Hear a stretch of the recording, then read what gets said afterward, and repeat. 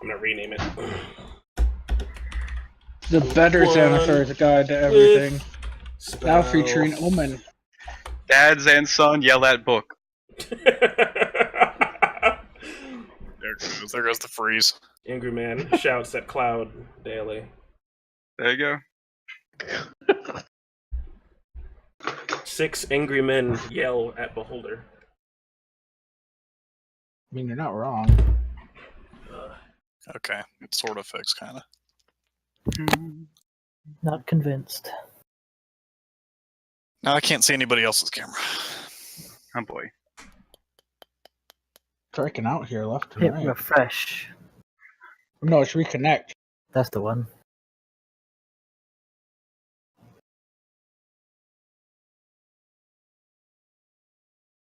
So what kind of item can we create that would allow Cinder to have like permanent insight and like viewing into his casino even when he's away on adventures? Look How like do a we do that? spying orb. Ooh. I'm alright though. That'd be pretty damn expensive though. Gotta trust my guy. It sucks that I go down a tier, but 7 isn't a horrible roll for persuasion from him. No.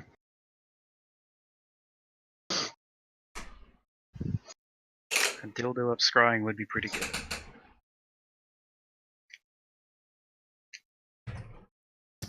Man, get him right out of the gutter, God. I know, right? Alright, so what do we think? Fresca, root beer, Root beer. Fanta, or Monster? Put all of them up Monster. and show all the logos at the camera. Oh, let's get some advertising. What was that, Ryan?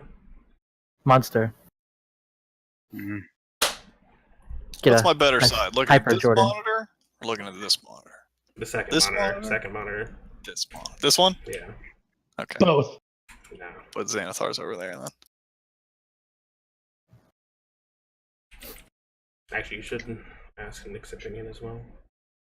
Camera 1, camera 2. Kitty cat! Kitty cat! We like the kitty cat view. He's back from outer space. Yeah, advertising. He likes to perch up on my leg. Although you can't see it. Maybe if I have my face, it'll see it. Oh. Oh, it's zooming out. Nope. Oh, oh God, it's going for your arm. No. Going for the Go over my armpit. shoulder! Go for the Ah, where's my face? armpit. It's panicking. You're gonna break the camera again. Does not understand. Okay. Just right here. We are back for Xanathar. Better than ever. Guide numero tres. To the gods. The one with spells, where we go over all the spells, call everything broken, and advise that you quit the game. It's the only way out. I don't agree with that name. What name? That name. What Guide name? to quitting the game. The perfect Alright, name. what page we is? Alright, the spells begin on page 147, chapter 3. You okay? I mean, technically you see what the classes get, but actual spell descriptions are 150. Well, first we have to read the multiple Do we? paragraphs. Yes. Yes, Do we? Yes. Is the tiefling the evil one again? There does not appear to be a tiefling in the art, which I will be Racist. showing. I'll show on stream now. What are they going to say in the paragraphs that we don't already know? Obviously, some very important information. What A paragraph? wizard casts a spell. Did you know that?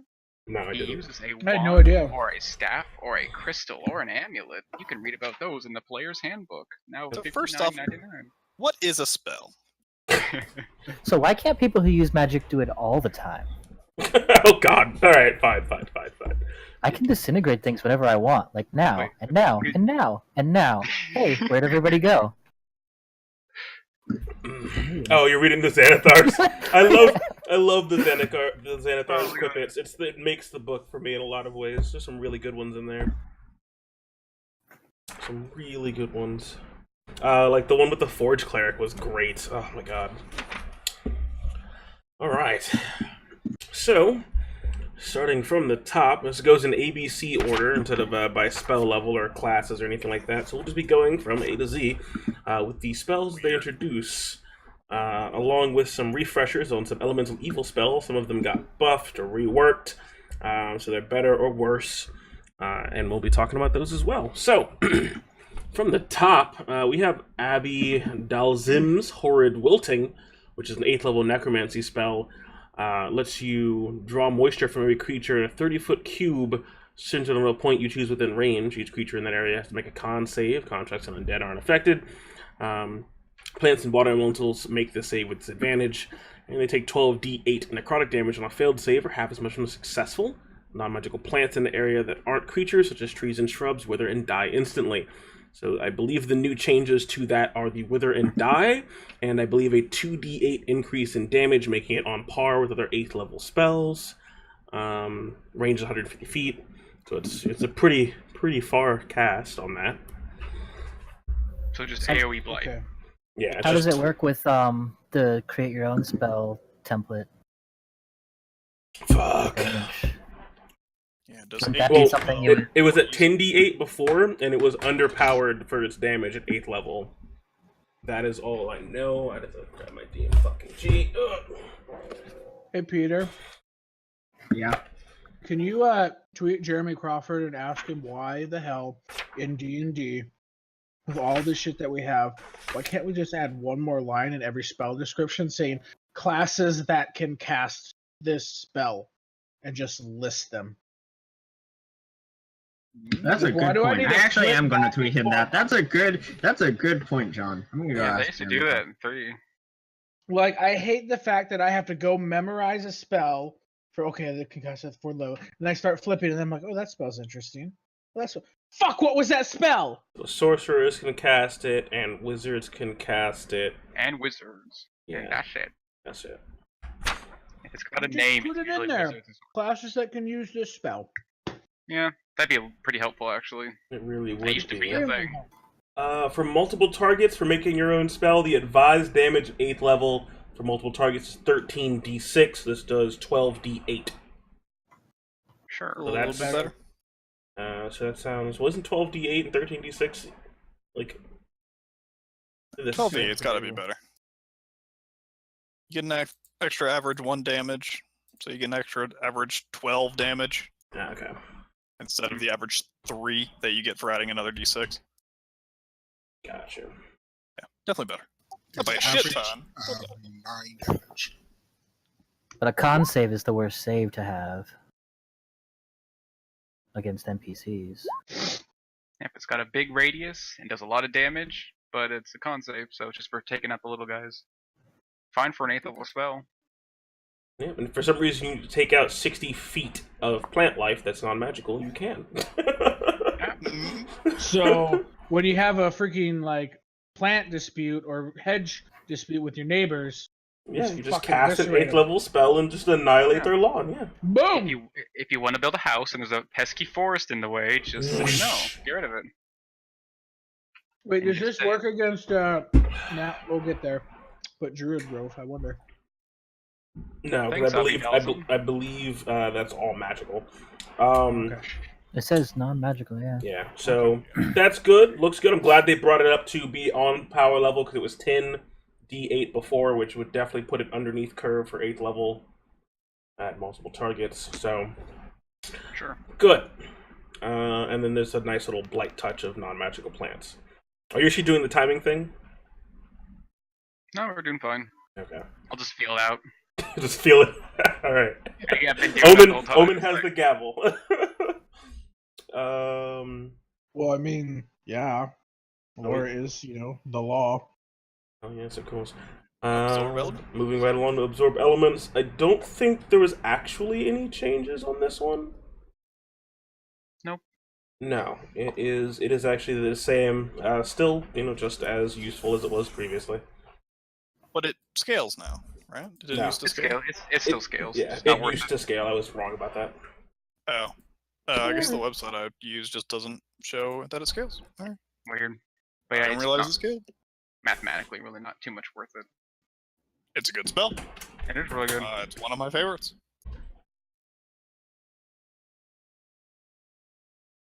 Yep. Good for your blade singer. Any of those pesky breath weapons out there, just have this? Yep. It's like poison or acid, or I guess just poison. Does work on acid. Yeah. Sort of weird that acid is an element, but you know. Yeah. Just eat a fireball and then make yourself air, fiery. water, acid. That's what heart really was all along. What's called heartburn. Oh! Wow. Okay. I feel like I Agon solved her. as our sword. Agon. Yeah. This spell not hot garbage. Unfortunately, not. To my memory, it Same. reads exactly the same.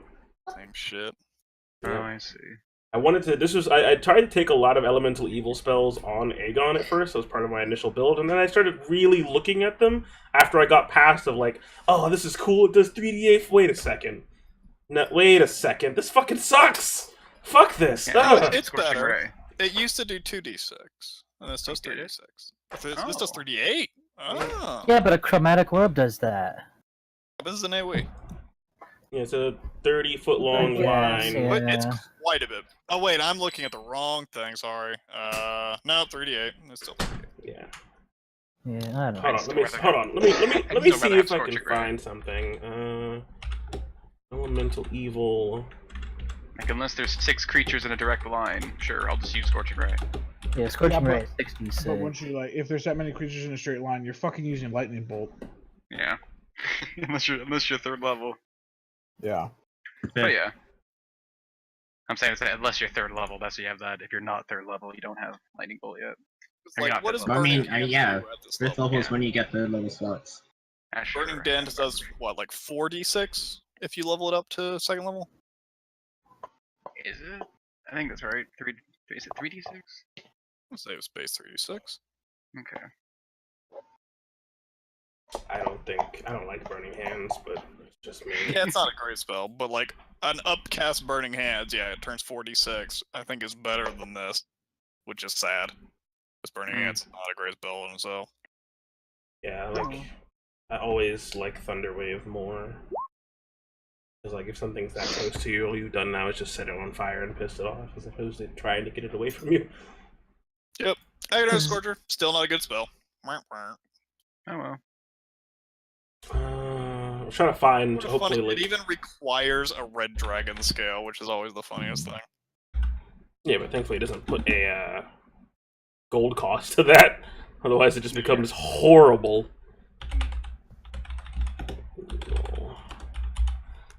Beast Yeah. Bond is also an old one. Yep. Nobody will ever take it. It doesn't do anything. Yeah. Telepathic bond with an animal. Sure. That you touch that is friendly to you or charmed by you. Why And is it's this a divination what? spell? Oh, did they lower the cast time? I want to say One I thought action. it was higher cast time. One action. Touch One on the action. brain. Connect your brain. Now you have a brain buddy.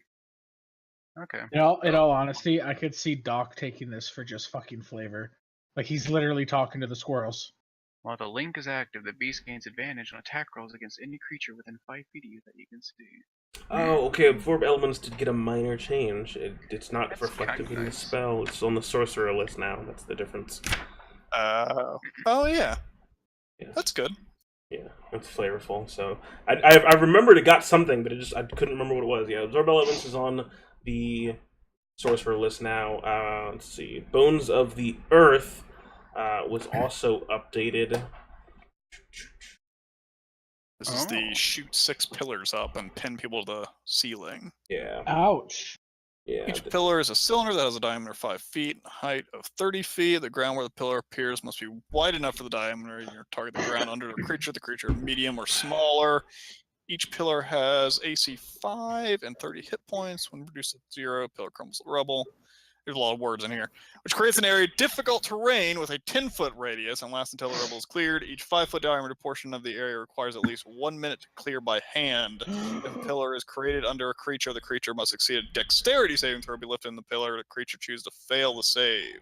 Can choose to fail the save. If a pillar is prevented from reaching the full height because of the ceiling or other obstruction, the creature on the pillar takes 66 bludgeoning damage and is restrained. Pinched between the pillar and the obstacle. It requires a strength or dexterity check. Hmm. Weird. Against the CD or DC. little weird that it's a just straight dex and just straight strength check. It's not a save and it's not a skill check. It's just Well, that's good because doesn't It makes being it better. restrained make you do those checks with disadvantage? I think so. Yeah. Yeah, Makes sense. so that makes it decent value at 6th level. Now, the only change between this and the Elemental Evil version is the fact that they have specified that clearing out that rubble takes a minute. It is literally the only difference.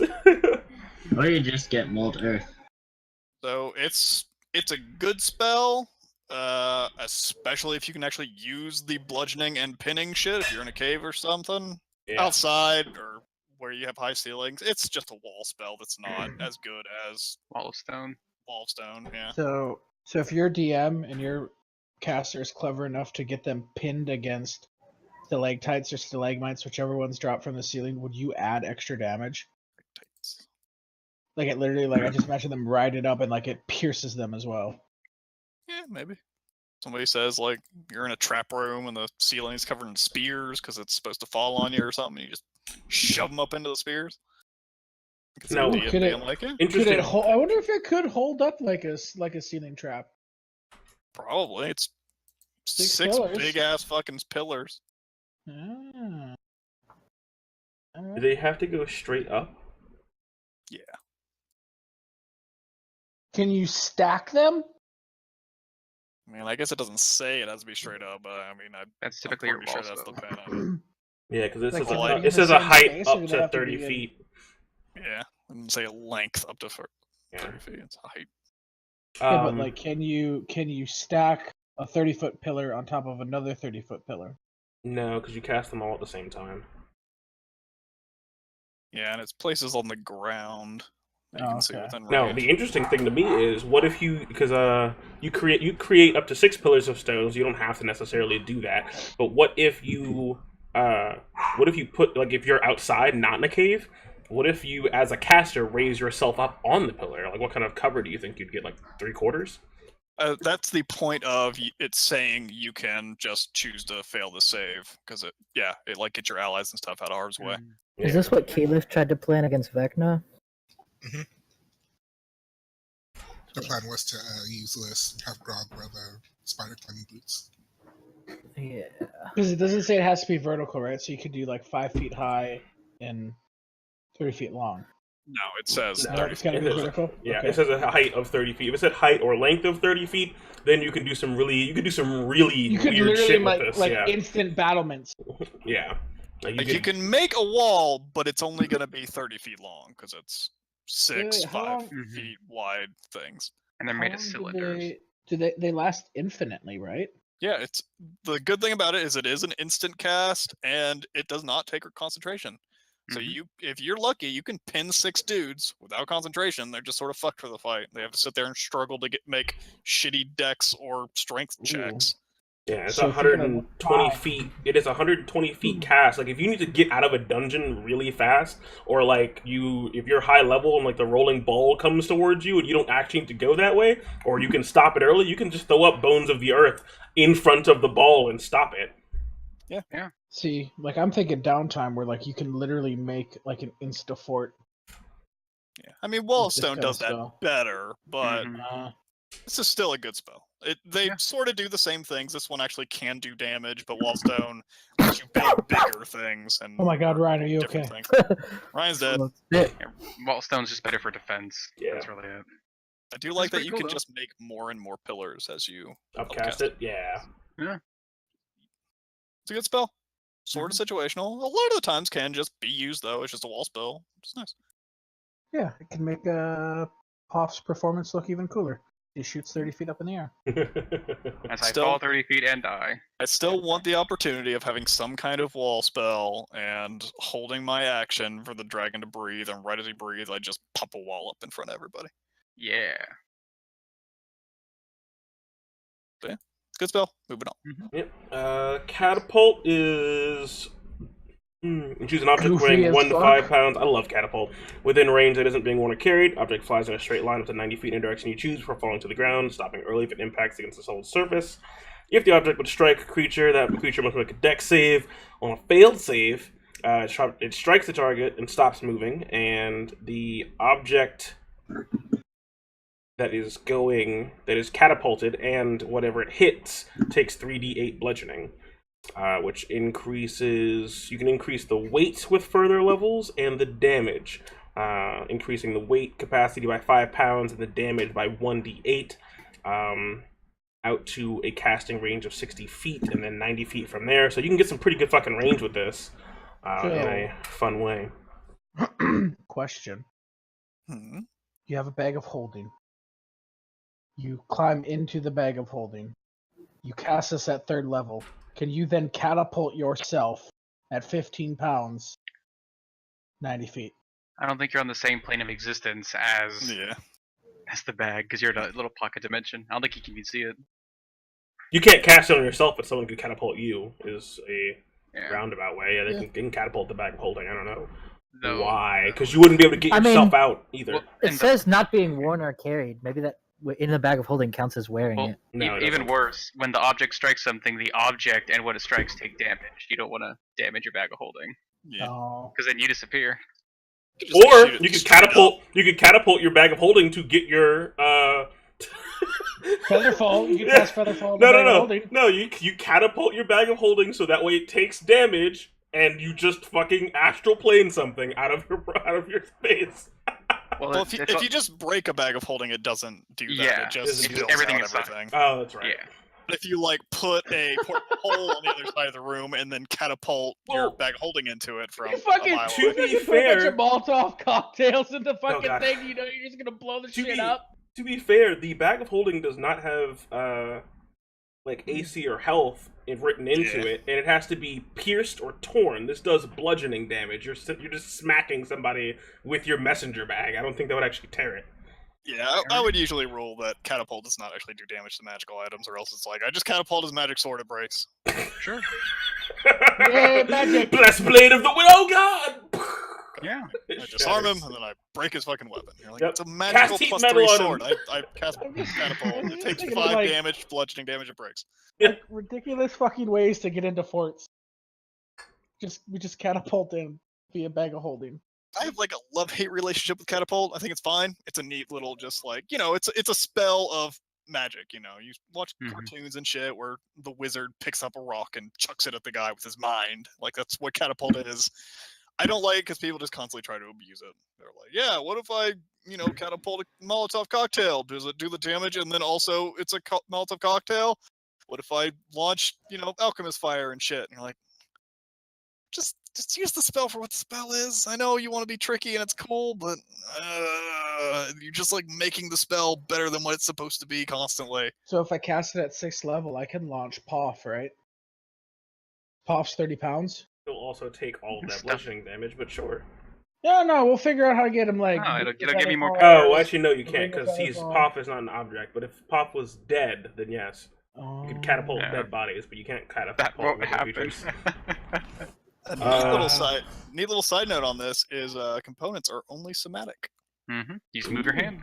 You don't need to talk. You can do this all sneaky like. What I do like, and I'm okay with my players doing, is catapulting delayed blast fireball. I fucking love that combination so much. Oh, it's such a good one. You're just like, oh yep, just waiting and boop, there you go. But it does as much damage as the other sort of key spell at this level to just do damage to a thing. Chromatic Orb, they both do 3d8. Chromatic Orb, decently better because you can get around resistances, but not a ton of things are resistant to magic bludgeoning damage. Yeah, bludgeoning is the weird one. Things are resistant to piercing or get bonus effects on slashing, but usually bludgeoning is the one that'll get you vulnerabilities. I'm pretty sure this counts as magical bludgeoning too. I'm pretty sure if anything is caused from a spell, it's magical. Yeah. So this fucks up Skeletor. Yeah, Skeletor. Fuck you, Skeletor. Yeah, it fucks up Skeletor. It fucks up Earth Elementals in a really good way. You catapult rocks at the rock, and then it just explodes. No, because then the rocks fall and everyone dies. Rock elementals don't take more bludgeoning; they take more thunder damage. Ah, that's right.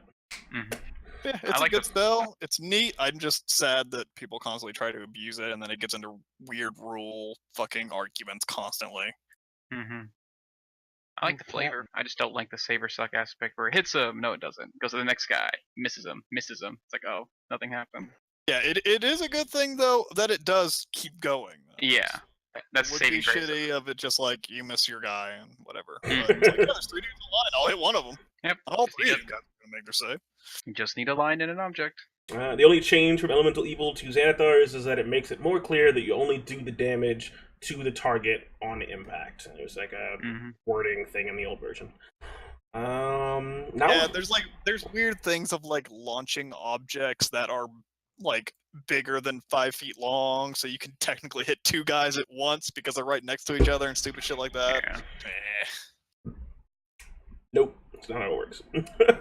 Now we're getting to the first actual new spell in Xanathars. Catnap, 3rd level enchantment, casting time in action, range 30 feet, somatic material, you need a pinch of sand, and it lasts for 10 minutes. You make a calming gesture, interesting, and up to 3 willing creatures of your choice that you can see within range fall unconscious for the spell's duration. The spell ends on a target early if it takes damage or someone else uses an action to shake or slap it awake. If a target remains unconscious for the full duration, the target gains the benefit of a short rest, and it can't be affected by this spell again until it finishes a long rest. Whenever you cast this spell using a spell slot of 4th level or higher, you can target 1 additional creature for each slot above 3rd.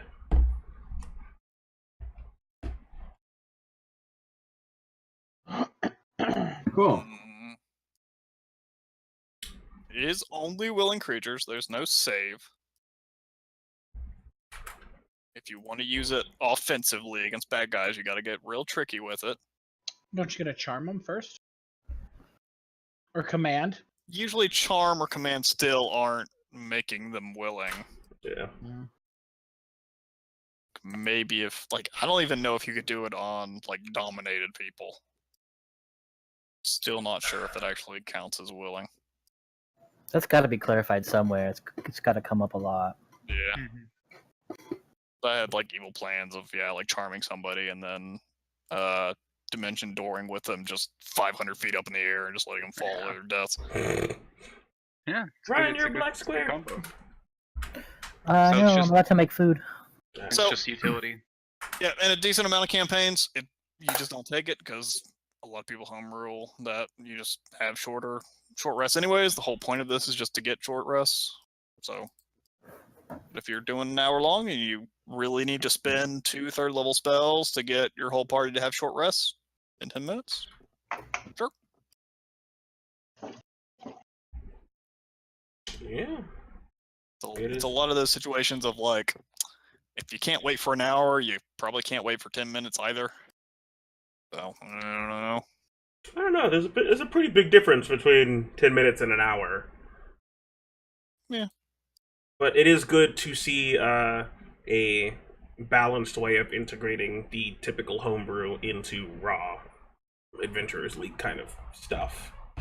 Yeah, it's a weird little workaround for people that don't want long rests, but they still don't really want to homebrew it. They're like, yeah, somebody take Catnap. Exactly. That's always A good. little weird that it's a 3rd level spell. It's a little high, but also, if you're in one of those situations, it can be a powerful effect. What is it? Yeah. What's the base 3? Yeah. I mean, you literally can give 3 people a short rest.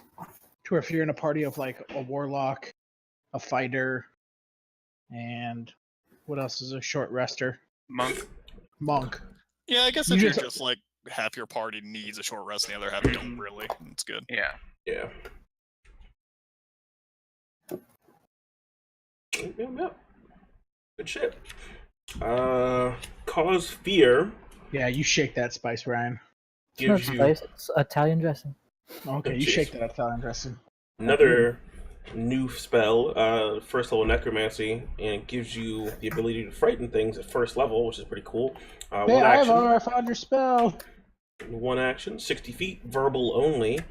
Concentration up to a minute, and you awaken the sense of mortality in 1 creature you can see within range. A construct or undead is immune to this effect. The target must succeed on a wisdom save or become frightened of you until the spell ends. Repeating saves the end of its turn, ending on a success. If you upcast it, you can target an additional creature for each slot above 1st. The creatures must be within 30 feet of each other when you target them. Yeah, Okay. par for the course. I'm glad this is a thing. I thought it was a little weird. There's not like a lower level fear spell. You get fear at 3rd level, and it's this giant fear nuke, but there's nothing really lower than that that does something of this type of flavor. Yeah. I like it. Not super amazing, but it's sort of your. I don't know.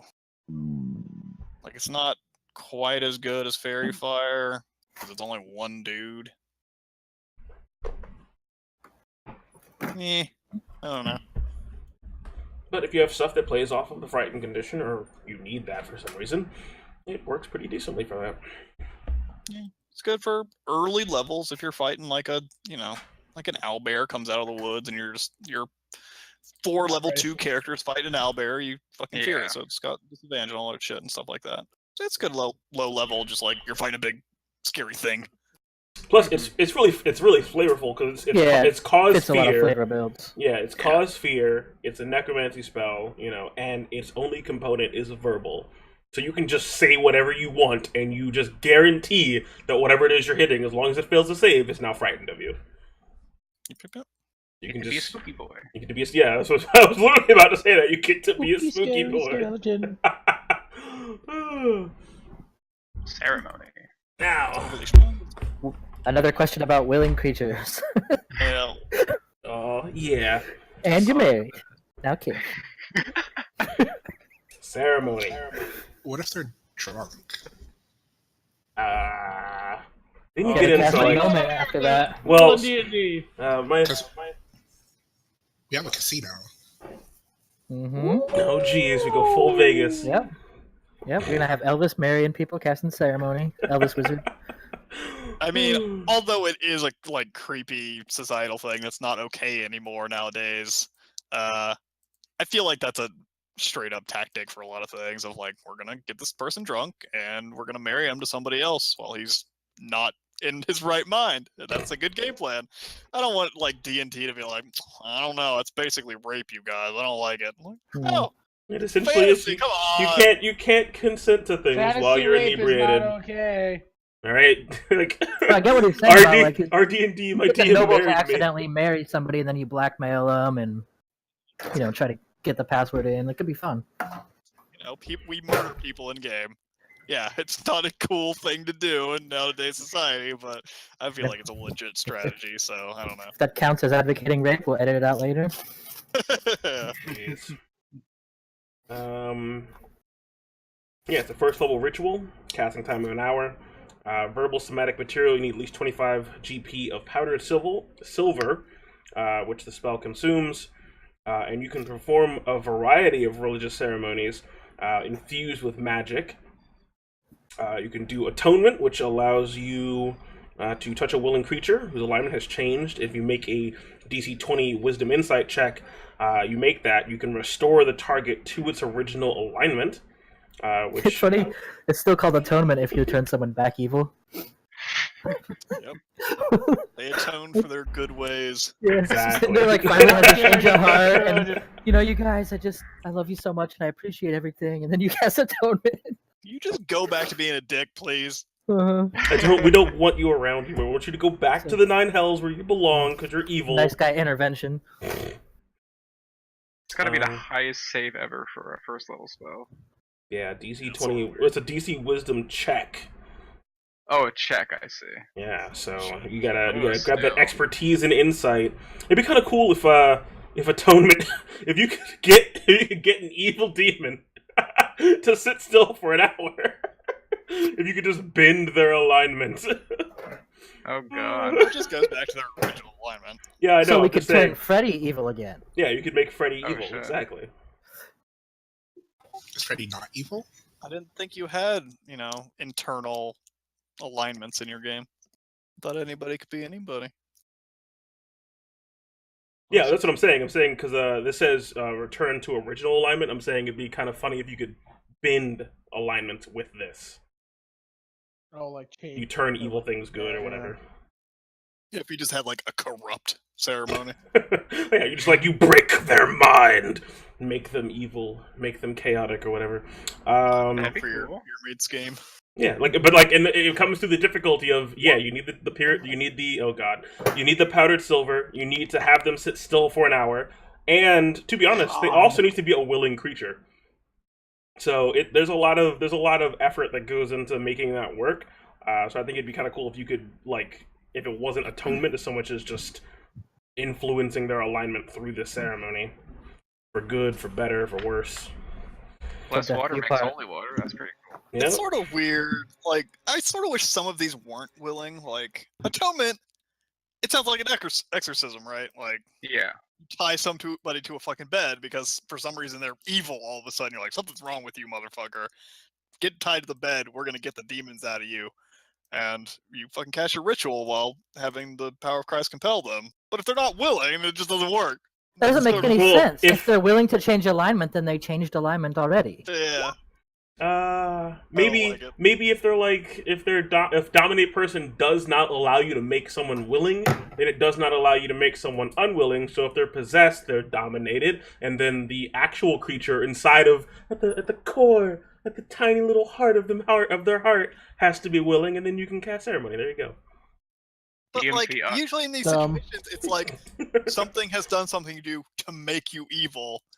It's not like secretly inside you're still good. It's just, no, you're fucking evil now. It's not like you're trapped within your own body. It's just, no, you're fucking evil now. What actually changes your alignment in 5e?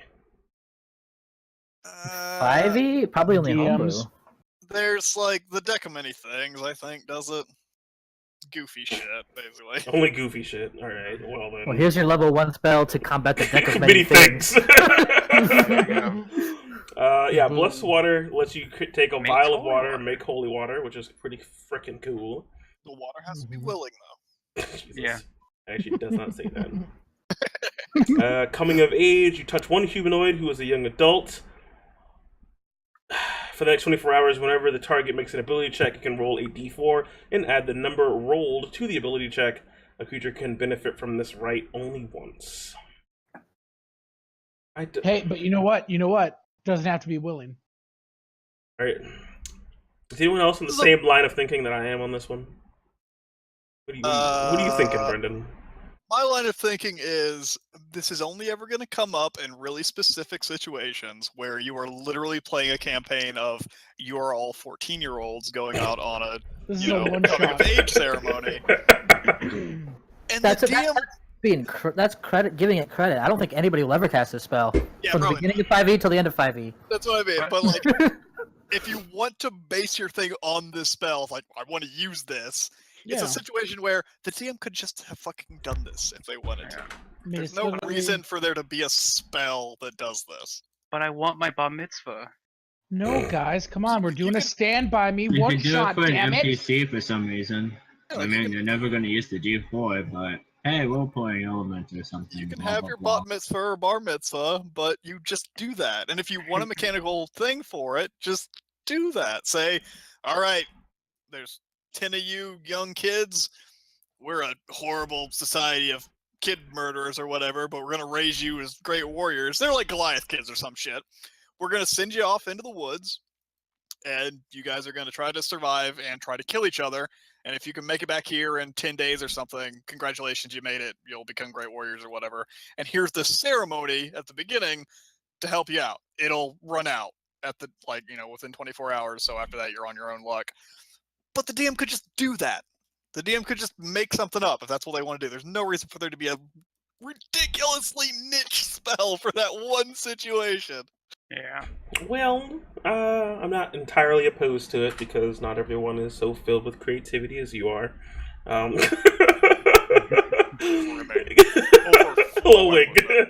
Yeah, I mean, I know that you're just emanating from every orifice, creative fluids. I mean, at least the next one's better.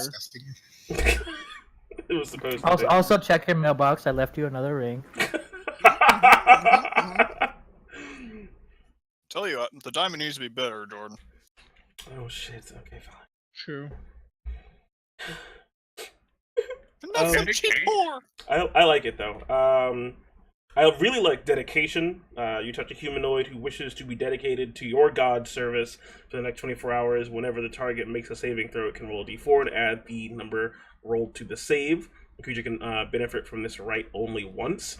So you can't be a god whore. Yeah, I think that's potentially really cool. I would hope for, if my players were to try to do this, do some decent RP in connection to it, as opposed to, hey, yeah, we're gonna go fight the ancient dragon. Let's all hop on the cleric's god today and get a d4 to our fucking save. Like, yeah, you could just fucking do right. that, but I'm going to kill you Say in that a lot of these exchange. abilities. Yeah, have It's got roleplay to linked stack to with it. what's it called too, right? Because Bless. Bless. Yeah. Yeah. no, the other one, the cantrip, Guidance. guidance. guidance gives you ability check stuff though. That's for coming of age. Lathander's blessing was better. Yeah, I was gonna wait till the end when we got through all these, but yeah, that's my biggest problem with this thing. It's neat for what it is. A lot of people are just gonna fucking abuse it and be fucking shitlords about it, or we'll just never use it. So it's a neat idea for if you really want some mechanics to it. Don't use this fucking spell. Just don't pick it up, but use it for inspiration for what you could do as a DM. Mm-hmm. Mm-hmm. I mean, I plan on using ceremony as Yolder at least for the next one, which is funeral rite, where you touch one corpse and for the next 7 days it can't become undead by any means short of a wish spell. And whilst I don't have a great fear of anyone becoming undead at the moment, I just enjoy the flavor of it, and I think it is a relatively decent way of expressing RP through a basic ritual spell. A little weird because there's already a spell that basically does this. But So, Gentle I don't- Repose? Yeah, like Yeah, it isn't makes that it so a you cantrip don't. too? It basically makes it so you can be res as if you hadn't been dead for very long, and you can't turn undead. Which it's just a stronger version of this. Doesn't take an hour to cast. You get to put coins on their eyes. Like it's a neat idea, but there's a spell that does this. If you want to just have a funeral rite, just have a fucking funeral rite. Yeah. Yeah, it's true. You don't need a spell to put coins on a person's eye and pray over them. Like this might be my favorite one because it actually does something that sort of makes sense. Of like your religion actually has a special spell that makes it so people can't turn undead. But there's already a spell that does that. Yeah, and They've already done this. This does. I wish it'd be. It'd be really cool considering Gentle Repose does not have a material component, and what I would probably change this to, considering it does have a 25 GP that just gets consumed, is I would make it so funeral rite just goes like if you actually sit down, commit the 25 gold pieces, spend an hour with this corpse, and do the full funeral rite, they just can't be raised. Like wish would be the only way to bring them up, and that is just forever. You're done. You can't become undead. That's my thing. If this is a thing, it should be a higher level thing, and it should just be forever. Like Gentle Repose is a second level spell, just one more than this, and it's for 10 days instead of 7. Like it's so close to the exact same fucking thing. It's just weird to me. Like you touch one corpse, and for the next 7 years, I don't know, whatever. And then you get married. Yeah, and then wedding coming soon to a lobby near you, Brendan. Funeral, right? Wedding. You touch adult humanoids willing to be bonded together in marriage. Super excited to hopefully perform a wedding. For the next 7 days, each target gains +2 to AC while they're within 30 feet of each other. A creature can benefit from this rite again, only if widowed. Yeah. Stupid as shit. So fucking stupid. What's the logic behind this besides just wedding is a ceremony that happens, so let's make a spell for it? Fucking stupid. You infuse the ceremony with your own protective magic as the cleric is the logic I'm seeing behind it. Because like there's a lot of cleric spells. There's a lot of cleric spells that like it's like Sanctuary or Warding Bond. There are a lot of other spells where you put these kind of buffs on people and you increase their AC, or you make it so you take damage instead of them and stuff like that. That I think is neat and flavorful to put into a wedding. I think it's really weird that it only lasts 7 days. And I think it should have been. I think a lot of these, like Funeral Rite, should have been something that had a bit more permanence to it. If you maybe committed more time or more money or whatever, or just a higher level spell, and it did something that wasn't going to be mechanically busted, like just giving your entire party +2 AC. Yeah, there's Time a to lot carry of it on commoners again. something could have fucking happened to make this cool, but this is just I'm gonna point out that it doesn't say like the other person has to be conscious or anything. So you know you could just get married, murder still them. have to be Yeah, willing. you can't. Yeah, unconscious creatures aren't willing. No. You get married, you Mm. murder her, and you just carry around the corpse. Still get it for 7 days. I mean, I will literally kill any player that did that. I will just kill you. That's what I was immediately. saying. Is you just carry around commoners and you just marry them all day. Dead. Rocks. Like, You can play one of your new slaves. That is your new character. Hey as your man, commoner. fucking evil campaign. We're doing it. This was the intended use. Yep. This is why I'm not DMing for that kind of evil campaign. Okay, we spent a long time on this spell, guys. I want to do more. This is my most hated thing. All right, I want more time.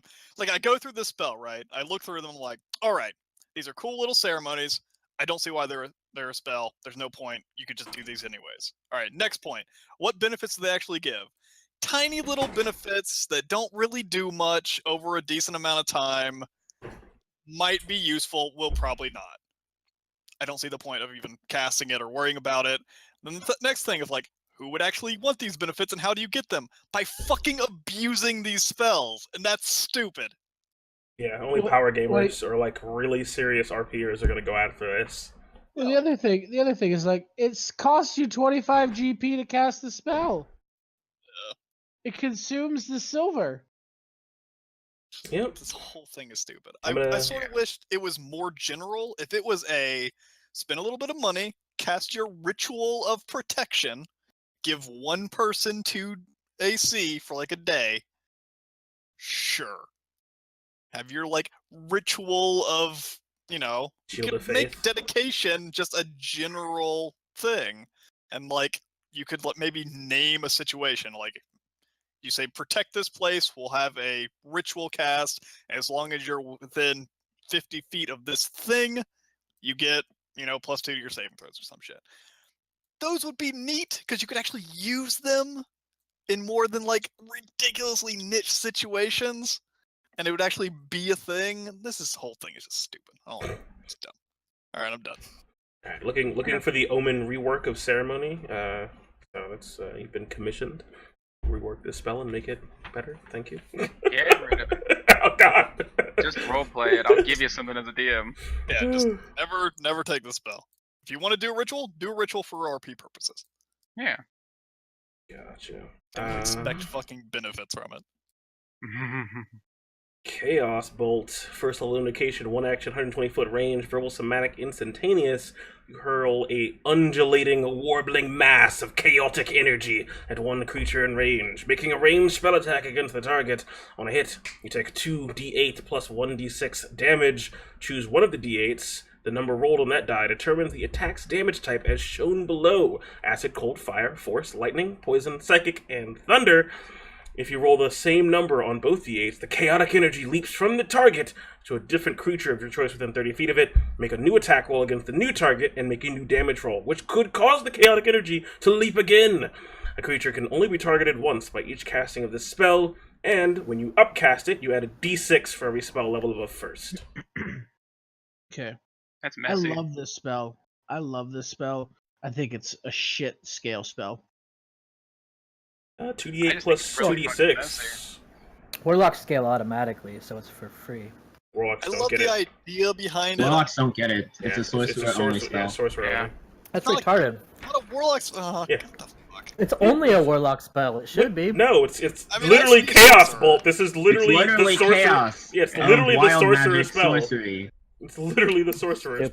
spell. Ryan, I think our WoW is showing with this. I guess so. Is 'Cause, there, like, is there like a warlock spell named Chaos yeah, Bolt? like warlocks Yeah. are using chaos. It's like their Oh, sorry. but, isn't it like their first level ability? yeah, it's a first level. I love the idea of like you shooting a thing and it has a random chance of going off. I Just love that. fucking going Mhm. crazy. But it's so much shit that you have to deal with for just Mhm. casting a level 1 spell. It's Yep. cool at level 1 or like level 2, where it's like, this is all you got. Like, I'm gonna cast my cool spell.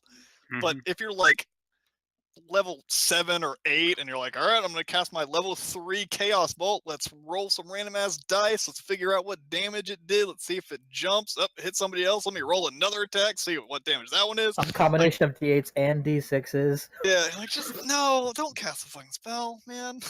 I don't think it's that hard, honestly. There's been His a lot of turn like took situations. 45 minutes because he hit 18 targets with this. I'm just taking That's Chromatic Orb infinitely instead. hard. Yeah, Chromatic Orb. It's fine. Flavor-wise, it's great. It's just it's a mess. I mean, like you get damage types that Treasure. Chromatic Orb can't do. Well, Big- Yeah, Biggest thing- psychic. maybe randomly. And Force. Biggest thing is looking up the damage type, which Mhm. like The if you have- damage, if you the have the damage chart, type doesn't help you though. yeah, like if you have the chart in front of you, it's not, it takes 2 seconds. It's just like, why? Yeah, if you The idea if- is like, oh, who cares if you can cast Psychic? Because you have like a 1 in 8 shot of getting that. It's not like you can use it for anything. You just Yeah. might do Psychic, and there will never be a chance to be like, man, this guy's weak to Psychic. I should cast Chaos Bolt. Hopefully it'll work. That won't happen. Have it Mhm. do like force damage or some bullshit and just go on with your life. I mean, that's part of the flavor. Nah, what you You do don't- is you it's unpredictable. You roll a Lore Master, you take a 1-level dip in the Sorcerer, grab Chaos Bolt, and go to town. Too bad Lore I mean, Master you can just go Lord Master anything and it breaks the game, so. Well, yeah, it's UA. It's not a real class. Yeah, neither You is can't the multi-class with it. yeah, neither is the class that Nick is playing. So I don't know why he did that. I love the flavor of it. It's cool. It can go off and be crazy, but it's wordy and aggravating to look at. So many words. Plus, you could just program the damage type chart into the spell on Roll20. It's actually really easy. Put it in the spell description. You don't need really any other parts of it. And then there you go. I think it's cool and fun and flavorful. I like it as well. I would probably take Chaos Bolt on definitely a wild magic sorcerer just because of the flavor. I mean, that's the reason I took fucking Yeah, chromatic Fuck plays a wild magic sorcerer. orb on. I was going to. Does it There's have some to really jump? fun character like ideas for Wild Magic. Chaotic energy leaps from the target to a different creature of your choice. I guess it does have to hit something unless you say No, you're it's gonna just say a the choice. ground. Creature of your it's- choice. It has to be a creature of your choice. Yeah. Like you could shoot yourself with this. It is chaotic. That's a difficult. I mean, yeah, I guess if you're within 30 feet of what you're throwing it at, you could, I guess. Yeah, like it could And hit no a one dude else. and then just bounce throughout your entire party, and you're like, "Sorry guys, I keep rolling 8s. I'm sorry, I'm bouncing again. I'm shooting one somebody else." I highly doubt it's gonna happen, but Chaos! I don't know. It's like a different creature of your choice. I choose nothing. it is strong. It's like, because you're not obligated to choose a creature. Like if I blew up the holy weapon, like when I blew up the holy weapon, I can choose all the creatures I want within that area, but I can also choose not to choose a creature. It says you Wow. can choose. Yeah, Where I does feel it say you can? it just do it doesn't with say that. like when you roll 2 things, it can leap or you can have it leap. Usually it just would say you does. can have it leap to a target. Mostly it looks like it just says it leaps. You can pick where it goes, but it's gonna fucking leap. Yeah, I don't see can. it's your I think what you choice, guys are but seeing yeah, it has to can. do it. Yeah, that was a different spell. So I think it has to go. You just get to pick where Says it a goes. But if you creature- run That out of fits a time- Wild Magic anyway. Wild Magic sorcerers Targeted. do that anyway. Yep. So it's a creature can be targeted. It's a little indent right before higher level. I It think- says a creature know, can only like- be targeted by once. Yeah, holy weapon as a bonus action. You can dismiss Right. this. Each creature of your choice that you can see within 30 feet of you must make a con save. On a failed save, it takes the damage. Well, it says Because I could. leaps from a target to a different creature of your choice. Yeah, that's what it says. It's like That's the what third sentence down. I'm saying it's the same thing it says on holy weapon. Each creature of your I know, choice. but Peter was asking where does he see Ken? It doesn't say you can. It says you choose a creature of your Your choice. choice. You pick Yeah. a creature. I don't see what you guys are saying can. You don't get to pick no creature. It says you have to pick a creature. Yeah. That's what we're saying is that there is no can. It's just Yeah. But I don't think Yeah, I that's don't what think I'm saying. I don't The think one I don't think genre said. literally any spell in the No. game says you can not like that. You can pick a creature. Like you just each creature of your choice. That is the phrase that they use over and over again. Each creature of your choice. But other spells don't have a writer Well- before that saying it leaps to a target. Yeah, but if I choose Yeah, to look end, at go look at the if I choose to Chain end, lightning. Find chain lightning. it's not gonna be in here. Does Green Flame Blade do that? I thought that was Yeah, as something. part of the action you can cast a spell, you must make a melee attack weapon against one creature with the spell range, otherwise blah blah blah. The green flame leaps from the target this is so small text I can't read it. The green fire leaps from the target to a different creature of your choice that you can see within 5 feet of it. The second that you can see. Yeah. So Green Flame Blade reads the same way, and I'm pretty sure you don't end up shooting yourself every time you cast Green Flame Blade. Yeah, Exactly. I think there was an errata saying like you can just choose no one. Yeah, Okay. that would make sense to me, and I would totally rule it that way because that would be really unfun otherwise. I think Yeah, it would be yes, cool you- if you could shoot yourself. But yeah, I like the idea for Chaos Ball that you shoot it and you just fucking let go. Although, then it's so weird that you get to pick the targets, but whatever. Because otherwise, it would pick the targets chaotically. Mhm. Oh well, lost some flavor. And lost some frustration as well. Think it is good. What's the chance of rolling 2d8s?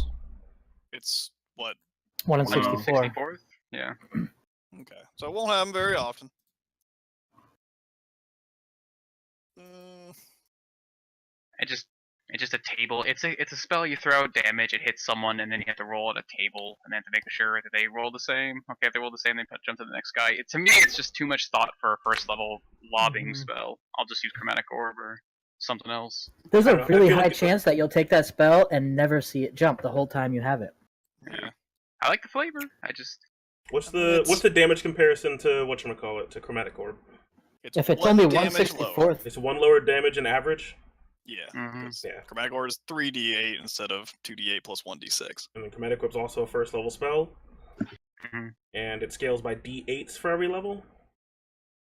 I think so. Yeah. So it's This has got a longer range on it too. Yeah, this one's got a little bit higher range. So Was it 120 versus what, 60? 90, I think. 90, okay. I It doesn't. entered it into It also Roll20 enough technically times. doesn't require a diamond either. yeah, Yeah. no material component. Mhm. Herbal and somatic. I will say though, as opposed to random damage, I'll choose less damage choices, but have the choice of what I want to do. I like that more. mhm. Sort of But, wish it. yeah. I don't know. I like it. Like I'd be fine if somebody in my campaign used it. I don't think it's not going to be a giant pain in the ass every time somebody casts it or anything. It's just I don't know. It's sort of a weird spell that I'm. Plus, not if I feel like if you take this, I feel like if you take Chaos Bolt, you want to use it. You know what I'm saying? So the more you use it, the faster you're gonna know what damage types you get. You know what I'm saying? Yeah. I guess It's a headache for the player rather I than guess the DM. that's sort of my downside of it. If like you want this super chaotic thing, and if like that's probably what people want the flavor to be when you pick it up. But I feel like people are going to be disappointed. They're going to be like, "All right, I'm going to cast my Chaos Bolt. I do. Let's see, force damage." And in Roll20 though, it'd be really easy to have just the spell description posted with the roll like I do with my spells, and it would be just the table. Yeah, that's what I was saying. That's what I would do. I would just put the table in 1 acid, 2 cold, 3 fire. Like it makes it very fast. So it's just That's what I always mean. in front of me. If people want it to be chaotic. It's like the people have a problem with Wild Magic Sorcerer right now is that it doesn't proc enough. Where, Yeah. like this, you want this thing to be chaotic. If that's what you're picking this thing up for, I think you're going to be disappointed because it's just not going to proc.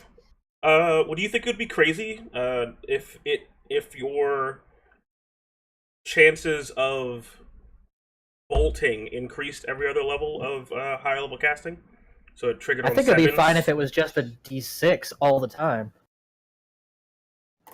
Oh, like instead of 2D8. Yeah, just let it jump. What do you mean? It only Just roll a increases- D6 on the side, and if you roll a 6, it jumps. Oh, I see what you're saying. Yeah, that'd be neat. I think that might be make it a little bit too strong, but I don't know.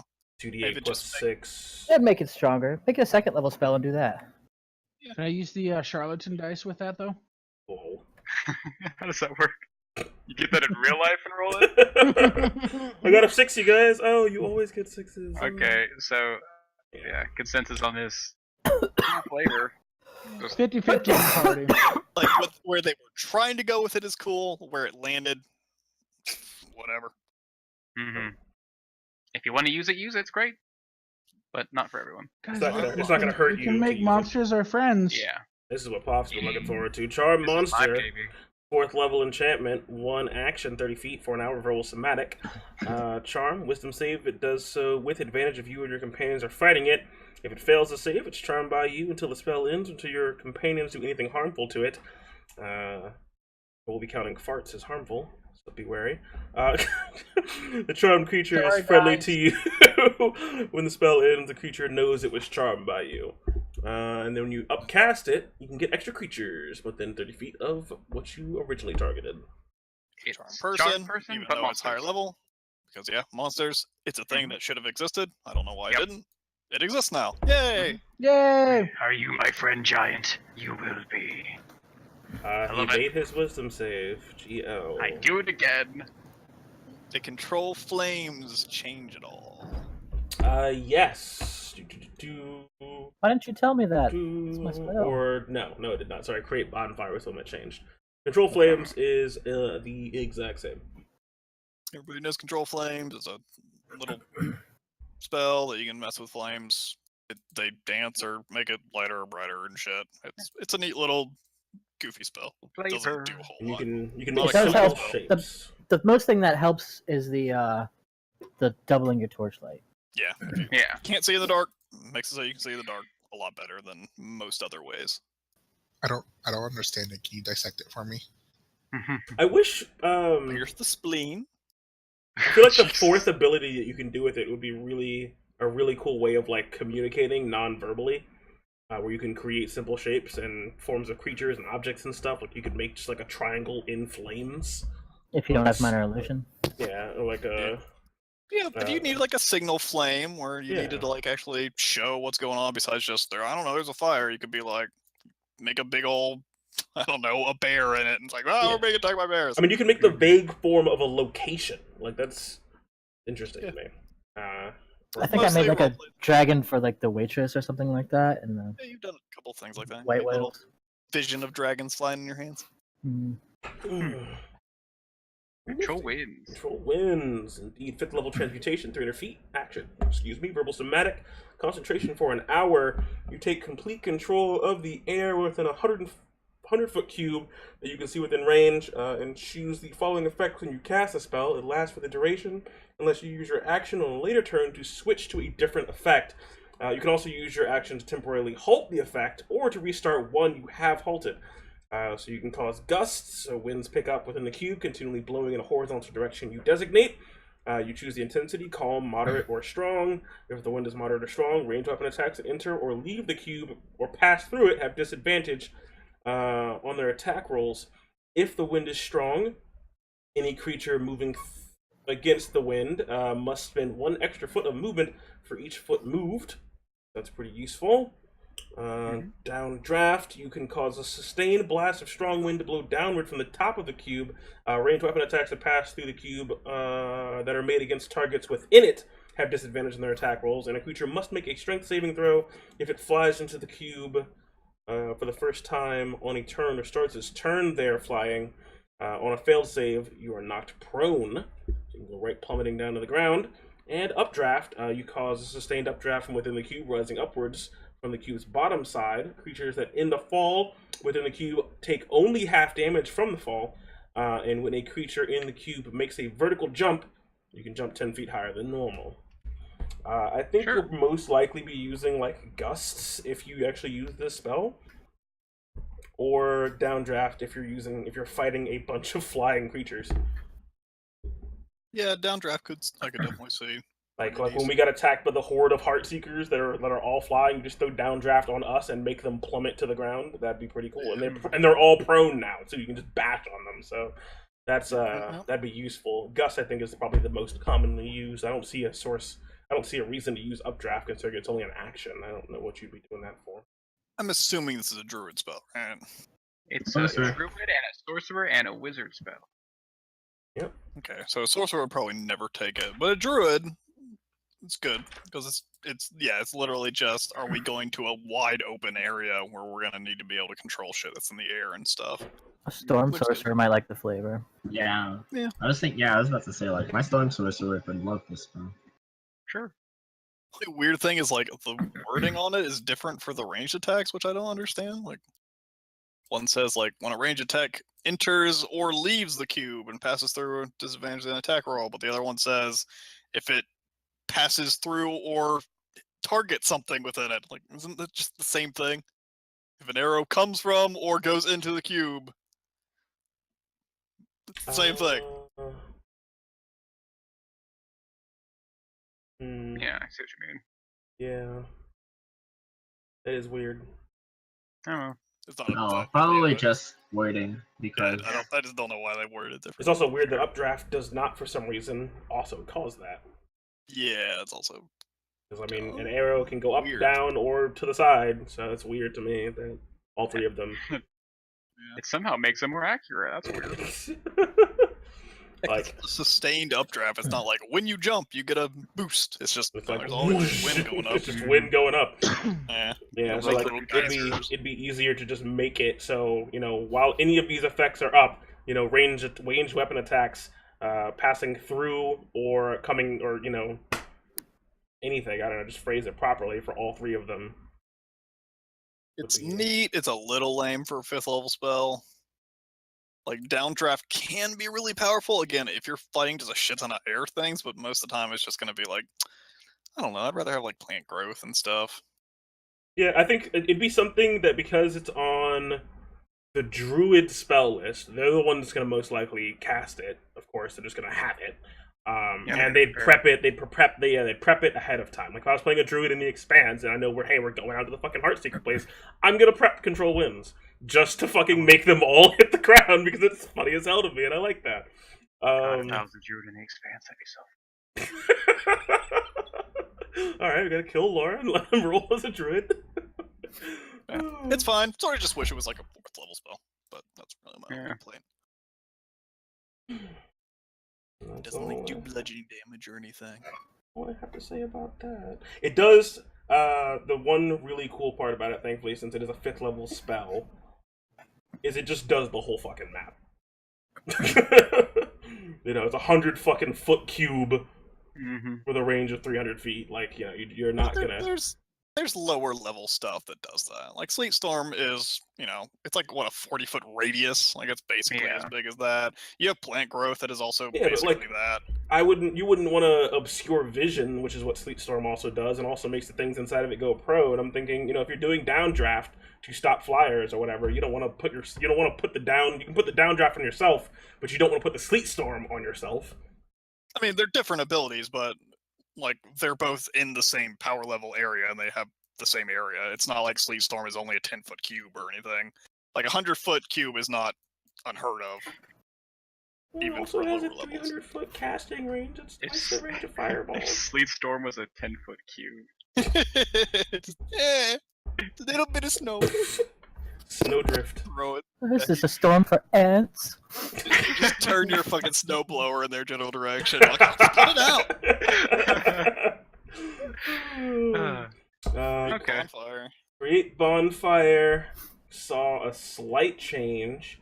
The fire is now explicitly magical fire and ignites things that aren't being worn or carried. Other than that, it's exactly the same. Okay. Moving on. Peter, don't make me serve. Okay, I'll let you guys have the first word. Don't make me Crown serve of you. Crown of Stars. A 7th yeah. level invocation spell. Yep, exactly. It doesn't exist. Apparently, Peter hates this spell. All So right, yeah. stupid. Create homunculus. For all the wizards out there that wanted to have a homunculus, you can do that now. Homunculus. Is it real? Isn't it Sixth homunculus? How do you level. fucking pronounce it? Oh, No, okay. it's homunculus. He's I'm fucking saying with that. you. I like homunculus. What? Homunculus. All right. Yeah. Hummus? What? It's a 6th-level transmutation, casting time of an hour, and requires clay, ash, and mandrake root, all of which the spell consumes, and a jewel-encrusted dagger worth at least 1,000 GP. Duration instantaneous, and while speaking an intricate Not easy to incantation, no, it is not. You cut yourself with the jewel-encrusted dagger, taking 2d4 piercing damage that cannot be reduced in any way. You then drip your blood onto the spell's other components and touch them, transforming them into a special construct called a homunculus. It is your faithful companion, and if it dies, you die. Whenever you finish a long rest, you can spend up to half your hit dice if the homunculus is on the same plane of existence as you. When you do so, roll each die and add your con modifier to it. Your hit point maximum is reduced by the total. The homunculus's hit point maximum and current hit points are increased by it. This process can reduce you to no lower than 1, and the change to your and the homunculus's hit points end when you finish your next long rest. The reduction to your hit point maximum can't be removed by any means before then, except by the homunculus's death. You can only have one of them at a time, and if you cast this spell while your homunculus is alive, the spell fails. Wait, I think you tried something. Did you say you die if it dies? It dies if you die. It dies if you die, Sarah. Yeah. Okay, it sounded like you said yeah. Yeah, I heard him say, if it dies, you die instantly. No, So, God damn! It is your faithful companion, and it dies if you die. Yeah. It's your faithful CR0 5 hit point companion with 13 armor class whose only redeeming quality is a telepathy. It also knows literally everything that you know. Absolutely everything that you know. Likewise, everything the contract senses is known to its master, even over great distances, provided both are on the same plane, functioning as a spy, scout, or emissary, or a messenger. It is an invaluable servant for a spellcaster engaged in secret experimentation or adventuring. The homunculus could easily impersonate you, or do anything you need it to do, because it's basically you in 2 places. Could I make this a spellcrow slave? So, like, I put it in my shop, and I'm out adventuring, and it's just making spell scrolls at home that we could sell. It's not a spellcaster. Yeah, it doesn't actually have Nope. spell casting. But it can run your shop. Yeah, I mean, I don't see any reason why, it could run, I think logically it could run your shop as well as you can, since it is mentally I don't think it can equivalent to speak, you. though. No, it knows any languages that you know. Does it? Is that part of the spell? That doesn't mean it can speak. It can't speak. It understands, but it can't speak. What the fuck is it, a Well, he messenger? can speak with control flame, I guess. 'cause- No, you just cast Magic Mouth on the building that your shop is in, and have it talk through that. Stop trying to justify a terrible spell. Yeah, I mean, Said you can only have one. Yeah. what do you need multiple for? What do you need 1 for? Someone give me like a decent reason. Oompa to have this. Loompas. Loompas. I can't think of why you would want this, except because you really, really, really want a homunculus. It just seems like an endgame thing. Yeah. Flavor of this, I like the idea of them creating a way to make homunculuses. I don't understand why it's a spell and not just a DM tool. This seems like something NPCs should have to explain how they make minions. I don't understand why you can only have 1. I wish this was literally just a, hey guys, do you guys want to figure out how your bad guys have made homunculuses? This is a neat idea. Don't have it be a spell. Sure. One of those other, like, this should just be able to happen in your game. And if you're actually using this spell and like a bad guy shows up with 2 homunculuses, you're like, is he cheating? Because that's not how the spell works. According to Xanathar, you can only have 1 homunculus. He can have however many fucking homunculuses he wants. He's the bad guy. He cloned himself, and they both made homunculuses, and now there's 2. It does say in the monster manual you can only have 1, but you can just say no. Yeah. You can say no, I'm the DM. Yeah. I mean, Say yes. Yeah. Why? I just like this spell. I just like it so much. Prime Familiar What it or is right Warlock now- Pack of the Chain could do something so much better. So easier, I mean- so much faster. Like, a wizard can't get packed to the chain, though. It's the Fucking point. multi-class, you shirt. For what it is now, it's The expense, I don't know. It's whatever. 'cause expenses change for games, but the spell level's way too high for what it is. It's just you make a little dude. He doesn't really do much. Yeah, exactly. That's just my problem. It's It's, a like neat six spell. level. Six level for what? That's it. It's a 6th level find familiar where the familiar is maybe less useful in certain ways and more useful in other ways. Weird that it's 5 level difference. Yeah, but someone was Five saying familiar. like this is like a 6th level infinite scrying. Because the telepathy has no range, so you can send this thing to stalk people anywhere in the world. But he can't cast spells, so it's not going to be invisible or anything like that. Yeah, that's like Why can it? Wanna know what else does that? The Voice of the Chainmaster. or you Yeah, could but just like maybe you want hire to make a a peasant. deal with a devil to have that. You could just hire a peasant and then like every day you can cast like sending on him or something, I guess. Yeah, but then you're using a spell slot. Like you use one spell slot and you have this for all of time. I mean, because it does, like, the only suggestions it gives you is using it as a spy, a scout, an emissary, or a messenger. Yeah. But like there's a spell called Animal Messenger. That's Doesn't like, go very far though. like level 2. Could you imagine sending a rat from Troskin to Heartclaim? How long The would that range on take? Animal Messenger really, really sucks. I remember like trying to make plans with It's Silence. Couldn't do it. 50 hours in 24. Yeah, like if you 24 had... I mean, 50 miles in 24 hours, right? Something like that sounds right. We literally could have a homunculus on Jaren's ship and see exactly what Jaren's up to. For all time. My spellcasters would find it, and then I would find who made the spell, and then I would kill you. Even if it is like a really You heard it, Jaren went evil. We need to TPK him. even if it is a Good really ceremony. reduced infinite range scrying, like 6th level is it's not worth it. Yeah, but it's one time, right? Yeah, so you cast it on a day off, and you make your homunculus. Yeah, so you have infinite scrying for 1 day 6th level spell. For 1 day. Like So, wanna if know you're what a else wizard, those sure, nuts? fine. It's one of those like, yeah, sure, I'll pick up the spell. I don't know, I might use it for something. I don't care. I mean, you can get a spell scroll of it. If you just have a jewel encrusted dagger with at least 1,000 gold, why not?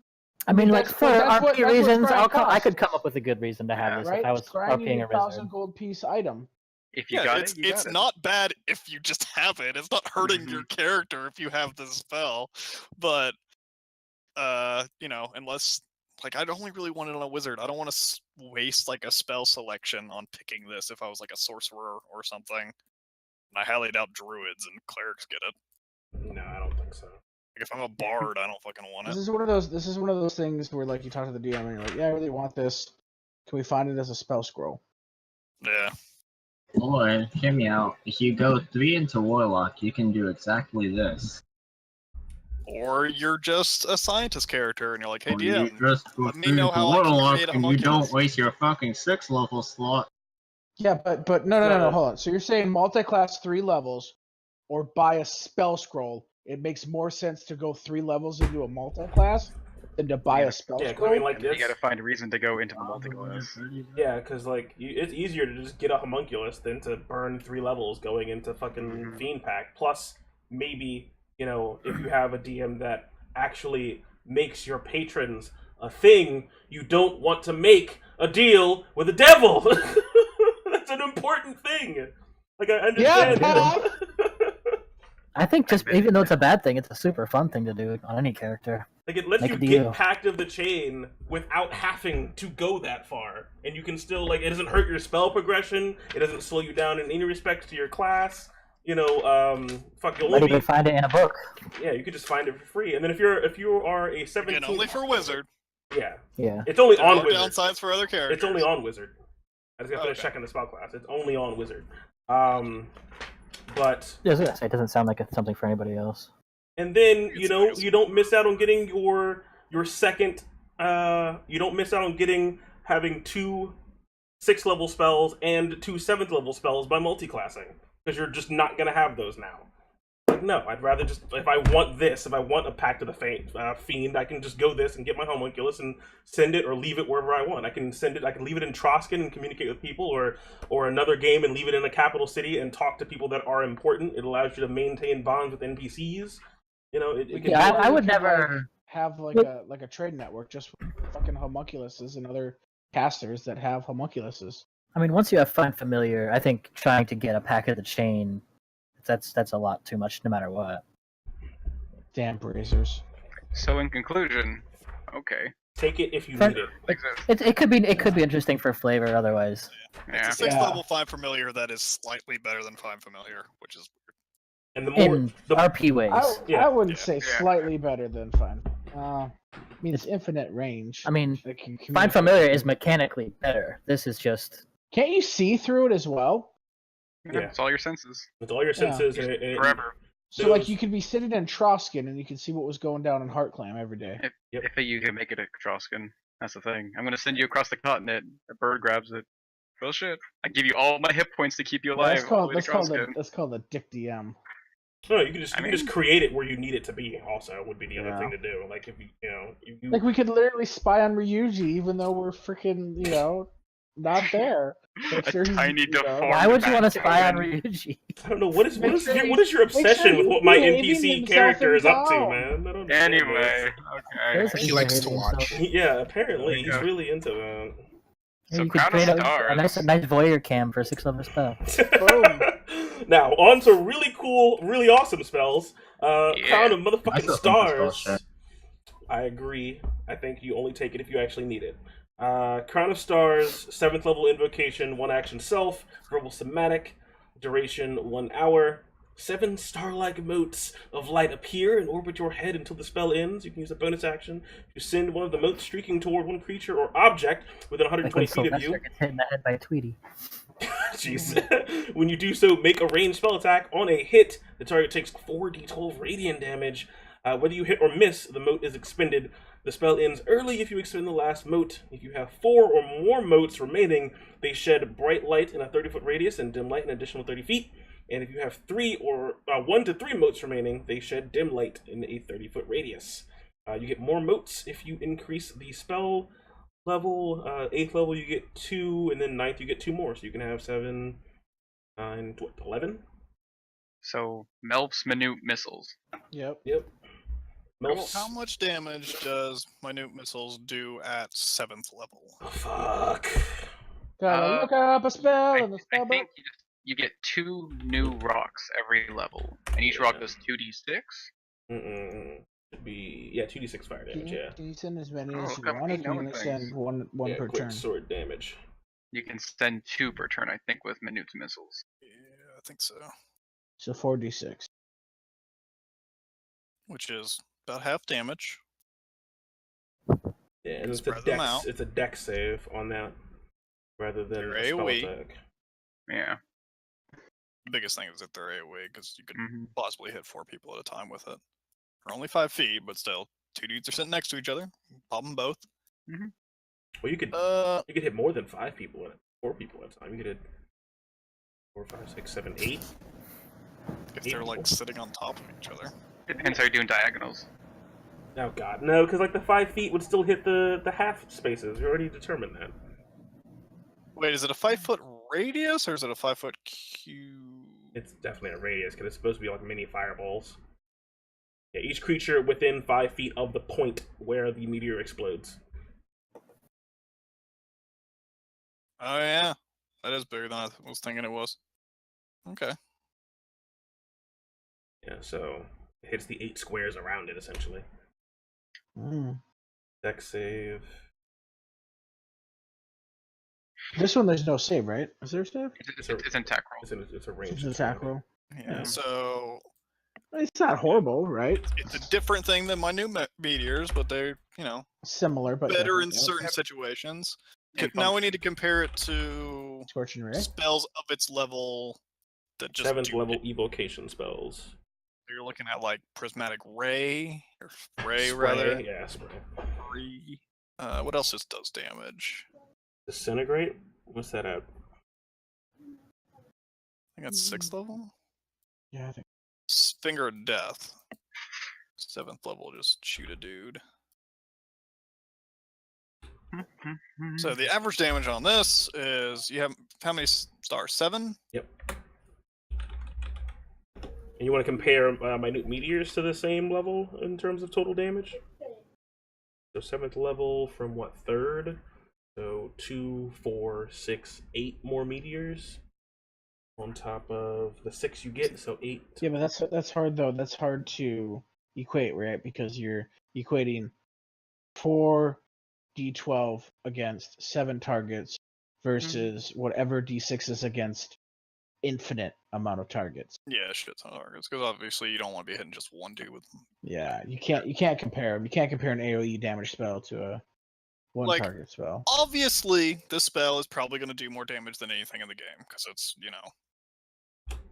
it's what, like 21 d12s? 4d12 times 7, 182 average damage. Yeah, so it's 28 d12. Like, that's, that's obviously more damage than anything in the game. The downside is, obviously, that damage is spread out over 7 turns, which most combats don't last that long. Is it an action to Bonus shoot action. it?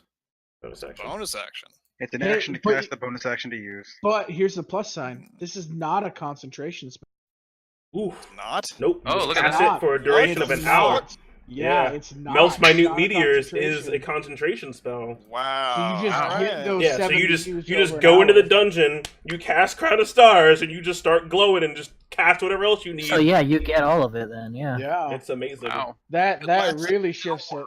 Yeah, it Yeah. lasts an hour. that's strong. Jesus. Alright, there's no downside to this spell. It's Yep. just good. I mean, you can only cast it once realistically. So Still pretty it's good. like- You can still concentrate. I mean, as a what as a wizard bonus action, right? Because it's a wizard spell. Nothing's Can you get competing. 4d12? The only thing that's competing for your bonus action as a wizard is other spells like this. Yeah. Which, Melt's minute meteors, if you want AoE, and you take that, and that's concentration for 10 minutes. As opposed to this. This is a 4-level Too increase. strong. Wait a minute. No, because that would take his bonus action. Never mind. Wait, I was like, could you have where fucking both of are them we going getting at the bonus same action time? from? As a says bonus right in there, it action, says you can bonus send action one of the equals motes one. streaking to a creature within or Ah, within 120 feet of Yep. you. Yeah, If the action creates the stars. Bonus action. Yeah, the action to cast. That's the looking only, at that. literally the Oh, only what is that? downside to the entire spell is if you miss, you get nothing. But that's, Yeah. Whatever. You they're can only attack cast rolls. it once That's what per attack rolls day. do. Yeah. it can also crit. The downside of attacking something with a sword is that you could not hit them. It's like, yes, sure. yeah, 8d12 plus maxed damage, please. I guess as a caster, your chance to hit's probably going to be lower than somebody else at this level because they're probably going to have like a +2 sword or some shit, but whatever. And multiple attacks. Yeah. Mhm. 22 Just plus one 48 damage in average. Yeah, there's not much downside. The biggest downside is for a 7th level spell, you might not want just the thing that does damage. You might want something that affects shit. Yeah, crowd Yeah. control. Yeah, You, you need might to want a force discuss it. cage or a plane shift or a giant AoE like prismatic spray or something. Mm-hmm. You'd want to plan around Reverse it. gravity. Like if you have a large party where you know other people can shore up those weaknesses, then you might choose to take the Crown of Stars in today. Yeah, if you've got a druid and Like a cleric. another wizard or shit, yeah, maybe not cleric. They don't have a ton of controlly things, but I don't know. Hold monsters and Or if you've already been through the dungeon, you still have it. You're about to fight the boss. Crank this up.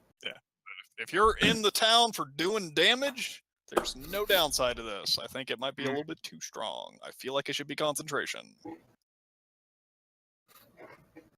On your 7th level spell slot for the day, I don't know, I man. disagree. Like it takes 7 rounds. It takes 7 rounds to finally utilize it all. But it lasts an hour. Yeah, Yeah, but it You lasts- can use it in just two Yeah, different what it- combats. Yeah, what it You can use it guarantees. in 7 different combats. What it guarantees, though, and I think that's probably part of its unfortunate power, is that when you finally can take this at 13th level all the way up to 20th level, if you commit your 1/7 level spell slot, you are going to get mileage out of the spell. There's nothing that'll stop you from doing that. because And you're I literally think going to use it every I think single that's time you fine. attack. I think that's fine because you're going to commit your 1/7 level for basically the rest of the game to the spell, and you'll get mileage out of it. or you'll miss every single time and not, and then you're sad.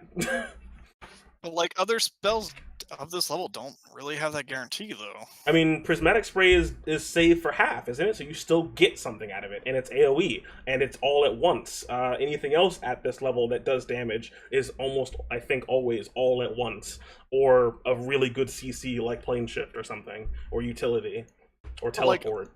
But that's like saying there should be no concentration spells at this level, which that's not true. There's plenty of high-level concentration spells. Reverse gravity, you could cast it and somebody shoots you with an arrow and it drops, and you're like, oh no. Yeah, but reverse gravity is like that's not the only reversing thing that gravity. drops. Oh, Summoning tiny little stars that do a shit ton of damage around your face that you can shoot off your mind. I don't Plus, know. it's a bigger torch.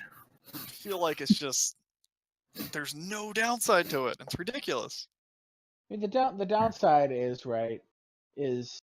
if you're not able to use all 7 in your combat, right? Like if you just aren't thinking.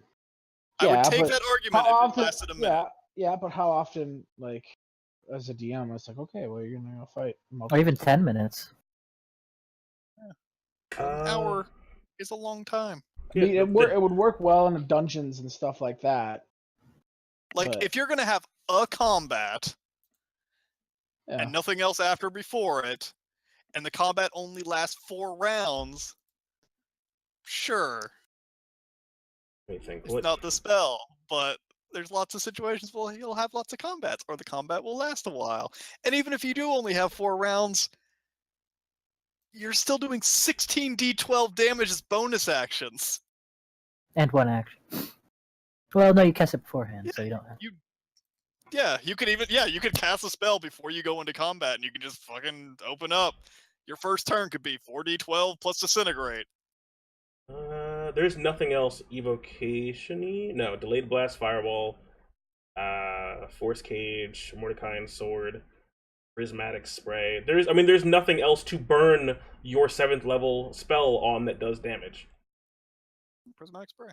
Prismatic Spray, 60-foot cone for a random effect. 6 out of 8 of them are 10d6 elemental damages. Save for half. Yeah, but 10d6 is actually that's about 5th level. One of them is basically Flesh to Stone. And it's a cone. It's a 60-foot cone. You walk in. No, but you wouldn't be casting your other 7-level spells because you've used yours. You'd be casting your other smaller stuff. Yeah, but you'd walk in, you cast Fireball, and then you'd also fucking star somebody. And you could just keep doing that. I'm fine with it because it's still an attack roll at the end of the day. If you don't want Reverse Gravity or Etherealness or Finger of Death, Those are better than saves in most situations. Well, maybe Roll20's already programmed this in to, fuck with the player. Maybe they put the Guiding Bolt curse on it.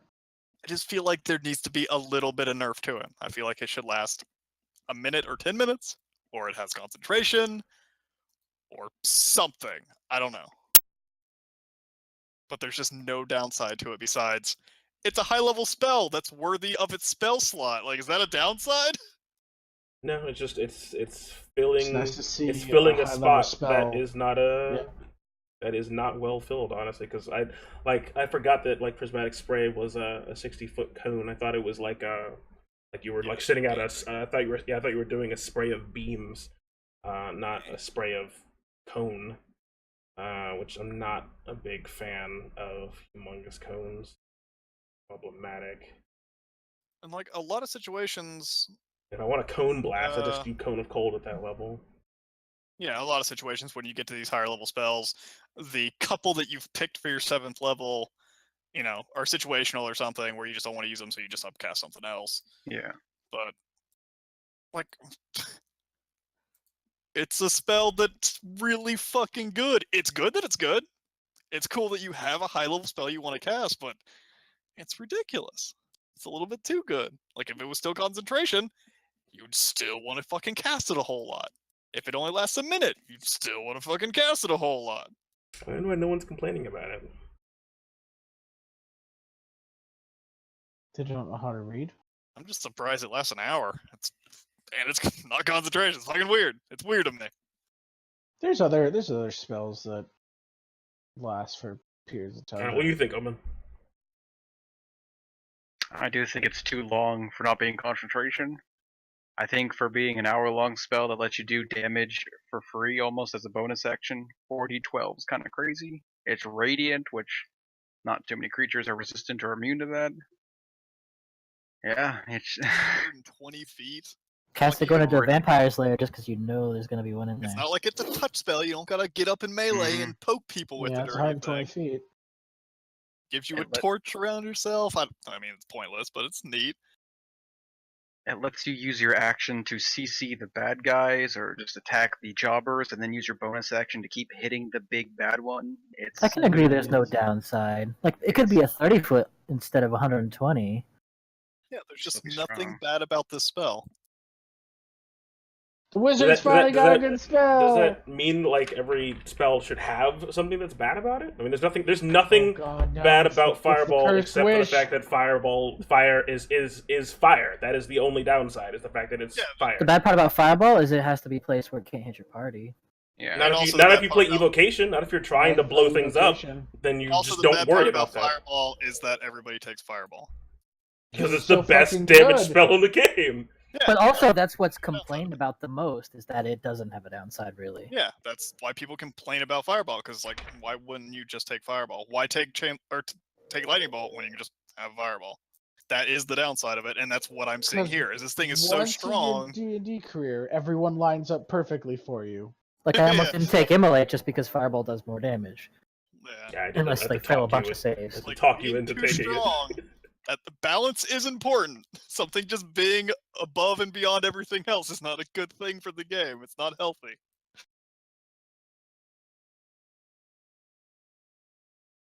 Feel like it should be changed a little bit. Doesn't need a ton, even though it could be it could be nerfed quite a bit and still be pretty good. Mhm. Like, it could literally be half the damage. It could be 2d12 and still be pretty good. And there's a lot of ways to change this to make it a little better. You can change the time, the damage, the number of stars you actually have. There's a lot of things in here that could be just nudged a little bit to make it more reasonable. But right now I'm seeing no downside, and why, like, if you ever want to do damage as a caster, hell, I mean, wouldn't just take this. even if it took an action to cast them instead, you have an hour to do it, so it'd still be worth it. Whatever you just don't want to cast. Like, 'cause my first idea was, oh, it's a really spell slot efficient spell. You cast it at the beginning of combat, and then you have 7 rounds of doing decent amount of damage without having to spend any spell slots. That's an action. That's great. That's a good spell. Oh, it's a bonus action. You can just keep doing other things. Well, that seems ridiculous. Oh, it lasts an hour. Oh, so it's not even like, oh, I hope I can use it in this combat efficiently. No, you just fucking do it. Doesn't matter. All the big casters get it to warlocks, wizards, and sorcerers. Yeah. And oh, it doesn't even cast concentration, so nobody can even stop it. That's It's really just- good for a warlock. You just fucking Warlocks have to it. get it, yeah. Warlock, sorcerer, and wizard. Too fucking strong, man.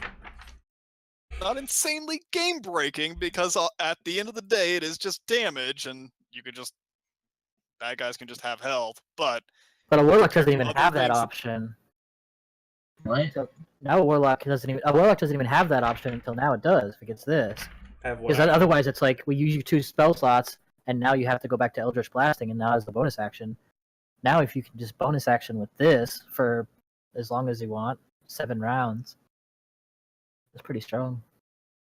Yeah, the warlock cast Crown of Stars on themselves. Somebody cast Catnap on them, and then you go into the dungeon. I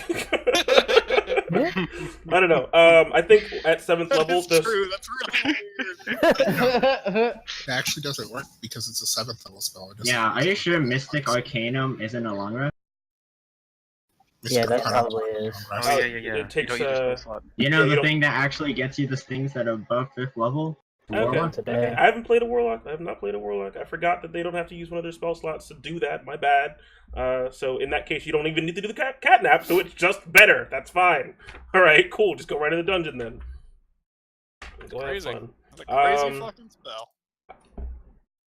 I like mean, it. The downside is that it's 7th level, and you have to be level 15. So if your campaign goes on for that long, Yeah, I mean, I Like, think yeah, I think whatever. the Hey best man, we're almost there in the the expanse. best ways to deal with Crown of Stars as a DM is don't be fighting mindless things at that point. Fight things that have spells. And that's where your war wizard comes in. If, Ah, if counter the spell. solution is just kill the mage, then it doesn't matter what the mage has. Well, no, I'm It's just not saying, like, fun. inflicting conditions on the player keeps them from using No, their that's bonus not an action. argument.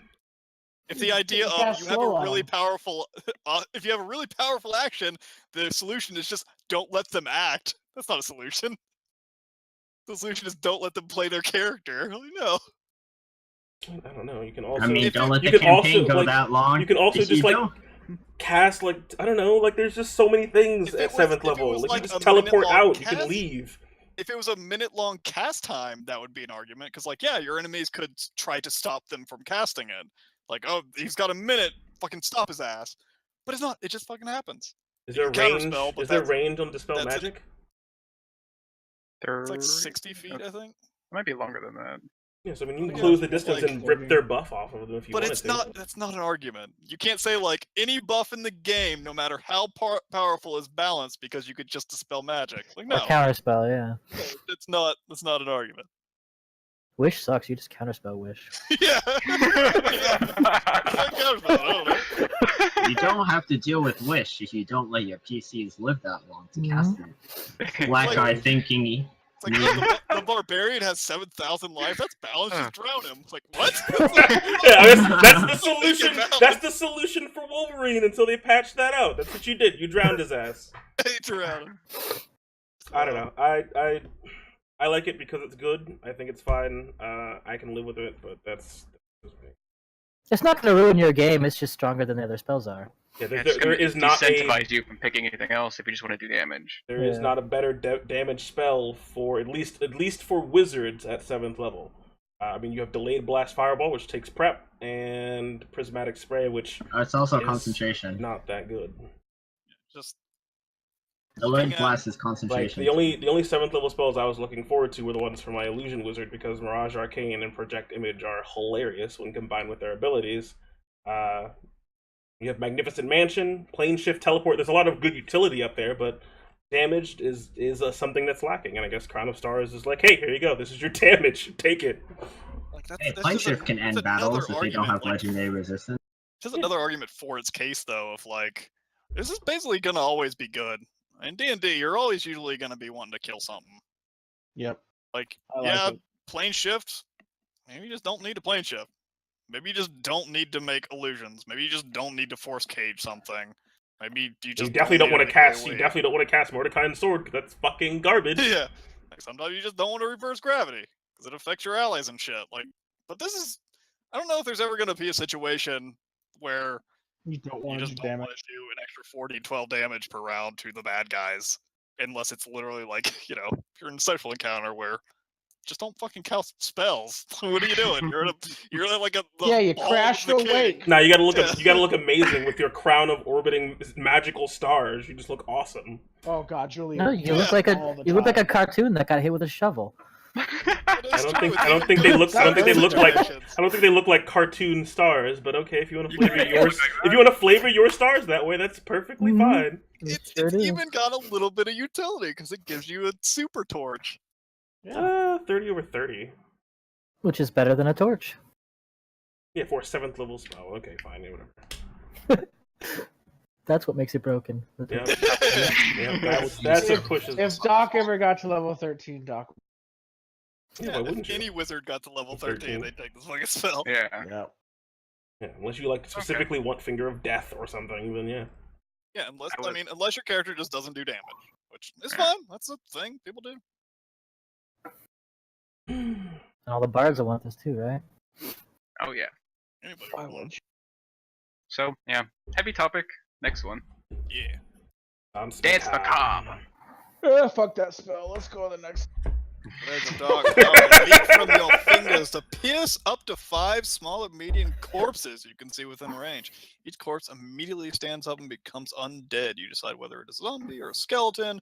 Statistics are blah blah blah in Monster Manual, and it gains bonus to its attack damage rolls equal to your spellcasting ability modifier. So by this, it's 5th, maybe +4, +5.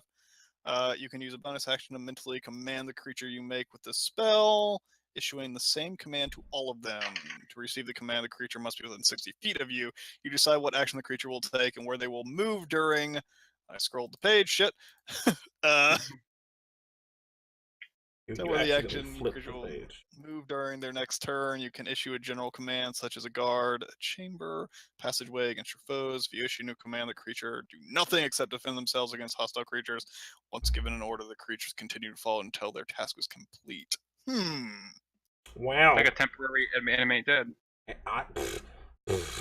Fucking action If you economy. see a skeleton, do they like economy crawl with out of their spell. meat? Yeah, Yeah. They peel off. Yep, You know what the cool part about this is animate dead specifies a humanoid corpse. This could be any corpse. Yeah, any small or medium corpse. Yeah, you kill a bunch of jobbers and you turn them into skeletons. They could be doggies. They could be people. Maybe. This isn't like a power level thing, but for a flavor thing. I sort of wish they would just like stop being animated once they get 60 feet of you. Because the whole idea is you shoot out marionette cables and you're controlling them. I feel like if they get too far away, they don't don't anymore. The strings have been cut. No, You could have skeleton snake corpses. Oh, I think I like this this. is more like you stick remote controls into them, and then you have your like little joystick, and it just operates infinite distance. Which I don't. Well, like the it flavor doesn't. as It much. like they only just take the last command though, instead of like you being able to just do more commands at any distance. I like that you could but they just still raise a bunch of guard, and you can just dudes. leave them. Yeah, I like the fact that you could raise a bunch of dudes and throw them at the enemy and keep running. I like that. That's fine. Like you can always rise. argue that like when you're giving them a command, it's when you're reattaching your strings and making them move or whatever. Yeah, I guess. Yeah, I you just like attach the the idea strings of- and you send them at the guys and you can keep running. I just like the idea of like, you know, oh, if a bad guy wizard did this and you like pick him up and shove him too far away and all his strings snap and all of his dudes just fall over. Yeah, I like that flavor more than Hey, just like. yeah, go warlock. Pew Yeah. pew. Yeah, but function But wise, I think it's great. fun. Yeah. 5th level spell. You get 5 skeletons that have quite a decent bit to hit. Mm-hmm. You get like 5 little skeleton archers. And necromancer's getting new toys. Get Which 2 is just what they need. more corpses for every level above A 5th. bonus action to command them. They just do their thing. So you're just doing this once, and then you're just holding concentration while you So- go at it. So can you use this to like put on a show to save a maiden in distress, and you are the hero that saves her from 5 zombies? I like that. Or you just give them orders of like pretend to attack me. Yeah, Sure. see, there's some fun flavor with shit like that. Sure. I like that. I like this spell. It's good. We need to get it because then Poff can finally do Thriller. Yeah. Make them do showgirl dancing and everything up on stage. Yeah. Sadly, it's not a bard spell. Aw, little I take tempo. magic You act like initiative. you're not gonna Everything's a take it, bard spell. Yeah, if you want something, you can have it. Oh Yeah, I guess. Oh, I guess I'm a lord bard. I can have whatever spells I want. do something I don't. Oh.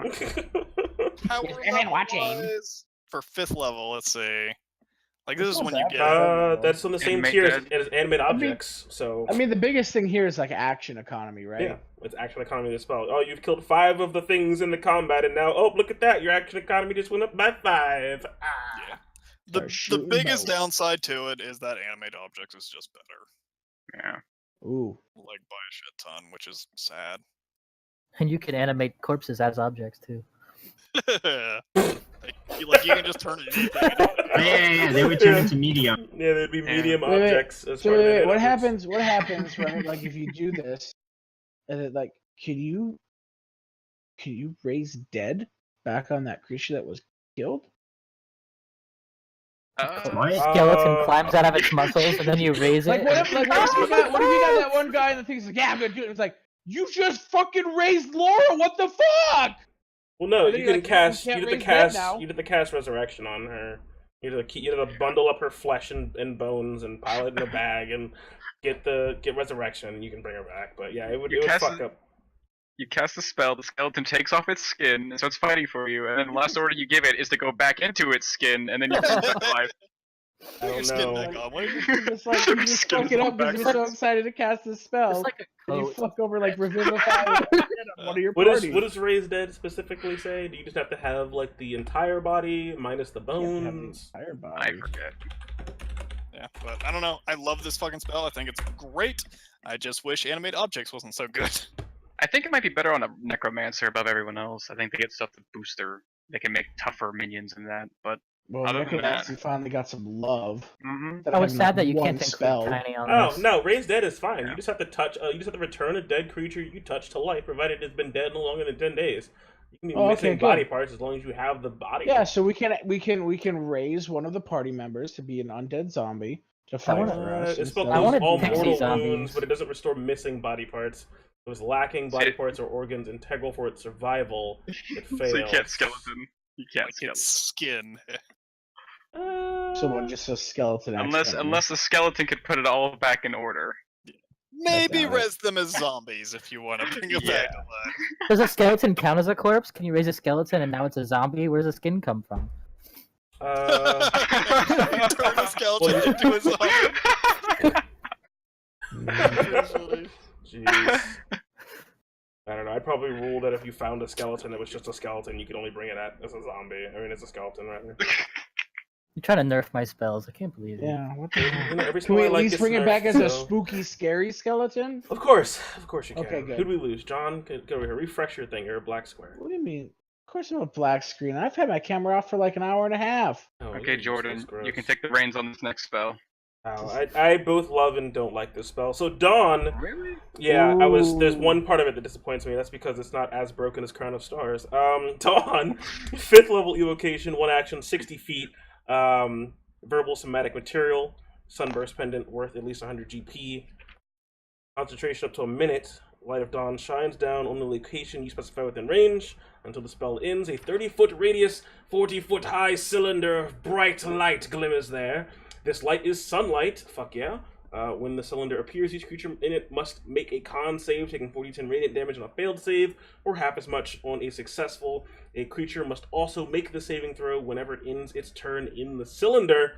If you're within 60 feet of the cylinder, you can move it up to 60 feet as a bonus action on your turn. So it's a Super giant moonbeam, yeah. Yeah, it's a moonbeam of sunlight. It does radiant damage, which I think moonbeam also does. Yep. Does Yep. moonbeam also not scale? Moonbeam scales. It's good. Yeah. So I wish this scaled. That's the only thing I have a problem with. And Question. Moonbeam probably scales higher than 4010 because it's already 2d10 at level 3, I think. The biggest problem with this is that they take the damage when they end their turn in the cylinder. Yeah, so they never take it again if they want to. Yeah. They'll take opportunity attacks and stuff, but if they want to, they can just keep avoiding it. It's huge, depending on where you're fighting it. They might just not be able to get away from it. But Mhm. yeah, it is not Moonbeam. You can't just keep moving it on dudes, and then when they start their turn, they take a little bit of damage. It is a battlefield control. You are blocking off a part of the battlefield because you don't want people to go there. There's spooky, scary skeletons. You can shoot them with bows. Yeah, when it appears. But it also is a bonus action to move. Moonbeam is an action because that's just what you're doing with Moonbeam. You're moonbeaming things. Quick question though. This clarifies that it's sunlight. Yeah. Daylight isn't actually sunlight though, correct? No, it is not. So this is good for vampires. Another question. Since it's called dawn, if you cast this, does it trigger things of like at No. the next No. dawn? No, get the fuck out of here. I can only hope. Get the fuck out of here with I that can shit. only hope. Yeah, you call can upon the only power of the hope. sun and make it rise. Yeah, It's not boom. I'm gonna name all my zombies Dawn, and when I raise them, it's the next Dawn. If you cast the spell with a 9th level spell slot, You need to you name one automatically dawn and then advance the time next to dawn. dawn. and then I'm gonna name one Long Rest, and it's gonna be great. It's a Short time travel rest. spell. The 5-foot radius, 40-foot high cylinder from Moonbeam. 5-foot radius. Wow, that's a lot smaller than I thought it was. That's 4 squares. 10 damage for each slot above third. So if you cast Moonbeam in a 5th level slot, that is Much smaller. Much smaller.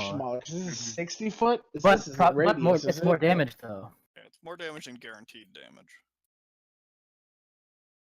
yeah. Only, Yeah, I mean, not unless only druids unless get in you're there. unless you're doing this over But here's the other army of thing. skeletons, Moonbeam's just gonna be better. Hold on though. Here's the other thing. You have to be within the cylinder to be able to move. No, it. within 60 feet of it. The 60 feet of. Okay, never mind. Yep. I read it. I read it as you have to be within. The other thing I don't like about this is that it's indiscriminate damage, but Yeah, and It's those Moonbeam. it's pretty easy to sort of get your dude stuck in it, because you can only shoot it out 60 feet. It comes back 30. Mm-hmm. Oh, You've also, only got 30 feet in between you and it. Moonbeam is an action to move, not a bonus action. yeah. I Yeah. mentioned that. Oh, I Moonbeam didn't is hear it. what you're doing when you're moonbeaming stuff. Yeah. You're just moving around, beaming people. Like I wish, I don't know, since it doesn't scale and it does damage at the end of the turn, I wish you could like just burn specific people or something. I don't know, or you could designate people to be safe from it or something, so that way you could drop it on yourself and basically force these creatures of the night to fight in the day, or I don't know, just Yeah, I mean, That'd be too it's strong for a 5th level, though. You just say Yeah. nobody can get near our party unless they want to take 40-10 damage. That's I mean, Alan that's would what- do that. it's- Cast it right on himself. that's fucking yeah. We'll just do that with Spirit Guardians. I mean, like this we've is been the fuck you vampire, fuck you drow spell. the Spirit Guardians for this level. Because I mean, they're both concentration up to a minute. In a dungeon, this is really good because it's hard to get around a 30-foot It doesn't slow them down. It doesn't provide difficult terrain. You're gonna get a lot of guaranteed damage inside a dungeon with hallways and rooms. It'll cover almost an entire room all the time, and it will cover the hallway. The Spirit Guardians, does it scale? 4th level or higher. So Spirit Guardians does 5d8, which is comparable to the same damage. It's just smaller. Spirit Guardians is better. Yeah. In a lot of situations, obviously. Yeah. Basically, what you want this for, it is not the be-all, end-all nuke that I'm just going to keep using every time. It's the, there's a big area I want to block off, or there's nowhere else for the bad guys to go. So I'm going to walk up to the door of this room, I'm going to cast Dawn within the room, and everything inside is fucked. Mm-hmm. Mm-hmm. Yep. Or you just need sunlight. And then 'Cause cast a there's- wall of force There's over the nothing else that I door. know of that just creates sunlight. It's all, really good. Well, against spirits and sunbeam. shit. Sunbeam also is sunlight, but the clerics don't get that. I am surprised that you don't have to be outside. I was sort of expecting that you needed sky to be able to cast it. You can man. You say can about cast mine, this too. shit I like in the the fact middle of like that an you don't. underdark city. Yeah, because like Flame Strike also, you would think based on the way it's written, you need a clear sky, but thankfully you do not. Just plummets down through the ground into the dungeon that you're in and blast everything. It's a good spell. It's just not the be-all, end-all thing. It's big enough that you'll most likely hit some shit with it, unless you're just out in the middle of the open with hundreds of miles around you. It doesn't have a mechanic for how far the light goes, so you would just light up Benzoberrazin or whatever. It's light as sunlight. Oh yeah, it does not have a written distance. A 30-foot radius, 40-foot high cylinder of bright light. So you know for a fact that cylinder is bright light. I guess because it is a beam of light, it does not create light from itself. It only sheds bright light in that area. You know what I mean? Right, but there's no dim light around it. It's just there's light right there, and it's dark right next to it. Yeah, it's like a laser beam. I don't know what to tell you. That's weird. It's magic. At the very least, it's like the earliest form of sunlight plus damage spell before you get sunbeam. So Yeah. that's appreciated. And it's the only one It available to can clerics. be super overpowered in a lot of situations. Mm-hmm. Again, if you walk up to a door and there's 20 hobgoblins on the other side hiding behind barricades and shit with their crossbows, you cast Dawn, you close the door, and they all die. Relief. Which will happen a lot in a lot of campaigns. There's a lot of dungeon crawls. Yeah. If they don't have a place to retreat to, they're just fucked. Yeah, so it could be super useful, or in Brendan's game, next to useless. It just depends Mhm. what kind of thing you're doing. Like when someone makes me try to go into a fucking mine. Or your DM can be nice and let it work a little bit better for the situation you cast it in. Fuck you guys. I could have said the range is only 60 feet and the birds are further than that because they were. But no, I'd let him get something I else. wasn't even referencing when he used it. I was just saying because we're always outdoors. I didn't say anything about it. I was happy to cast on. What happened? What did I miss? Someone was playing plus ultra again. I said depends on the campaign whether it'll be good. In Brendan's campaign, it's near useless. And I countered with, I made it work better, even though it probably shouldn't have, just because I want to make you feel better. Oh, yeah, I appreciate Dragon's breath. Cinder. Ah, Dragon's Breath. Now I don't have to like force my DM into make Cone of Frost a thing. Second level transmutation, casting time of a bonus action. Oh, it's already broken. Range touch. It's a really useful, kind of weak spell. I mean, a flavorful kind of weak spell. Herbal One somatic willing creature material. imbue it Con with for a the power minute. to spew magical energy from its mouth, providing it has one.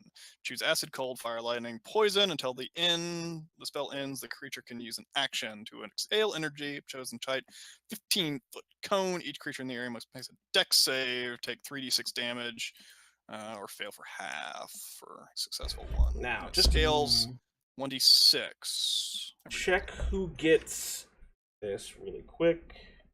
Alright, so Well, warlocks I don't would get it. hope a sorcerer would. Well, like I was talking about this. I think it was with just Peter. I don't remember if other people were there. Sorcerer was The exploit of whether or not you consider it an attack when it's using the effect that's on it. Yeah. What's the Familiars and shit.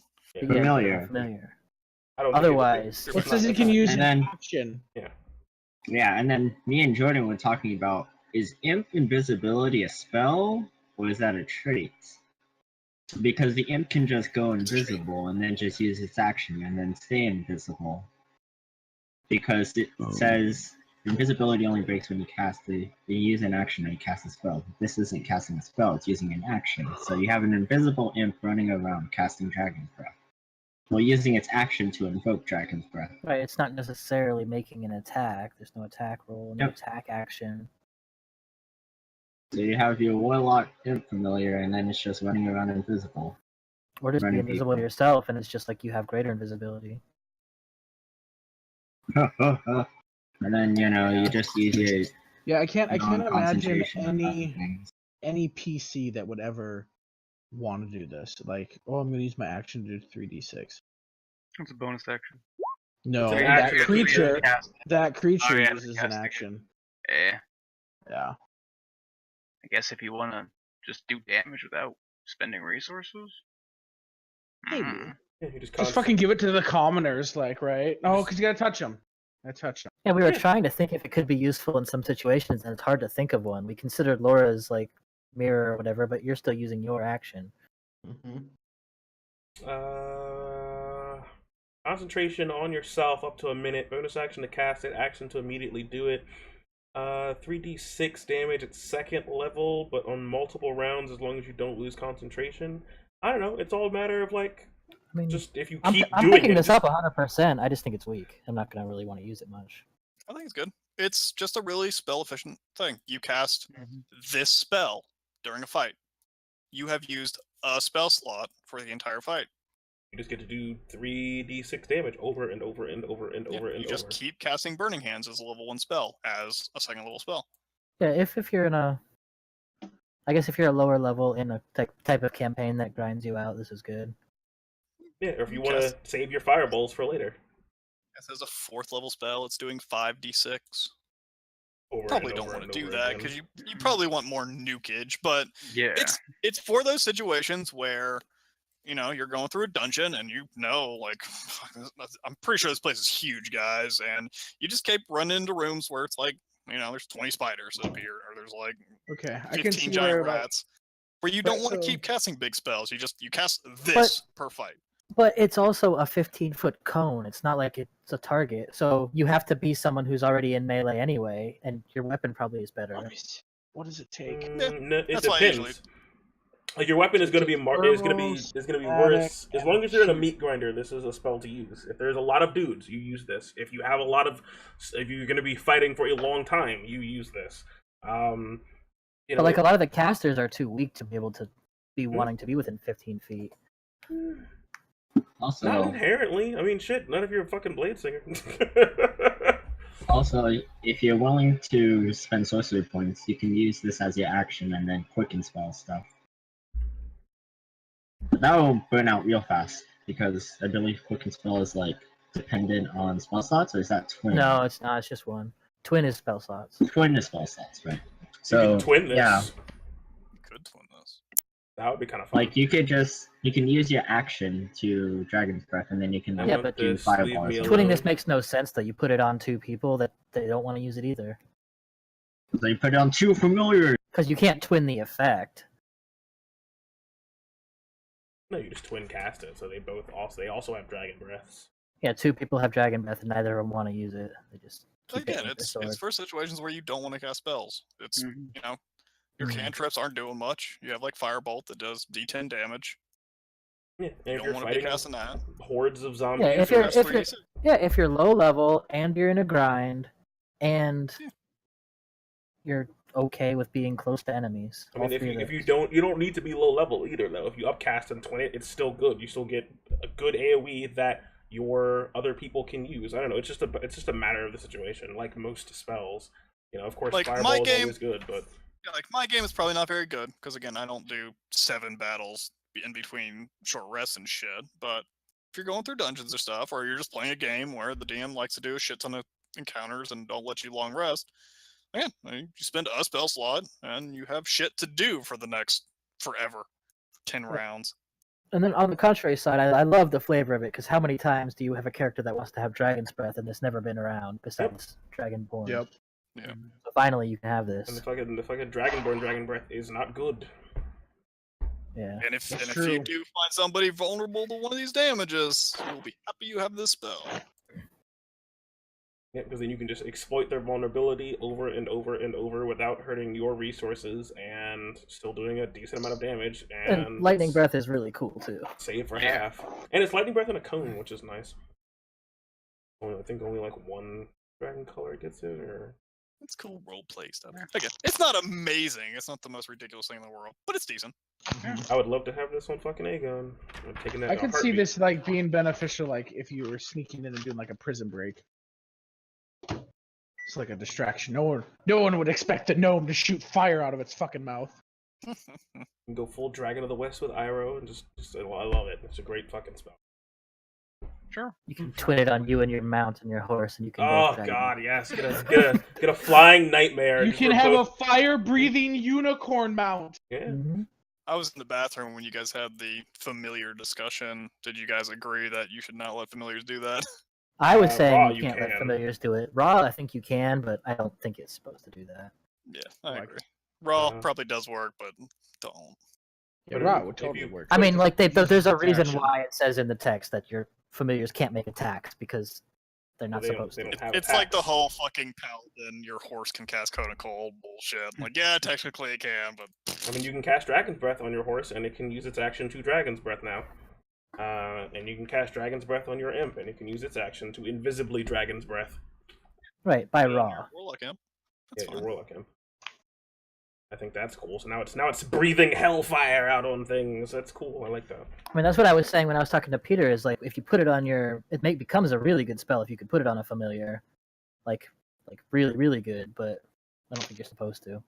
Oh, Nick's killing himself. I think he wanted to put it on his Dragon Frederick Jr. Oh, rip you. So I you don't know. gotta- They're like, but when else would you use it? Really, like. in a grinder against lots of dudes. Get over this. mm, You need to consider spell slots. Yeah, it's. Yeah, I but, like if you, it. but hold, if you're conserving your spell spots, you still have to get within 15 feet of something. You're gonna get fucking hit. This is like the arguments that I've been arguing for the last 20 minutes. John just got back. Yeah, I mean, you get within 15 feet of them, you blast them, and you get behind the tank again. Yeah, they move up to the tank, you blast over the Situational. tank's shoulder and blast them again, and then you guess what? You blast them again, and it just keeps going. Hey, Walk Guys. 15 feet, get in position, shoot a dude, and then fucking go back. We need to go to a safe space right now, like a Druid Grove. I'd love to go to a Druid Grove. Yeah, Druid Grove is fine. It's whatever. It's another one of those conjuration spells. Moving along, Dust Devil. You invoke the spirits of nature to protect an area outdoors or underground. The area can be as small as 30-foot cube or as large as a 90-foot cube. Buildings and other structures are excluded from the expected area. Ooh. If you cast the spell in the same area every day for a year, the spell lasts until dispelled. The spell creates the following effects within the area. Why did I pick the longest fucking one? Yeah, that's why I closed Jesus my eyes. I was just Christ. letting you. I was like, "Yep, you get Have to a read this. page. Enjoy. Keep going." Spell Fail. creates the following effects. When you cast the spell, you can specify creatures as friends who are immune to the effects. You can also specify a password that, when spoken aloud, makes the speaker immune to these effects. The entire warded area radiates magic. A spell magic cast in the area is successful. It removes only one of the following effects, not the entire area. The spell's caster chooses which effects to end. Only when all its effects are gone is the spell dispelled. Solid fog. You can fill any number of 5-foot squares on the ground with thick fog, making them heavily obscure if the fog reaches 10 feet high. In addition, every foot of movement through the fog costs 2 extra feet. Ooh. To a creature immune to this effect, the fog obscures nothing and looks like soft mist with the motes of green light floating in the air. I wonder if that means they still get the slowed movement, though. Even if they can see through it. Like if they have No, I blind think sight. when they say the creature immune to this effect, you have to use the password. You use the password. This is what the solid fog okay. looks like to you. Herp derp. Yeah, okay, Yeah. that makes sense. Yep. Grasping undergrowth, you can fill any number of 5 feet squares on the ground that aren't filled with fog, with grasping weeds and vines as if they were affected by the entangle spell. To a creature immune to this effect, weeds and vines feel soft and reshape themselves to serve as temporary seats or beds. That's adorable.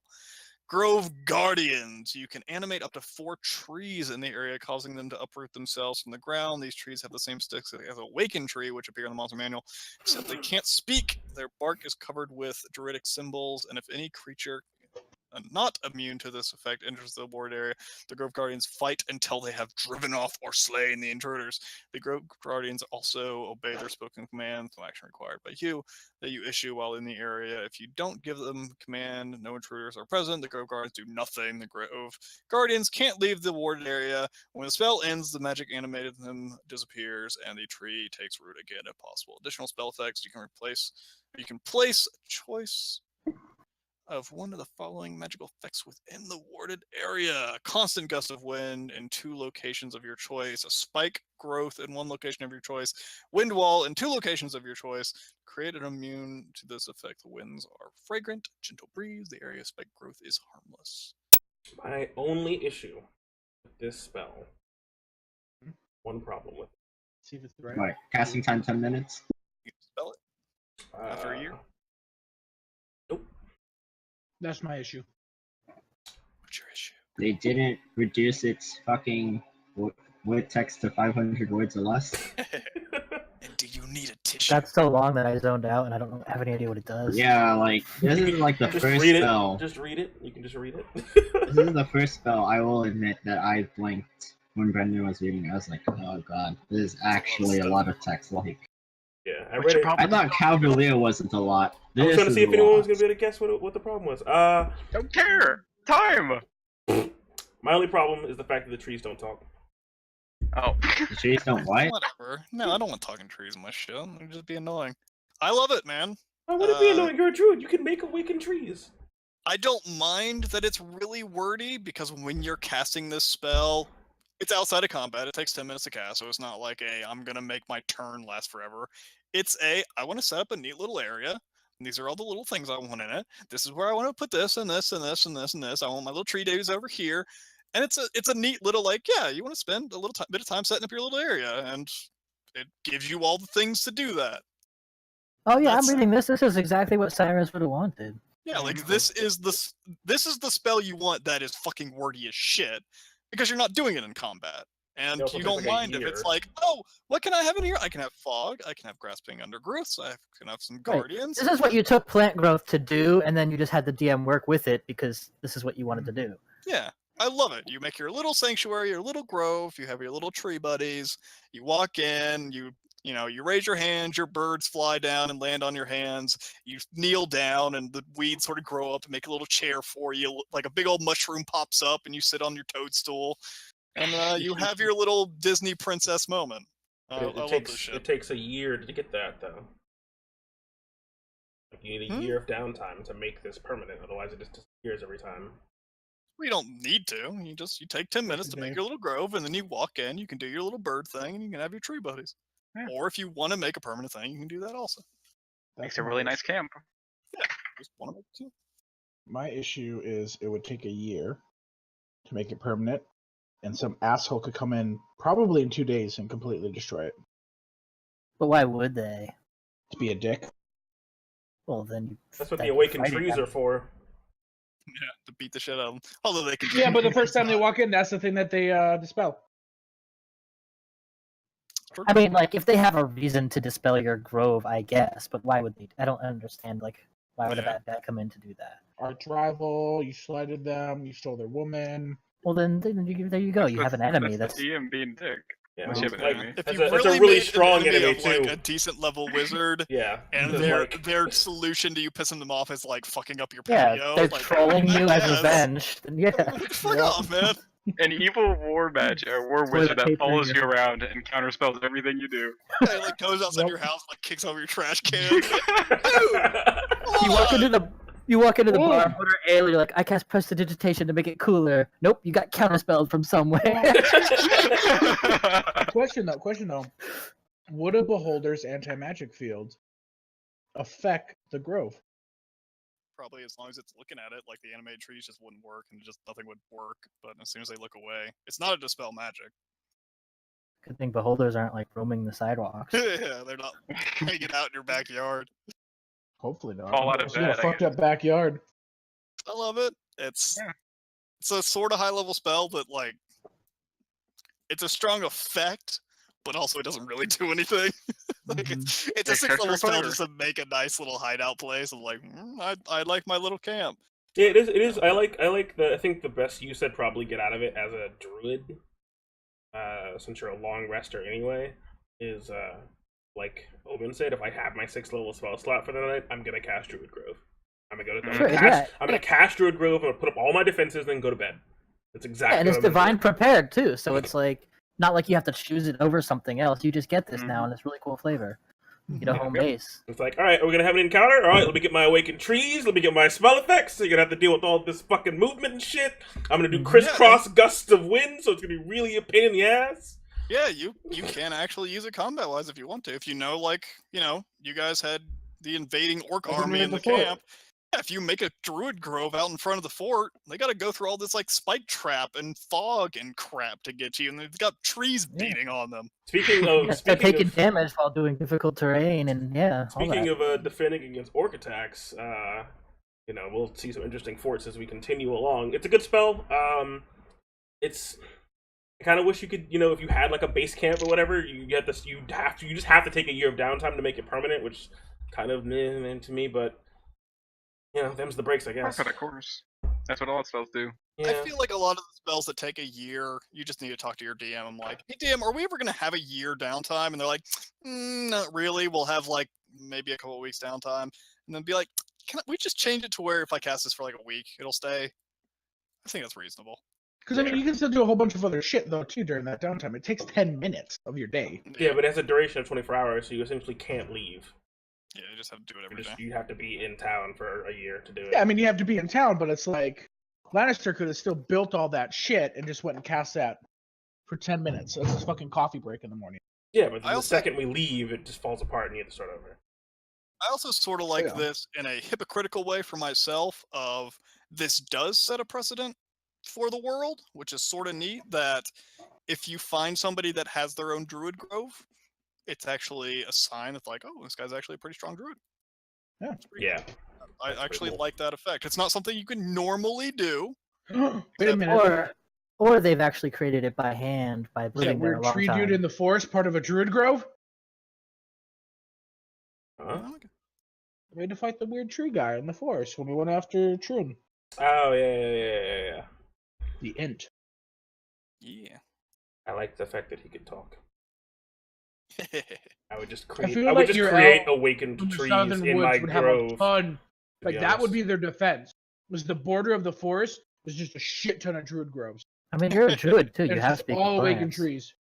If you No, want to, you can talk yeah, to I your want to make them awakened trees. Well, you have can talk to awakened too everyone. if you're Yeah. a druid. I think, That's- but it's like 1,000 GP per cost, isn't it? Mm. I like You it. could do that if that's what you wanted to do in your place. If you do want it. this to be your permanent druid grove, yeah, you could totally go the extra step and make your trees awakened. Just awaken It's more there. trees. Yeah. Yeah, it's just there. I have four defense trees and 4 conversational trees. And I want them to have different personalities, and Brennan has to voice them because I know he has the repertoire to do it. Which ones are All right, smarter? so I like want a one birch or, Grierden like- tree. I want one one elf tree like your elf lady. I Nope, want they're one. all shifted trees. Just I'll take one Ah, shifted like a- tree. a really- What are you even doing No. here? I'm gonna make it awakened emo shrub. weeping willow the tree. awakened shrub can be the shifted one. Oh. She can be a shrub. The shifted one can be a shrub. Awakened shrub. Perfect. She's So, yeah. small. It's a cool spell. It's not strong in any sense of the word, but you know, it's cool. Yeah. Dust Devil. Same Dust shit. Devil. Doesn't do anything different. Is this an EE spell? Yeah, you Alright, make let a me little grab my shitty EE link. elemental that like spins in place and it can move around a little Nope, bit. it's exactly the It does. same. Does Ah. 2 damage and it's like the first conjuration spell. Like, ooh, I can summon a little elemental. That's cool. And then it like moves around a little bit and does no damage. And you're like, oh, poor little guy. You don't actually do anything. I mean, it does 1d8 damage, right? Aw. That's kind of On a shitty. strength save. Yeah, not a Yeah. straight save, and there has to be like rubble and shit around it. No, if you just pick them up and chuck them. Oh, did that change? I could have sworn it used to be. Yeah, any creature that ends its turn within 5 feet of the Dust Devil makes a strength save. On a failed save, it takes 1d8 bludgeoning damage and is pushed 10 feet away from the Dust Oh, Devil. it's the second part. If the Dust Devil moves over sand, dust, loose dirt, or light gravel, it sucks up the material and forms a 10-foot radius cloud of debris around it that starts the next turn. The cloud is heavily obscured. So it Okay. can be heavily obscured, but only if it's on like loose shit. Yeah, so if you're like on a dirt road, then that would work, right? Yeah. Like most It's one of those paths. spells like I look at every single time I make a Conjuration Wizard, and I'm like, there's so many other Conjuration spells I'd want over this. Is like really the sad. Does Conjuration get like they get that little cheap well, you could just cast Grease, I guess, if you wanted to get your little teleportation to recharge or whatever, so It's also the biggest thing is that when a creature ends its turn next to it, it makes the strength save. So it's really Just easy. move Just, away. yeah, get the fuck away from this. I wish you could make more of them so you could have like a little pack of Dust Devils. It's a concentration spell. Yeah. No, that's what I said. But it's you could second make level. more It's of the them. same as Flaming Sphere in that regard. So Flaming Sphere. Flaming Sphere you can ram it. Yeah, that's Yeah. true. Mm-hmm. Doesn't Like you could have- cast this, and it could literally not do anything. Yeah, if as a bonus action you could move it into somebody's square or something and make them take the save, then it'd be as good as Flaming Sphere, and then it'd be fine. Yeah, but you just move it, and then they start their Yeah. turn. They just sort of scoot over a little bit, and it doesn't do anything. Yeah, I guess just the only compare it to Flaming Sphere. It's just weaker. It's neat. It's one of those spells you take not because it's strong, just because you want Flavor. your first wanna make little little element dust to level devils. 2. Yeah, like Mhm. I have an elemental summoner, and this is my weakest elemental I have. It's a little spinny guy. He's adorable. Look at him. I call him Vacuum. Yeah, you play like a level 3 one Dirty. shot. You pick this up. You go. He's pig pen. Earthbind. Earthbind. The spell you wish just didn't have a save. You wish it just fucking worked. Because Yeah. you cast it on the dragon, and they just make their save, and you're like, oh, fuck. But it's only a second level. You just keep casting it. Yeah, you just keep hoping it works. But usually, if they're flying away or something, you got that one chance. And you're like, it's a fucking strength save. Important! I sort of wish it was God like damn it. a deck save. Because usually big things don't have great decks. But it's strength. It'll work 10, 15, 20% of the time on a dragon. It's a cross your fingers and hope. And if it works, great. It's amazing if it does. Yeah. Yeah. Mhm. Brought the dragon down. Cool. Oh, I didn't realize it safely Yeah, it doesn't do any disables. damage. Oh, okay. I thought it was Earthbind, save or suck, and then you plummet, fucker. Oh, okay, well, You that's just that's pull it on unfortunate. towards you. Yeah, it's only That's- second level. Yeah, makes And it's not quick. It's not you cast it on the dragon and it's here now. It's you cast it on the dragon and it'll be here in 3 rounds. But it's Yeah. also concentration for a minute, so it stays down. You Yeah. just stick it to the ground. and speed reduced to 0, so you can do some prep time. Like when it gets within range, I'm gonna do this. I'm gonna do this. I'm gonna do this. So if it works, It's it a works. really niche spell. It doesn't work a shit ton of the time because it's strength save. And Oh, can you use this to even if save it does somebody? work, guess if they're falling, but it's an action, you have to have prepared Yeah, it, I you'd have to have guess. prepared it, and then it's only 300 feet, so it's not going to work with the falling rules. Oh well. Yeah. Unless they fell 800 feet. Yeah, then it would work. Yep. I guess you could, like, catch yourself. Like, if you were on a cliff, you're like, alright, I want to prepare Earthbind. I jump off the cliff. Halfway down, I use my reaction to cast Earthbind on myself. There you go. I just grip myself with weird on, yellow Keyleth. tendril loops that loop around me and safely pull me to the ground. Yep. Bungee jumping. It's a bungee jump. It's a reverse bungee jump. That's funny. That's good use. Earth Tremor, first level evocation. You make the ground shake underneath you. You can knock things prone on a failed dex save for 1d6 bludgeoning damage. If the ground in that area is loose earth or stone, it becomes difficult terrain until cleared. 5-foot diameter portion takes a minute, which is probably the only change on this. No longer centered on self.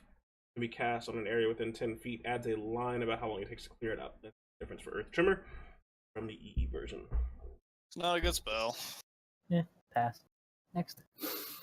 Elemental Bane, which I think is new. No. No? That's EE. It's EE? Okay. Mm-hmm. It's another Creature? bad spell. If it's elemental, it's probably going to be EE. Target's save. Succeed on a con save, or it Mm. becomes affected by the spell. The first time each turn, the affected creature takes damage of the chosen type, takes an extra 2d6 of that type, and loses. 4th level spell, con, 90 feet out, 1 action. You're Could probably be just good, gonna but- burn through the resistance rather than trying to force a con save and try to get around it. But if it works, it's nice, but you're most Yeah. likely not gonna use it. It gets rid of resistance. It does. It will do 2d6 damage per round as long as anyone is attacking the thing. But a 4th level spell. Yeah, Ugh. it's a heavy cost. Like, if it was 3rd level, it would still be The damage doesn't okay, scale. You still just get really extra niche. creatures. Yeah. Just get extra creatures for increasing it. Yep. Yeah, it's just you'd probably never really use it. Oh, here's a fun new one. Yeah. Enemies Abound, 3rd level enchantment, 1 action, range 120 feet, verbal somatic, concentration for a minute. You reach into the mind of one creature you can see and force it to make an intelligence saving throw. Ooh, that's a nice one. The creature automatically succeeds if it's immune to being frightened. On a failed save, the target loses the ability to distinguish friend from foe, regarding all creatures it can see as enemies until the spell ends. Each time the target takes damage, it can repeat the saving throw, ending the effect on a success. Whenever the affected creature chooses another creature as a target, it must choose the target at random from among the creatures it can see within range of the attack, spell, or other ability it is using. If an enemy provokes an opportunity attack from the affected creature, the creature must take that attack if it's able to. That is a very interesting spell. That could This be is fun. great when you got a big old bad guy covered in a shit ton of minions. Yeah, you throw this on the Just boss, take a everyone's fuck back. turning on him, and now he's going to start blowing spells on the other guys. Yeah, you got a giant that's got a shit ton of orc buddies. You cast it on the giant. Orc buddies' turns go. They run forward. The giant fucking smacks the shit out of one of them. It attacks something at random because there's a shit ton of minions. There's a higher chance it's gonna pick one of the bad guys instead of one of your teammates, and it keeps smacking them instead of you. Who gets this spell? Wizards and Can I subtle cast this as a sorcerer? On like Trickster an rogue. I innkeep- believe Yeah, Enemies it's a Abound sorcerer is a spell. sorcerer spell. yeah, it's Yep, a sorcerer sorcerer spell. And a warlock spell. Yeah, so I could go like into Need to like be a a warlock spell. like a pub, and they could all just start punching each other and start a bar Yep, you fight. can start a food fight. I'm Bards also very- get it. I'm very glad that it says when it chooses a new target, it does it at random, because you could definitely get situations where the DM's like, it just remembers who the bad guys are and just keeps Yeah. you guys. It's like, They could oh, also say, okay, yeah, you're the bad guy, I see. You cast it on. You cast it on the huge guy, and the huge guy's like, well, "There's enemies everywhere," and he runs. Doesn't Somebody attack casted anyone. enemies abound on the DM. Yeah, I Dear guess the DM could be an asshole still Yeah. and just be like, he just doesn't attack anybody because he doesn't want to hurt his friends. It's like Crown of Madness. You got to work with them. Yeah. You got to work with Yeah, them. immune to He frightening. thinks enemies are everywhere. Yeah, Yeah. you know your DM before you pick the spell. I know Brendan and Jordan would attack themselves with this. Mm. I mean, it Oh, yeah, guess totally. it depends on who you're casting it on. If you're like casting it on a wizard that knows what illusions are, he probably wouldn't just randomly shoot fireballs. Mhm. But if it's a big old stupid giant or an ogre or something, like, yeah, they're like, oh Well, god, even I don't even a know. wizard, You even know.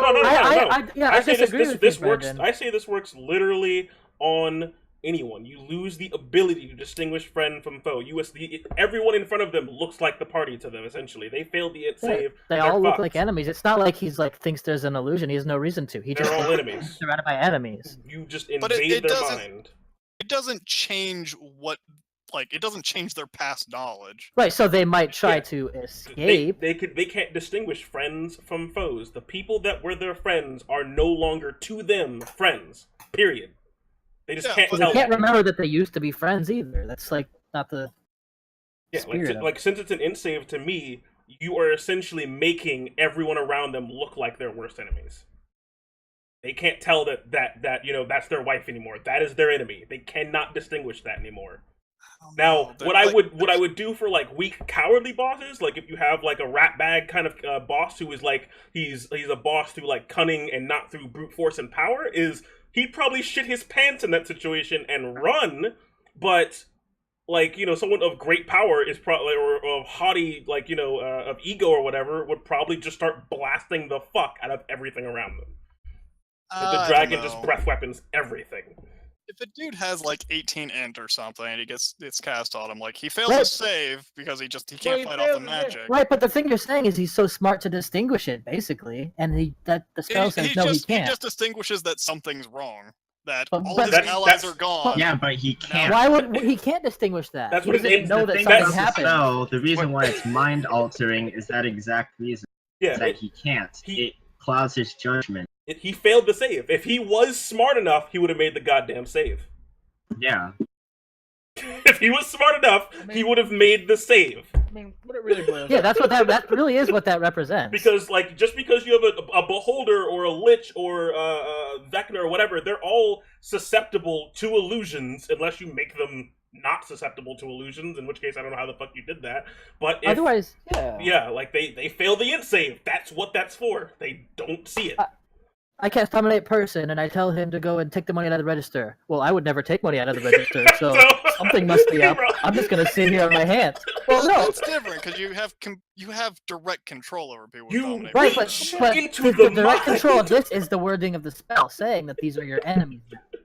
Yeah, Yeah, like he gets to repeat the save if he takes shit, the damage. fun part would be casting this on the players. I don't know, man. Tower, you were surrounded by enemies. From Yeah. what it doesn't read Oh, all damn. that much, and I could see you could rule it either way. Of like they have all the knowledge they had a second ago. They know that I don't think they something do. happened. All their allies are gone.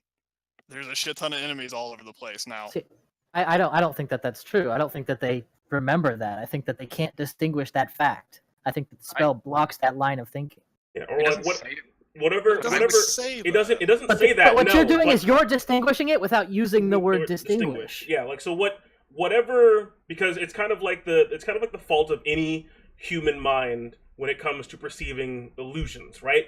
Most illusions that we see are our brain filling in the blanks or automatically doing things to help us perceive what it is we're looking at. So when you cast Enemies Abound, all it could look like to the person that fails the int save is they cast mind-altering magic and everyone is now turning against me. Or they teleported all of my allies away and replaced them with enemies. Or whatever the fuck you need it to be for them to now realize they're fucked. That's all that matters. What I was gonna say is like we could easily fix this. Is just to add the thing that's in Phantasmal Force and say you justify it to yourself why they're your enemies. Yeah, if it was that in there, then I would be like, oh yeah, they just. Yeah. they Well, just if think that's the enemies required, are then for the it. spell's not useful then. Because Yeah, then, that's like... just something you have to. EM has to You're work. going with. against the spirit of the spell so that you can beat it, is what it feels like. Yeah. No, it's just trying to figure out of like how the character would react. Of like dumb characters would fucking attack anything because they just think bad guys. Where smarter characters might be able to figure out something's wrong. They don't know what. They just know bad guys are all over the fucking place all of a sudden, so they might run away or something. Yeah, but the Red Dragon doesn't care. It's smart, but it's also an egotistical asshole who I mean- thinks it can take on an army by itself in some cases. I mean, it is. And that's fine for a red dragon. If it's like I a mean, it lich or something, then I don't know. I might react It is- differently. it isn't an illusion. It is enchantment, which just Yeah, it's an changes the way enchantment, you too. think. So it's Yeah. like you can justify it's just now. Oh, something clicked in your head that these are enemies. Until the spell ends, you just see them as enemies. There's no arguing it anymore. They are just enemies Just to you, altering your brain. and you attack at random. I mean, Yeah, so you know, then when you if- guys are getting like, illusion, if you wanted to say, yeah, you cast enemies abound on the Lich, and now the Lich uses teleport, that is justifiable if it meets the character, and I understand why you would do that. But like saying that it would just do, I don't know, I'm trying to think of something else that just feels shitty. And then if they try to cast teleport, you counterspell them with glibness, and they lose, and then you beat the shit out of them. Like, would they take an action to do an investigation check to think if it's an illusion or not? Obviously, No, they fail. they 'cause it's can't. not an They don't get repeated saves, and they have failed the Maybe. end save. Do they get repeated saves? Only They if they get hit. repeated They take saves damage. if they take damage, and there's no if they hit themselves. I swear to God. So here'd be the justification, though, right? So Yeah, wizard gets that would charmed. be fucked up. Well, I'm a wizard. I know what spells are. I think this is probably a charm. I think I'm probably charmed right now. Let me take an action to see if I'm actually charmed. No, like he But- failed to save. If you were a character, though, and the DM says, there's a wizard on the far side of the field, he starts to cast a spell, you all of a sudden realize your allies are gone. The goddamn The plane enemies shifted surrounding me. you. What do you want to do?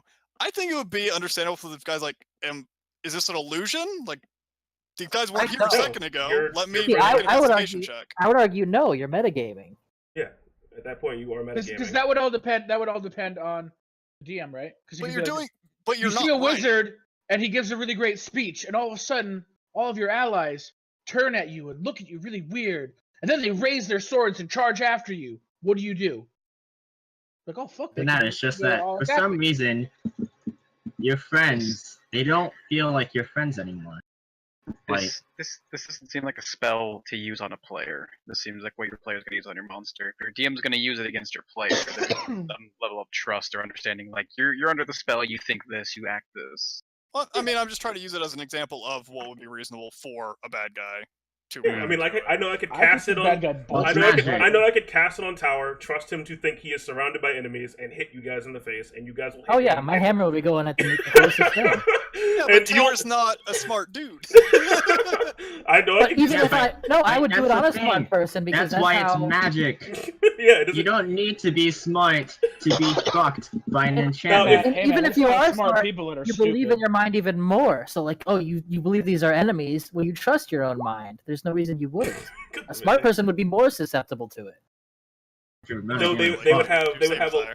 They have Besides, a, if you once you lost the save, yeah, if you lose, if your infinite intellect fails you in this crucial moment, and everyone's now enemies, yeah, you're gonna be hitting them or running. of course he's I an just, enemy. I just wish there was language in it that, like, Phantasmal Force that says you justify what has just happened. Yeah.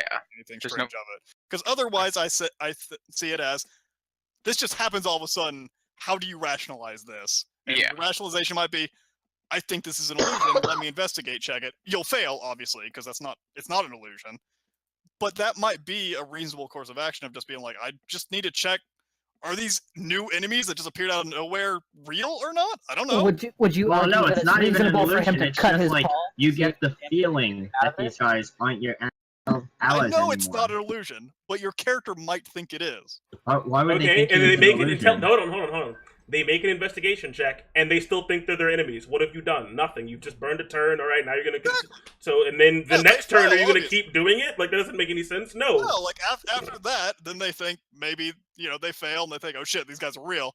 Then they'll do something else. I'm just Do you trying to think- make the people act realistically instead of just, I'm just gonna shoot a fireball. If he's a smart caster, do you think it's justified that he cuts his hand to take damage to try and get himself out of it? He might do that. Like I was 'Cause doing that that seems with, like DM metagaming. not really, because I was doing that for Lorenz against the vampire. I was doing stuff as a player I knew wasn't going to work because vampire charm doesn't work like that. But Lorenz knew how his charms worked, so he was trying to do things that would help against his charms. So Yeah, I've done the because same that's just- thing. because he thinks this is how I would fix this situation. I don't know if this will work or not, but I'm gonna fucking try it. And I feel like that's a reasonable thing for somebody to do when they have enemies of bound cast on them. All your allies are gone. Enemies are everywhere. This is not the situation you came into this room as. What the fuck just happened? Are these enemies real? Let me check. They don't look like illusions. Fuck, what do I do? I'll teleport away, or I'll shoot a fireball, or whatever after that. But I feel like it doesn't say you are compelled to attack the enemies around you. Mm-hmm. It doesn't say you immediately justify that everything around you is enemies that must be killed. It doesn't make you do anything besides I agree with if that. you attack something, it's a random attack. So I feel like, again, I would only do this with creatures that would actually reason this way. I wouldn't do it with ogres and crap. They just be like, oh, bad guys, and they just fucking Yeah. swing. Yeah, I mean, I don't agree that they're forced to attack. Same. I think it's hazy on whether or not the illusion goes deep enough to force them to believe it. Yeah. Rather I don't know. than I'm just. I assume would it could be. like as a player. I know I would cast this on things that I know. Either because I just took a fuck ton of damage, or I fought one of these before, or any other in-game reason, that these are powerful creatures, and I want them to do what it is I want them to do. So I'm going to cast it on this thing, so it uses its breath weapon, or its spells, or whatever, on the minions around it, because that's the best benefit that I can get out of the spell. And if it teleports away, because it's just intelligent enough to realize, fuck, it's surrounded, and it's not trying to fight to the death or whatever, that makes sense. But, just like actions that resolve in it discerning that it's under, an enchantment or whatever is painful to deal with and makes me regret casting the spell instead of just casting something else. Also, under like a metagame like terms or whatever, it's probably not going to be an issue that comes up a lot because you don't want to cast an int save spell on someone who's intelligent. Yeah. And even then, you could also, like, Brendan's argument can also be made with, like, charm person. Wait a second. This person wasn't my friend before. Yeah, that'd be fucked up. Yep. No, Hold but, on. like, Let me make an int check to see if they're an illusion. But that literally says you understand that you were charmed after it's over. Yeah, but Yeah, but you're like, trying you to see But there's them nothing as a- saying they couldn't figure it out before that. And, You and it just have says, to like, assume they it. are you see them as a friend and stuff. You don't. Why you would see they them not as work some like that? person shit. I don't remember you. I don't know who you are. Why am I all I of a don't know sudden who friends you with are, you? but hey, look, now we're friends. I mean, that's the thing with enchantment spells, is the justification is just you think this way now. There's no illusion, there's nothing like, Yeah. oh, my enemies are here. It's just, for whatever Yeah, reason, it's your brain just- clicked, and it's like, you know what makes sense right now? Beating this little gnome right next to me. I think we travel together, but we're in combat. You kill things, right? That's what you do. Smack them. I don't know. I'm trying to see it on the both sides of like how it's cast, and if a bad guy was to cast it on a player, and the player said, "I want to check if it's an illusion," me as a DM was not say, "No, you cannot do that. You have to attack your allies, or you have to run." Like you can do whatever you think makes sense for if all these enemies came out of nowhere for no reason and all your allies are gone. What are you gonna do? I'm not gonna force you to do Yeah, anything. depending on how they depends on the situation. You might chastise them for metagaming in certain situations, and maybe it makes sense in others, but you still let them do it. Yeah, if their answer is I don't know what to do, I just sit down and twiddle my thumbs. I'm like, come on, dude. Like if you're surrounded by enemies, what would you But do? there's like- you're not even Sit sure down. they're enemies or not. But if you think something's fucky's gonna happen, are you really just gonna sit Like- down and wait? I've 100% played with players like that though, that they would just feel like this is stupid. I can't believe you're making me attack my party. I hate this. I sit down. That's what I do. I've played with a bunch of people who would say that just because it's like a feels bad thing for them. I sit down and accept death. Mm. I don't know. There you go. Just be aware.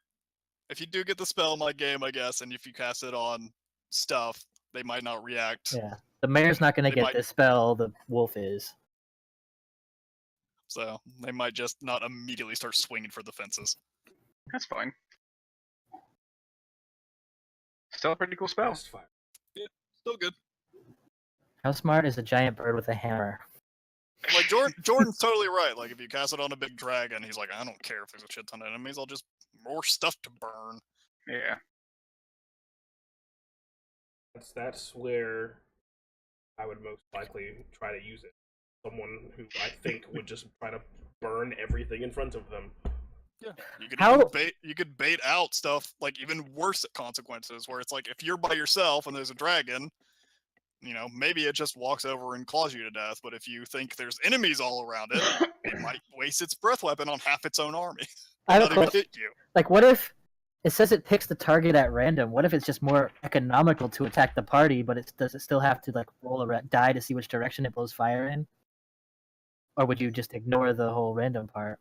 Like it Yeah, might do a if there's breath on one if there's guy. 20 enemies over here and the party, what is it? Breath weapon. Yeah, it's a little bit hard. I would probably like pick groups of like it wants to shoot the biggest group of dudes. There's 3 groups of dudes. Let's roll a d3 or whatever, see who it's gonna breathe on. But that group has 25, our group has 10, and this group has 12. I don't think it's gonna randomly turn around and breath weapon the one guy behind it, even though there's 50 in front of it. It's just a weird wording of the spell because technically it's Yeah. supposed to. But... That's It's weird. like 50-50 chance. Either you get blasted or the 100 enemies do. Let's find out. No, Today. this enemy right here, this guy. Now, if It'd be this like was valid targets that it would normally If this- pick or something. Yeah. if this was fucking Hearthstone, it would just hit you in the face 12 times, and none of the bad guys. If they put that language in there, everybody would be complaining this because the one guy wanted to say it. Alright, cool spell. It's strong. It's a Mhm. little bit goofy for arguing with your Yeah. DM about it, but you know, whatever. Hazy wording. Innovation. Oh god, Innervation is super cool. 5th level Necromancy, 1 action, 60 feet, verbal somatic, concentration for a minute. A tendril of inky darkness reaches out from you, touching a creature. Jesus. Touching a creature you can see within range to drain life from it.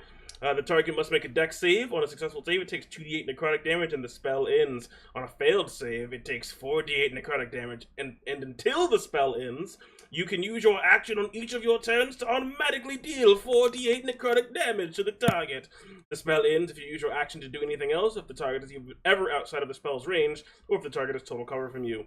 When the spell deals damage to a target, you regain hit points equal to the half of the amount of necrotic damage the target takes. And you upscale 1d8 per upcast. Like a witch bolty kind of healing Yeah, thing. it's a Witch bolt. witch bolt. It heals you. I love it. I love It's it. interesting how when you succeed on it, you don't take half the damage. You just take 2d8 necrotic. Yeah. That's interesting. That That is is weird. interesting. Makes it Is a good. is a witch bolt automatic damage once you connect? You keep using your action, as long as it doesn't break. Yeah, I any it's of feel the- like I feel Okay. like it's automatic. The only problem about these spells is unless you're in like an enclosed area, like someone can just run away. Well, the problem with Witch Bolt is that the ongoing damage doesn't scale, which makes the spell pointless. Mhm. Yeah. This, it scales. So, it's a really high level spell that doesn't do a ton of damage. It's an average of 18 damage every time you do it. It's your action. It doesn't really do anything else besides just damage. It's not like it's slowing them. It's not like you're getting health back when you You hit do. them. You do? Yeah, whenever the Yeah, spell remember- deals damage to a target, you regain hit points equal to half the Oh, amount of shit. damage. Yep. That's the only reason I like it. I like the combination I of those must two have things. blanked out during that. Yeah, you do 48 damage round after round and heal for half of it. So, how does this compare to the melee spell that does this? What vampiric touch? Let's see. Uh, Cleric. At Once level it hits- 5. Vampiric Touch is attack roll, so I guess it could crit, but that's about it. You just gotta keep making attack rolls. spell. This is 10 attacks. Where the fuck Takes is your Vampiric action though, Touch? and if you use your action to do anything else, the spell ends. Oh, that's true. So you would only want to count it per turn anyway. Vampiric Touch does not scale very well. At this level, it would be doing 5d6, which is It's approximate. comparable. Yeah. Basically the same damage. Because you have to use your action for either way, so this was just less spell slots, but it's a 5th level. I wish clerics got it. It's okay. Clerics don't get them. It's a little weird. They have The- Vampiric Touch. The hard part is just that last line in the first paragraph. Like, if you use your action to do anything else, Yeah, that's the it best ends.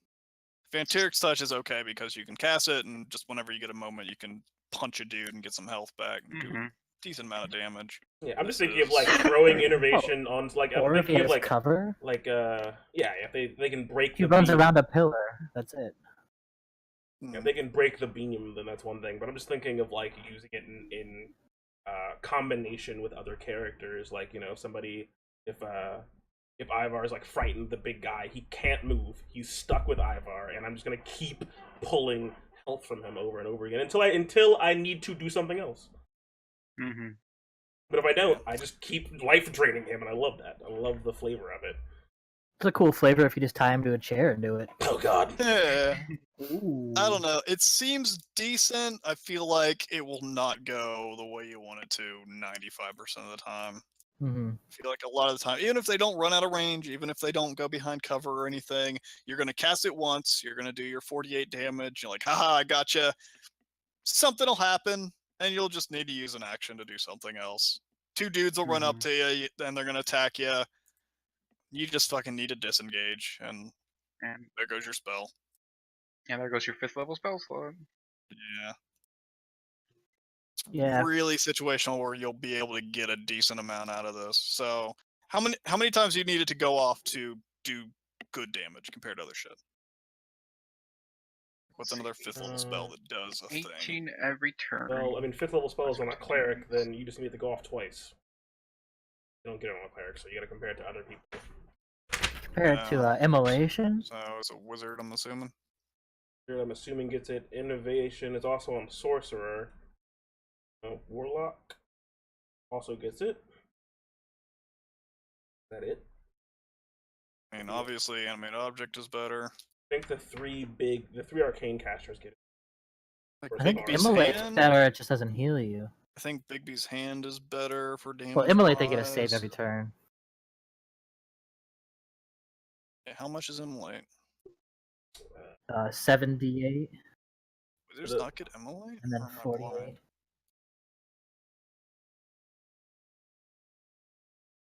It's in here, so we'll get to it. So it's immolate's what, 8d6 and then 3d6 afterwards. 46 afterward. Wizards. Oh, they upped it for the Wizards do get immolation. Yeah. Yeah, they ongoing do. stuff. I was looking at 4th level. I was 5th. So it's like 4 less damage, but you don't need to use your action. You can do other shit. And they can save from it. Yeah. It's a long Immolate's still range. better, though. Yeah, it's only a verbal component for immolate. But, I mean, like, the other thing heals you. That's why the numbers are going to be bigger. Yeah, obviously. I don't know. I It's think probably it's comparable, except for what you said. Like, I agree that things are going to come up and you're just going to lose it most of the time. yeah. I just don't think Mhm. it's too much of a risk. And 5th level, there's so many cool options at 5th level. Mm. Like it's not going to kill anything fast. Yeah, on all the It's classes just one that thing, do get right? it, You can't move it. mm, Every Yeah, just action. target.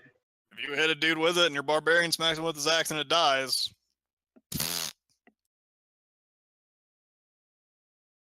You can say that about a lot of spells. well, like compare it to the vampiric grasp thing. Like you can just go attack something else and it's still active. It's I still mean, the going. only place that I want it is the only place that it might see any play would be cleric. Like all the arcane casters have other shit they could be doing.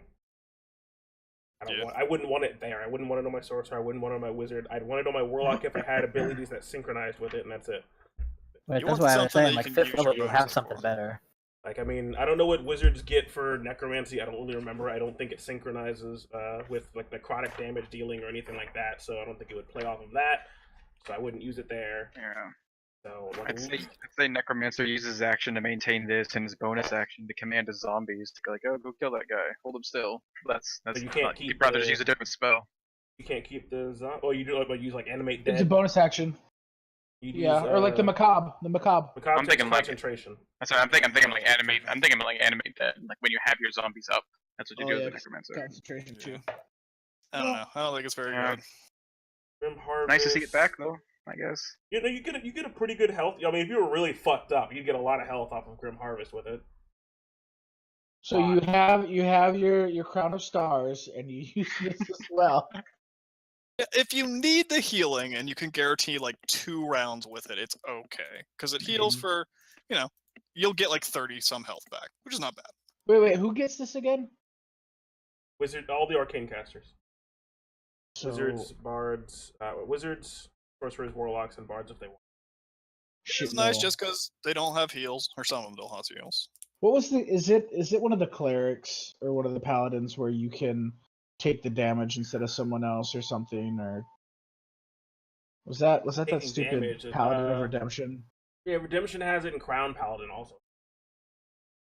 Okay, I was just trying to think, like, is there some way that you could, like, stack this with, like, you're taking other damage because you know you're gonna heal, and yeah, I was thinking like maybe there's some kind of warlock that did that too, for some reason. You want to be like a source? I guess you could do it for like a Sorlock, but not Sorlock.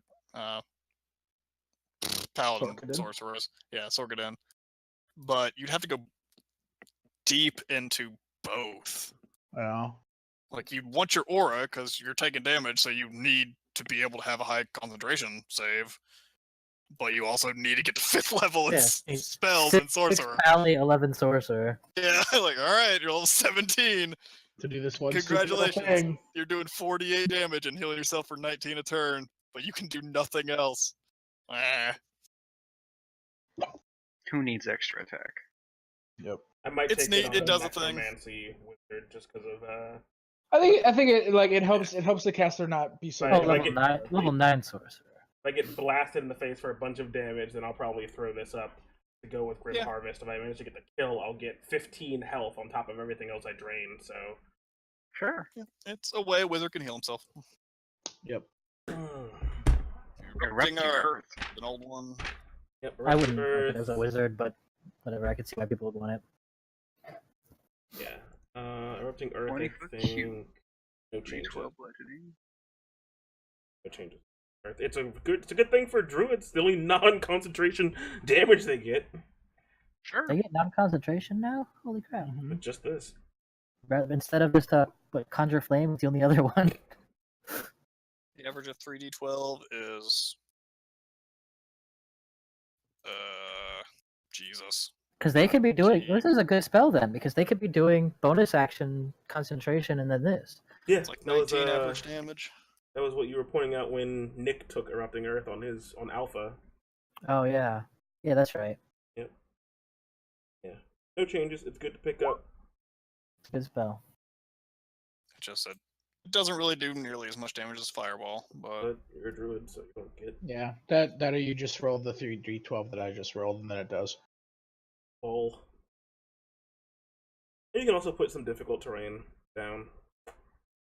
Yeah, it's 20-foot cube of difficult terrain.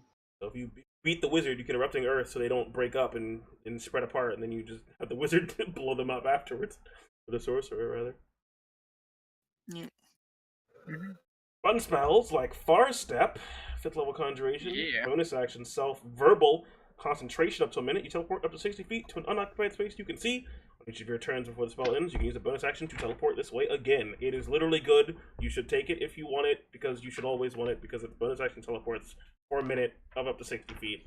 Jesus fucking Christ. God, I don't know if we're gonna get through these. Jesus, Yeah, it's gonna take a while. there's a lot more fucking spells. We're I'm on leaving, F. I'm leaving at 11 again too. No, guys, Like it's okay. that We don't need last to. We don't need to look at Find Greater Seed. No one ever used that. Flame arrows. Let's just speed up through Fine the Greater Seed's like elemental, the coolest one. through the elemental Find Greater evil Seed. ones. Yeah. Sure. Does it do anything besides just letting you summon better mounts? Not really. No. It is Fine Steed. I guess we don't need to except talk about it, but yeah, it's cool. You grab Griffin's The only thing- Pegasus.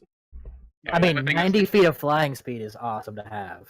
The only thing is that you can't have a horse from Feinsteed and a horse from this. You can only have one or the other. Oh, okay, that's You fine. can only have one bone arrow. Yeah, but if you have a How do you- Pegasus, you have 90 Yeah. feet of flying speed and it can walk. So when you Same. summon this, right, as a DM, do they need a saddle? Right, you would need an Not if they're a exotic saddle. cavalier. I just Yeah, so you're gonna dip Fine. what is fourth level in paladin, like 12 levels of paladin to No, get a you fourth just level go like a couple levels in lore bard and then go cavalier and then you're done. Because like the paladin's not gonna be casting this anytime fucking soon. This is so the bard can sweep in playing their lute from the sky on the Pegasus and get all the bitches. That's what it's for. It's not for the paladin. I don't Paladin want a Pegasus. I Paladin want a doesn't Heartseeker. get to have doesn't get to have a fun time. Their spells are all I don't at the end understand of the why game. Puritans are on here because they're medium creatures. Like only fucking halflings and gnomes and shit can ride them. I mean, there's also Yeah. a direwolf's large. Never mind. I don't know. coming down a fucking rhino. Come Yeah. on, right now. Flame Or save a key arrows, target. It's the same. You make fire as- ammunition, it's bad. I Doesn't can do see enough Bana damage for charging in doing on a it. Rhino. Yep, Bana would come in on a fucking Rhino for sure. Yeah. Isn't that great? It's pretty shitty. It even doesn't up the damage when you upcast it. It just makes you make more arrows. Yeah. Just garbage. The only it's time a- it's ever good is if you have like 10 NPCs, archers. Yeah, that's with exactly you what I was while you're thinking just of. casting this. It was like if you were Yeah. defending a fort, you just give everyone flame arrows. Because then you're but it's sort of doing concentration. and you're sort of doing 10d6 fire damage every round, but you just have to keep casting it over and over again. I guess you can do 12d6 per round if you have 12 NPCs there waiting to help you out. It's bad, don't take it. Nope. Frostbite! Also bad. Because numbing frost, a form of creature that you can see within range, the target makes a constitution save. The fail save, the target takes no damage and has disadvantage on the next disadvantage weapon. That was the Excellent cantrip. insight. Literally nothing changed. It's Yeah, just the no cantrip. changes from EE. Literally nothing changed. Alright. Guardian of Guardian of Nature, Nature. 4th level transmutation, bonus action. It's a bonus self, action. verbal concentration for a minute, and you can summon forth a powerful nature spirit. And you can have it be a primal beast, which covers your body. You don't summon it, you just become it. You just assume this form. Oh, yeah, The it spirit answers your enters you. call and transforms you into a powerful guardian. All right. So did they take? Wasn't there a druid that you could become Yeah, like a tree they guardian? rolled They this made it a into spell. Yeah. Okay. Yep. You can take on the aspect of the primal beast. Your walking speed increases by 10 feet. You get dark vision to 120 feet. You can make strength-based attack rolls with advantage, and your melee weapon attacks deal an extra 1d6 force damage on a hit. You just go full-on beast form and just start wailing on shit. Or you can go Great Tree, where you get all covered in bark and leaves come from your hair. You can get 10 temporary hit points. You make con saves with advantage. You make dex and wisdom-based attack rolls with advantage. And while you are on the ground within 15 feet of you is difficult terrain for your enemies. I like it. It Do is Rangers pretty get this? Yep, range is good. Oh, Rangers get it. Mm-hmm. Great Weapon Master Druid. La la la la. I want to be Fourth a level purple. spell though. It would take you a long time to get it as a ranger. Yeah. Can Yeah. you do A Great long, Weapon long Master with Shillelagh or whatever? Right, weapon master. No. It's not a Why? heavy. It's not a heavy. It's not a heavy Not staff. heavy. Club. Yeah. No. Yeah. I mean, you If could, gives you a right? heavy Like, staff. you Gives you a could. Dark Souls fucking club. You can't use great clubs with Shillelagh? You should be I able think- to. It's Yeah. wood. Is there like it's just like you can just use any piece of wood, right? You just grab a great club and then boom. I guess so. Not any piece of wood. It It's like literally club says or what it can. staff. I think. I don't know. see. I know the spell itself says like a club or a quarterstaff or something like Great that. club is a club. Yes, I guess so. What is It that? just says the wood of a club or quarterstaff you're holding. Yeah. Hmm. It depends how you rule that. I'd say it's just a club. Yeah. I wouldn't give you Great Weapon Master Shillelagh. Yeah. A lot of them I don't know. It seems real niche. It would be hard to actually make do anything, but it's some decent effects. Just always have an advantage on attacks if that's what you're doing. Mhm. Not really a druid thing. I mean, if you're a moon druid, you cast this, you go into earth elemental form, and you have advantage on all your attacks. You become a hairy earth elemental. Yeah. Yeah. I'd never reflavor it like I'm an earth elemental covered in moss or something. I don't know. Like it's. I mean, to be fair, you could be an earth elemental with like investiture of fire or wind. Yeah. Yep. Gust is exactly the same as it was in Elemental Evil. I like healing spirit. It pushes stuff away and does stuff. If we talk about Healing Spirit, it'll be the last 40 minutes of the fucking show.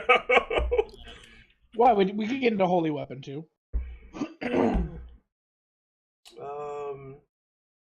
Healing Spirit has issues. Jeremy Crawford has already said on Twitter they're going to be monitoring that, I guess, however it is they do that, and issue an errata if it's a problem, which I wager 99% chance it is going to be a problem and get errated, so don't get too Basically, comfortable with it. the sort of intended purpose of it is you put a little 5x5 cube on the battlefield somewhere. Anybody that walks through it gets healed for 1d6, not a ton of heal. And if you put it on somebody at the start of their turn, they also get some healing. So you can just sort of plop it on somebody and they just get a little heal every turn. The problem is that you can use it outside of combat, and people can just sort of filter through it. It lasts a minute, which means you can just fucking sit there going through it over and over and over again and get an insane amount of healing for a second level spell, which is broken. Even in combat, if you put it back by people that can move, it can still heal a shit ton. Not too bad in combat, but outside of combat is a problem. They need to do something to fix it. Yeah, it kind of makes Word of Prayer pretty moot. Yeah. Prayer of healing. Prayer healing, that's yeah, it. it's more of vitality. The design space that this spell exists. Well, it's only second. Well, hold on now. Yep, it just is mathematically better than both. Yeah. Holy weapon.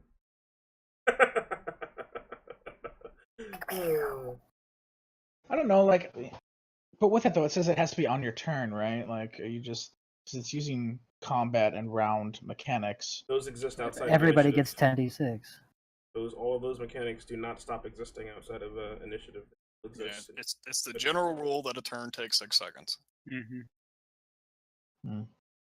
Allows you to dance in and out of the spirit. No extra required to heal them, so you just constantly heal whenever one of your friends steps into it, and boom, boom, boom, boom, boom, boom, boom, boom. Everyone gets healed. Yep. It's broken. I won't be using it until they fix it. Going on. Sure. Holy weapon. You the weapon you touch with holy power. It sheds light 30 over 30, and every weapon attack made with it deals an extra 2d8 radiant damage on a hit. If it is not already a magic weapon, it becomes one for the duration. And then as a bonus action, you can dismiss it, causing it to emit a burst of radiance. Each creature of your choice can, within 30 feet of it, can make a con save. On a failed save, they take 48 radiant damage and are blinded for a minute. On a successful save, they take half damage and not blinded. On each of its turns, they can make a con save to end the blind. Strong. Talked about this a little bit before. For the damage-wise, it's good. It's somewhat comparable to Elemental Weapon for the spell level. Elemental Weapon would do like an average of 1 or 2 less damage, but you also get +2 to hit, so they're comparable. The weird things are Elemental Weapon's an action. This is a bonus action for whatever reason. So is I think Magic Weapon is also a Magic Weapon might be a bonus action. That is actually, yeah, it's bonus action. I don't know why Elemental Weapon is an action. The explosion is fine. It's a neat little fluff on it, not being just a boring ass spell. I don't understand why the blind is there. I feel like it's a little bit too much. Vehemently disagree.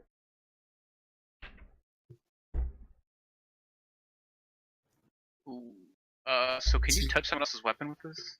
Oh yeah, that's what we did. That's what on, we did. Yeah, we did on And then- Sunday. No, he did, when he did it on you Toman when Toman was hasted, and it did a ton. It did a Now, shit ton. when you release it as a bonus action, it says each creature of your choice that you can see within 30 feet of you. I'm assuming that means the weapon, though, not you. Because otherwise, you would just be exploding in light. I'm assuming that's the weapon. That's the intention. Each creature. I think it was. I think it was intended on only using it on yourself, but it didn't word that way. Yeah. Weird. What were we saying, Nick? I was saying I was going to have a hard time disagreeing because both of you guys disagree. Yeah. Super have a hard contrarian. time. I think you're both wrong. We love you, Yeah. man. Yeah, I think it just needs it. It's supposed to be within 30 feet of the because that's the thing that actually makes. Well, I just think This it was is the weapon intended to that be a weapon explodes. that you're wielding, so that I think Yeah. that it's a raw you're getting around, so it Yeah. makes it confusing. Sure. I think they just wrote it wrong. Mm-hmm. They'll probably be an errata or just a clarification. Maybe it is just you release the spell frame yourself, even though the weapon's way over there and you're the one that pops. Yeah. I don't know. Yeah, I who's just- to say how whole energy That'd be works? goofy. I don't know why the blind is there at all, and also I don't know why the blind persists, which is weird. But they get succeeding saves, so Yeah.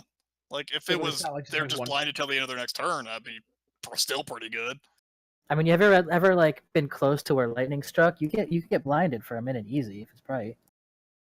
I mean it's a light Okay. that's so bright that does 48 radiant damage. I understand why they're blinded for a minute as well. My dad, lightning struck the car in front of him when he was in traffic, and he had to pull over because he was blinded for well over a minute. I'm just saying, it's just how light works. I needed a con save. I don't know if I buy that argument for a D&D spell, but okay, sure. Just well, I mean, like you said, like does it make sense if you're talking about flavor? If you're talking about balance, then The whatever. flavor's fine. The flavor is, Okay. it's a giant burst of light, everybody's blinded. Oh god, it hurts. That's fine. It's just, Okay. I think it's too much for what the spell does. I think it's in a good space considering where clerics are on 5th level damage spells. It's fine. Like it's sitting there with Dawn and Flame Strike. It's okay. It can deal a lot of damage when it's stacked on top of a bunch of other stuff, like we saw on. But Yeah. I mean, haste enables a lot of broken things. Haste, Swift Quiver, and you put a bunch of buffs on a dude. Yeah, they can do a lot. Yeah. It's allows the cleric. Just usually the weapon enhancing spells are on the somewhat weaker side of things. But, like, just the damage itself is pretty good. The exploding damage on top of it's pretty good. The blind is pretty good, and the blind just fucking continues as long as they keep failing their saves. It's pretty good. It's a whole package of, it's just really fucking good. I think it's maybe 1 or 2 steps too much, but it's, again, it's not horribly broken. You get to be a lightsaber without being a paladin. The Wish Nice. Curse. Ice Knife, no changes besides its clarification that it affects everything within 5 feet of the target, not the point of impact of the knife, clearing up any discretions of am I targeting the creature or the space or the intersection. It's the target. Gotcha. So it makes the explosion bigger. If you hit a large target, the explosion gets bigger. It's a little weird, but I guess Could the make a idea is, dragon. like the enemy freezes over and then like They the explode ice from them, yeah. explodes off of them. Yeah. So if you Sure. throw Ice Knife on a big dude, that makes it kind of cool. More things. Illusory dragon. Each I level like illusion, 1 action, 120 feet, somatic only. Concentration up to a minute. By gathering the threads of a shadow material from the Shadowfell, you create a huge shadowy dragon, shadowy, in an unoccupied space that you can see within range. The illusion lasts for the spell's duration, occupies its space if it was the creature. When it appears, any of your enemies that can see it must succeed a wisdom saving throw or become frightened for a minute. If the frightened creature ends its turn in a location where it doesn't have line of sight, you can repeat the saving throw and end on a success. As a bonus action, you can move it up to 60 feet. At any point during its movement, you can cause it to exhale a blast of energy in a 60-foot cone originating from its space. When you create the dragon, choose acid, cold, fire, lightning, or necrotic, or poison. And each creature in the cone must make an int save or take 7d6 of the chosen damage type on a failed save, or half as much on a successful save. The illusion is tangible because of the shadow stuff used to create it, but attacks miss it automatically. It succeeds on all saving throws. It is immune to all damaging conditions.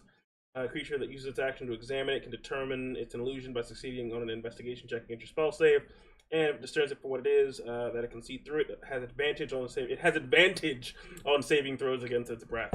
That is hilarious and would be busted on anything below 8th level. Yeah. That is an amazing. I think it's fucking fine for its spell. level. Yeah. It's a little weird that the dragon fear doesn't actually act like dragon fear, but whatever. I think it's weird that you can tell it's fake and you can still die to the breath weapon. That's hilarious to me. It's a Shadowfell illusion. It's real. It's a real illusion. Yeesh. I was not expecting just getting advantage against the breath. I thought you weren't going to be affected by it, but yeah, that's really good. Illusory dragon. God, now what happens if you cast that and then use fucking tangible reality to make it real? What does that mean? I think it's too big to be real. You can use that. You can use that on illusory terrain and make the terrain. I think it's like real. a 10-foot cube or something like that. I don't remember.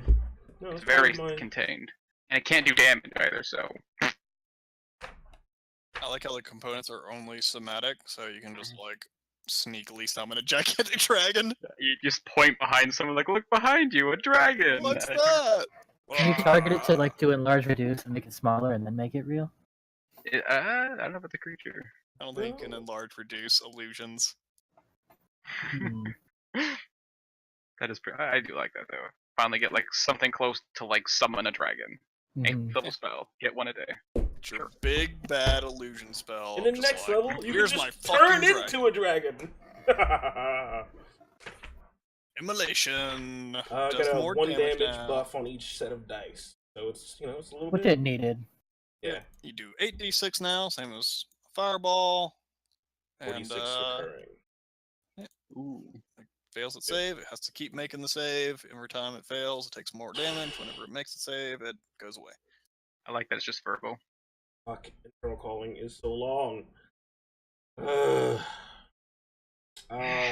It's a 5th level spell, right? You need a ruby of at least 999 GP. It's concentration for up to an hour. And Why? I don't know why it's 999. Because it's 666 upside down? Yeah, that's like, is that the like joke? 666, but that's too cheap. So let's flip it. Yeah. You utter a dark incantation. You summon up a devil, choosing its type of a CR of 6 or lower. It is not friendly to you. It can totally start hitting you. It disappears when it goes to 0. You roll initiative for it. It's under the DM's control. If you can try to issue a verbal commands, it obeys it if the likely outcome is in accordance with its desires, especially if the result would draw you toward evil. So I guess if you cast Infernal Calling and just like, hey, kill all the kids in the orphanage, it'll probably do that for you. So, you know, on each which, otherwise you have to make a charisma, deception, intimidation, or persuasion check against insight. You make it with advantage if you know the devil's true name and say it. Yeah. If your check fails, it becomes immune to your verbal commands, though you can still carry out your commands if it chooses. If your check succeeds, it carries out your commands to attack my enemies, explore my head, bear this message to the queen, etc., until it does that, and then it reports to you, letting you know that it's done so. If your concentration ends before it reaches the full duration, it does not disappear, it becomes immune to you, and acts in whatever manner it chooses for 3d6 minutes, and then disappears. If you have an individual devil's talisman, you can summon that devil if it is of the appropriate challenge rating +1, and it obeys all your commands with no charisma checks needed. So if you get a talisman, you can go up to CR7, which lets you get, I believe, the devil in the artwork. I don't think you can actually summon the forked one. That's a CR7 demon, or devil, rather, so... Could you read its mind just to get its true name? No. Like tricky and shit.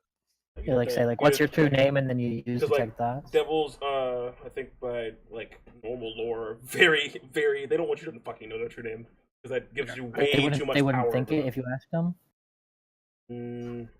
Well, most demons and devils have magic resist, so they'd have advantage on the save. But yeah, pry into their mind deeper. Say, what's your name?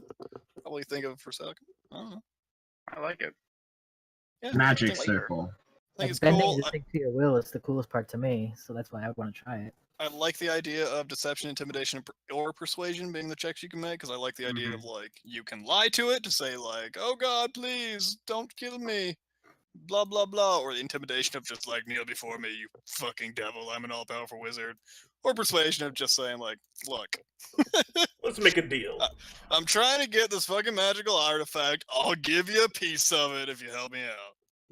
What I like about that is what it really comes down to. You're not just trying to do a check against it. The check is the last resort because you want to do what's in accordance. If it succeeds the check, it's no longer under control. You can't control it anymore. It's great. So it's like you have to find ways to incentivize it to do what you want. It's great. It's sort of weird that, like, are devil's talismans a thing that I'm just not aware of, or did they just, like, invent a thing? No, they're in there. They're in the DMG, aren't they? I don't know. Aren't they the weird fucking looking talisman? No, that's like the talisman of ultimate evil. That's a separate thing. Talisman is ultimate good, and the talisman. This is like saying like you have a like specific talisman that the devil owned, and you took his talisman. Yeah, it's like randomly invented a lore thing that you can use if you want to. Yeah. But like, I don't know, maybe devils don't have talismans. Like, what the fuck does that even mean? I think they have whatever the DM wants them to have. Lore-wise, it's like some people make pacts with devils and they'll give you like an object so you can commune with them. Like that could probably be it, but otherwise it's whatever you make it. Yeah, it's just sort of weird that it just like inserts lore into your game. I love the name aspect so much. That's my favorite thing. So if you were like a certain kind of warlock, you could probably bring your patron in, huh? If they're a really weak patron. Yeah. Like, yeah, but those exist. Just rarely. DMs can allow devils to grant wishes. Yeah. It could be your arc if you want to be like a level 3 warlock, and your whole arc is to get to 5th level spells, so you can summon your patron. And then kill him. And then he doesn't necessarily listen to you, but you try to convince him like you've always been making deals. And... Yeah. You're a salesman. No, Julius, you don't get to have happiness. You don't get to have plot conclusion. Get those smiles off your face. No, I wouldn't use it for Julius. He's helpless against his situation. All right, Infestation. It's a cool spell for Infernal Calling. It's goofy. Infestation. No, but the true power lies in that. Okay, so you get Magic Circle. You do it inversely, and then you keep summoning devils, and then you just create a meat grind of experience points. Yeah, you just beat all the devils to death in the You magic just beat circle. all the devils in the world because you keep summoning them, and they can't escape the Magic Circle. You like make it holy ground too, because why not? Like you summon Yeah, them on the just holy fuck 'em. ground. But, Yeah, Cast That's Hollow on them actually so they considered can't cast extra planetary transportation. yep, they're just stuck. And then you just save the world by killing every single devil. Well, no, you didn't Take a kill short rest when you need to. You didn't kill them in the 9 hells, so they just respawn there eventually, and they'll be very pissed at you, and then you just die. But then you're grinding experience, so Yeah, you but get then you're strong grinding enough to go to experience. hell. Exactly. No, you just Yeah. die. No. That's when you start shutting your DM out of the game. No, we're just gonna be here. We're farming. Nope. We'll get back This is to not you. downtime activity. Asmodeus Oh, reaches nice, up, level please. 20. pulls you Other down. parasites to appear momentarily on a creature's range. Target succeeds on a con save, or it takes 1d6 poison damage. It moves 5 feet in a random direction if it can move, and its speed is at least 5 feet. Roll d4 the direction, 1 north, 2 south, 3 east, 4 west. The movement doesn't provoke opportunity attacks, and the direction rolled is blocked. The target doesn't move. Interesting conjuration. Cantrip. Weird. Yeah. I'm okay that this one got changed from piercing to poison. That kind of makes sense, I guess. Yeah. Fine. It does what it. I don't know when you'd ever really use it. Just making something move randomly in 5 feet. Really a wanted effect. Go Guess one if person Eugene was CC. kind of like grumpy and said, "No, there's no bugs here." Oh, it's a Same Can't keep cantrip. the You can use it cat, as Can't use your CC. hex. Yeah, it's a cantrip, but You No. want to be the bug guy, so you have this, and you have giant insect, and you have Insect Insect swarm. I don't know when you could ever like use that 5 feet movement to do anything besides just be goofy and piss people off with Yeah. bugs. You're covered in bugs. Oh, I was thinking that's like its turn it was doing this, but it still just does whatever it wants on its turn. Yeah, that would be Yeah, fucking so- overpowered shit as a yeah, cantrip that's- that just that's made why I it was their saying- turn. That's why I was thinking it was CC, and I was like, that's weird. A cantrip No. can't do that, but just Yeah, it move it does. away. It's whatever. It does a thing. It's neat. Mhm. It's yeah, Mhm. And cantrip can do whatever it wants. It's fun. Messenger of Is Vestige Flame. the same? Yeah, it's exactly the same. You cover yourself in fire. Any creature within 5 feet of you takes 1d10 fire damage. You get immunity to fire, resistance to cold damage, and you can use your action to create a line of fire 15 feet long and 5 feet wide for 48. That's a fun fire. artwork. Yeah, for Infernal Calling, yeah, it's all. He's in a magic circle. Mhm. It's exactly the same. Investiture of Ice. You have immune to cold damage and resistance to fire. Cross difficult terrain created by ice or snow without expending extra movement. And the ground in a 10-foot radius around you is icy and difficult terrain for creatures other than you. The radius moves with you, so you can use your action to create 15-foot cone of freezing wind and do 4d6 cold damage against a con save, half of her successful, and if it fails, it is halved until the start of your next turn. So pressure device is pretty nice. That's you. It's nice that you get immunity to fire. You get resistance to fire on the investiture. Immunity to cold. And investiture of stone had a slight change, where you get resistance to non-magical attacks now instead of not just weapons. You have resistance to bludgeoning, piercing, and slashing from all non-magical attacks. And you can use your action to create a small earthquake, dex save, 15-foot radius around you, or to get knocked prone. And you can move across difficult terrain made of earth or stone without spending extra movement. Move through solid earth or stone as if it was air, and without destabilizing it, not in your turn there, or movement rather. If you do so, you are ejected to the nearest unoccupied space. This spell ends, and you are stunned until the end of your next turn. So you can use this to start walking through walls and shit, though. What level is the bark thing that just gives you resistance to everything? Is that like a Stone level? skin, 3. or Stone skin yeah, stone is skin. level 4. I Stone skin believe. is 4. Yeah. Buckskin is But 2. it costs money. Does stone skin cost money? Costs money. Ow. Mhm. Expendable money or just money? I think I think you pay. Oh, money it's to do it. expendable money. Oh Yeah. god, no. I don't know. 100 gold. It's Simon Dust worth 100 GP that the spell consumes. Oh, Jesus. Vestige of Keep your Stone seems money. really weak. Vestige of Ice seems okay if you just need that immunity or resistance. Vestige of Flame, again, it's okay if you need those immunities or resistances. They're really spell efficient because you can just keep doing your little line spells. You're not going to be doing a ton of damage though. Whatever. Then Investiture of Wind. 2 ranged attacks made against you have disadvantage on the attack roll. You gain a flying speed of 60 feet, and if you're still flying when the spell ends, you fall unless you somehow prevent it. Phrasing. You can use your action to create a 15-foot cube of swirling wind created centered on a point you can see within 60 feet of you. Each creature in that area must make a con save, and a creature takes 2d10 bludgeoning damage on a failed save, or half as much damage on a successful save. If it's large or smaller, the creature fails the save. It is pushed 10 feet away from the center of the cube. I'd probably use Investiture of Wind, maybe. I was doing like a flying caster, like ha ha It's ha, just I'm a flying better up, and fly. yeah, it's just like I want to be fly, but also kind of protected. It'd be kind of cool. Would it be busted if it gave you like a whatchamacallit, featherfall if you got knocked out or whatever? It's like just like the other investitures. It's nothing super. It's just flavorful and fun for a thing that. Okay, you can do that. Mhm. Ranged weapon. Oh god, are we ever gonna make it through invulnerability? So long. My god. Jeez, invulnerability. Wow. Are Immune. immune. Hold on, immune? Let's talk about that. You're immune to all damage until the spell ends. 9th level spell. You need 500 GP of small adamantine, which the spell consumes. Perfectly fine. Perfectly balanced. Last No 10 problem. minutes. Literally If the no thing problem. can't get away from you, you got him. If it can, it just fucking leaves. But you can still die from power word kill, right? It doesn't do damage. It just kills you. Yeah, if your health is If you're below healthy. 100. You can be banished and shit. Death Void. Yeah, if you get banished, then your concentration will drop and the spell ends, and then you're sad. That directly countered. How's it feel, sucker? Just- Fucking Just take a- transference. You could Dispel just magic. one up that and just plane shift them to like the elemental plane of fire. This is how wizards heal people. Oh yeah, life transference. Have this prepped on Yolder. This will be fun. 10 minutes, huh?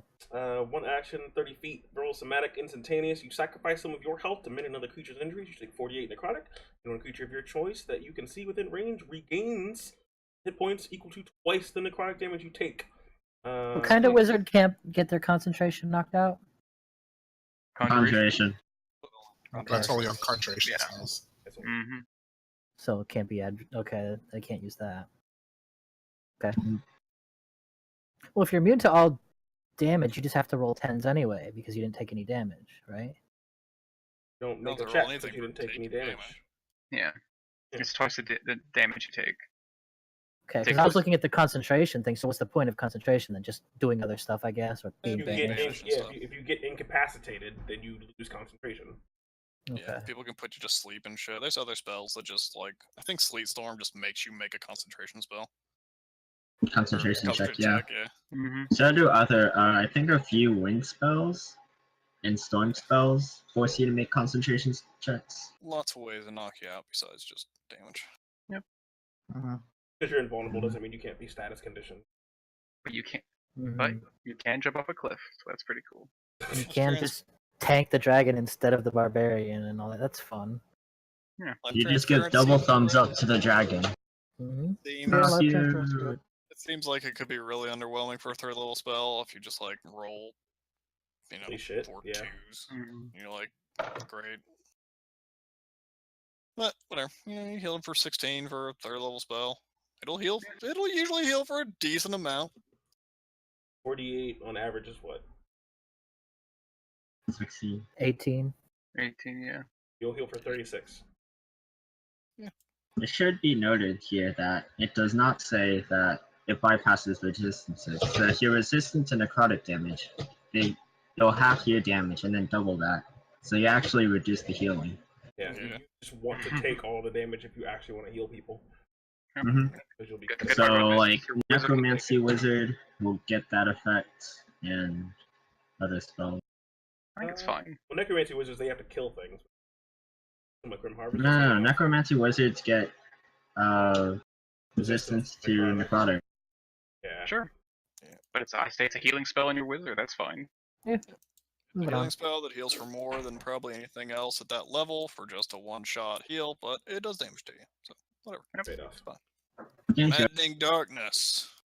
Magical darkness spreads from a point you choose within range to fill a 60-foot radius sphere until the spell ends. Darkness spreads around corners. Jesus. Each creature with dark vision can't see through it. Non-magical light, as well as light created by the spells of 8th level or lower, can't illuminate the area. Shrieks, gibbering, and mad laughter can be heard within the sphere. Whenever a creature starts its turn in the sphere, it makes a wisdom save, taking 8d8 psychic damage on a failed save, or half as much damage on a successful one. 8th level, 1 action, 150. Concentration for 10 minutes.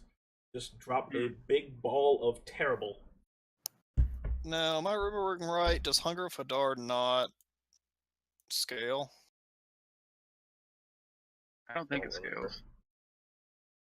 Level 2 spell? 3 spell? Hunger of Hadar does not scale. Okay, that's sad. Now, But yeah, it's just a bigger Hunger of Hadar. question. So big. Can you use life transference? You can use life transference on yourself, can't you? Another creature. Recommended another creature's injuries. Yeah, no. It says one creature of your choice. It says you sacrifice To some of mend your health another to mend creature's another Yeah, but that's the first part is flavor text. Yeah, I that's- guess. Mm. Take 48 necrotic damage and one creature of your choice, which is yourself. But And- no, that's fucking stupid. Yeah. But it's that's- not flavor text. It says that's not another right. creature. I mean, I that guess is- it's fine. That is I flavor mean, text. I don't You know. have to have the health to sacrifice, then heal yourself. Yeah, it's like it's goofy as all shit, but You lose hit points and gain more hit points. Yeah, you bleed yourself Lose. to fuel the magic that then gives you more health.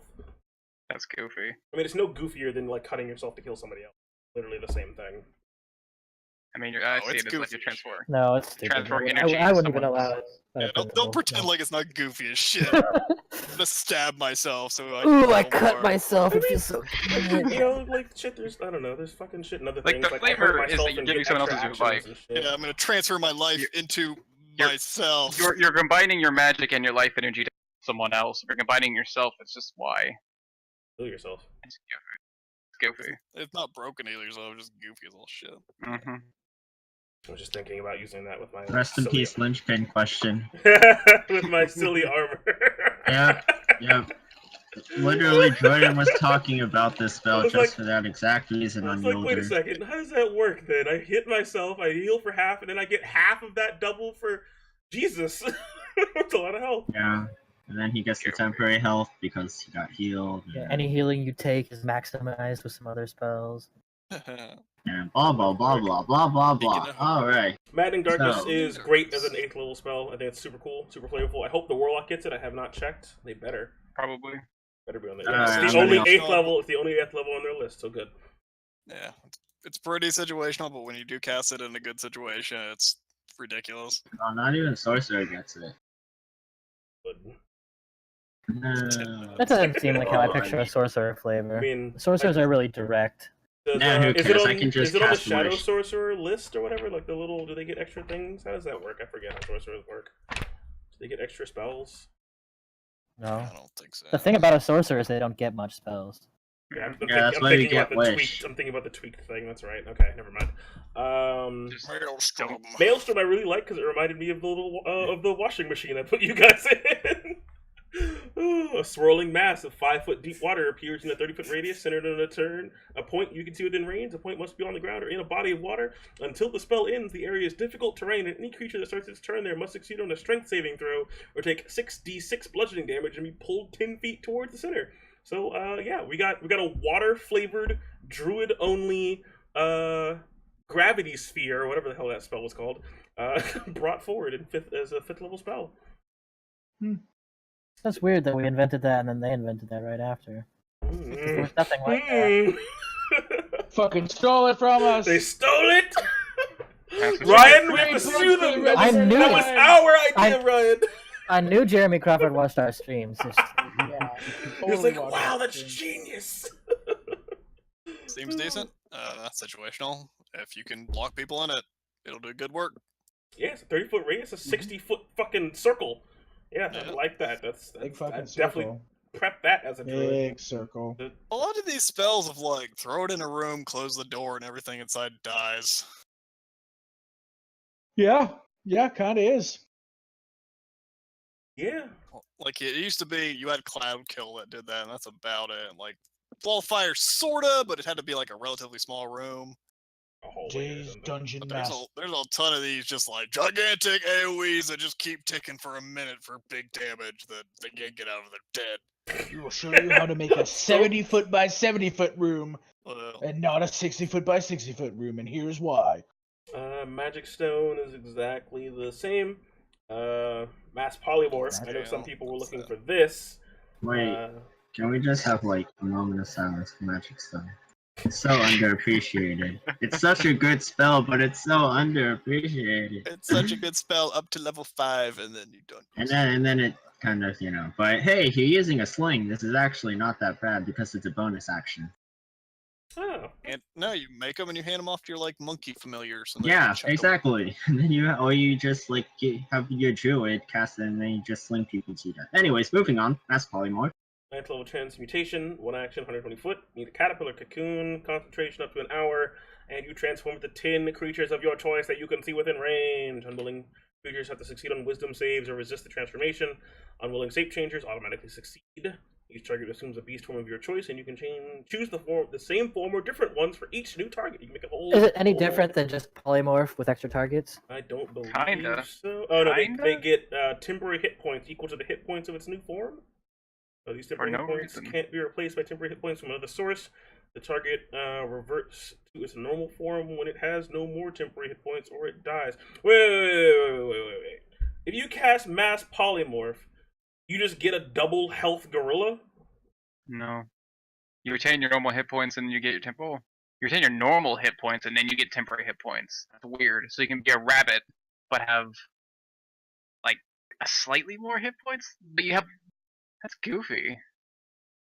Wait, Hold oh, on. I didn't see that part. The new form can be any beast you haven't seen before. The target's game statistics, including mental ability scores, are replaced by the statistics of the chosen beast, but the target Why? retains its hit points, alignment, and personality. Why? Target It reverts just seems its unnecessary. normal form when it has no more temporary hit points. That's What? weird. That's unnecessary. Why? Are they because you don't want to polymorph something when you're 9th level unless it becomes better? Because 9th level spells. But it's the same. It's the exact same mechanic. It's just Yeah. Temporary hit points instead of getting a new set of hit points. How does massive damage work when you're polymorphed? Spill over to Massive your damage. health bar when you revert? How does that work? I know you revert, but if you're at 1 health as the giant ape and you take 100 damage, what happens to the 100 damage? Yeah, you take that damage on your normal form. you take 99 damage on your normal form when you pop out. Okay, so The only balance change that this gives is that you can't heal. Also, it's half the target's level. Hmm. So it's weaker. Yeah, you just it's get to turn half up. polymorph. For a Your form 9th can level be spell? What are you Any doing beast with whose challenge this? rating is equal to or less than the target's or half the target's level if the target doesn't have a challenge rating to the target's game statistics, including mental ability scores.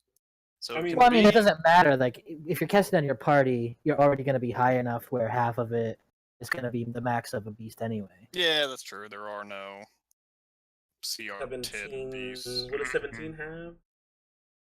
Round it up. 7 divided by 2 is like The highest is like Eight. 9, I think. The Highest is master, 9. whatever.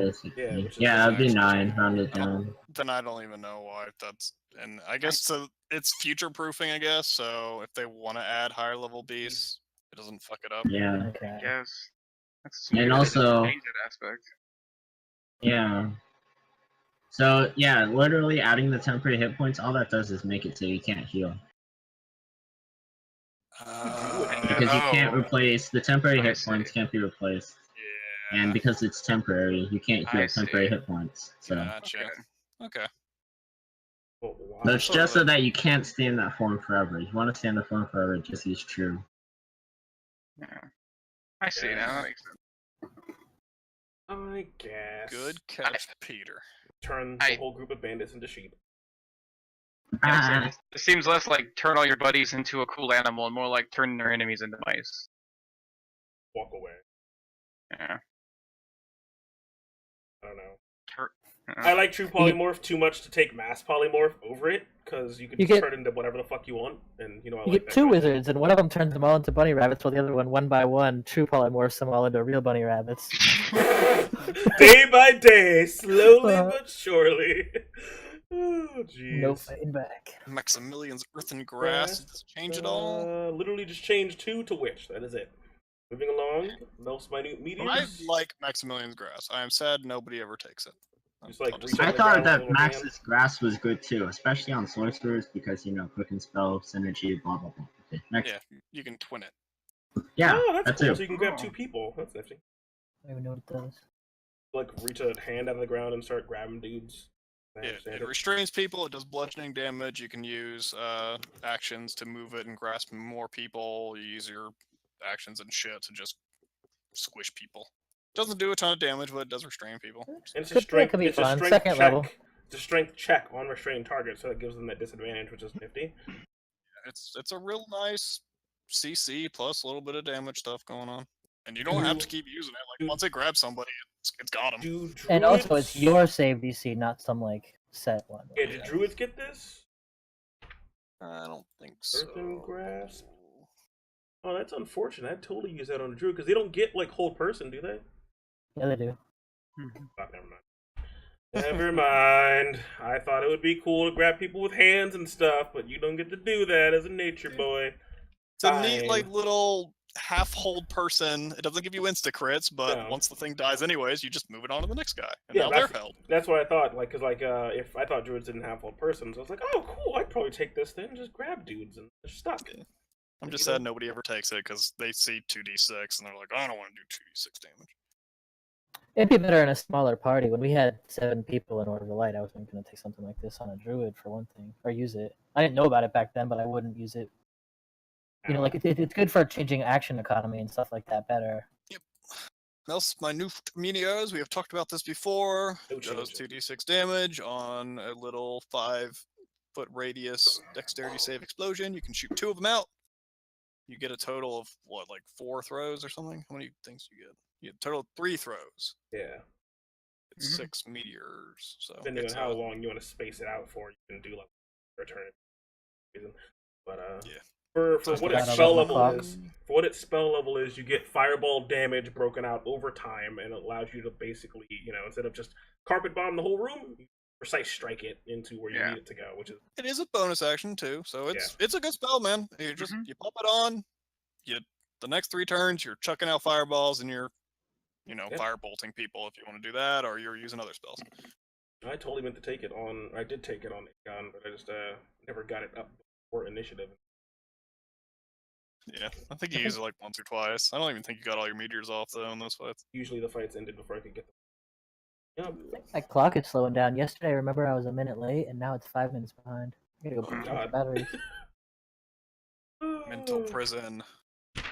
I'm done though. It's 11. How many we got left? 1, 2.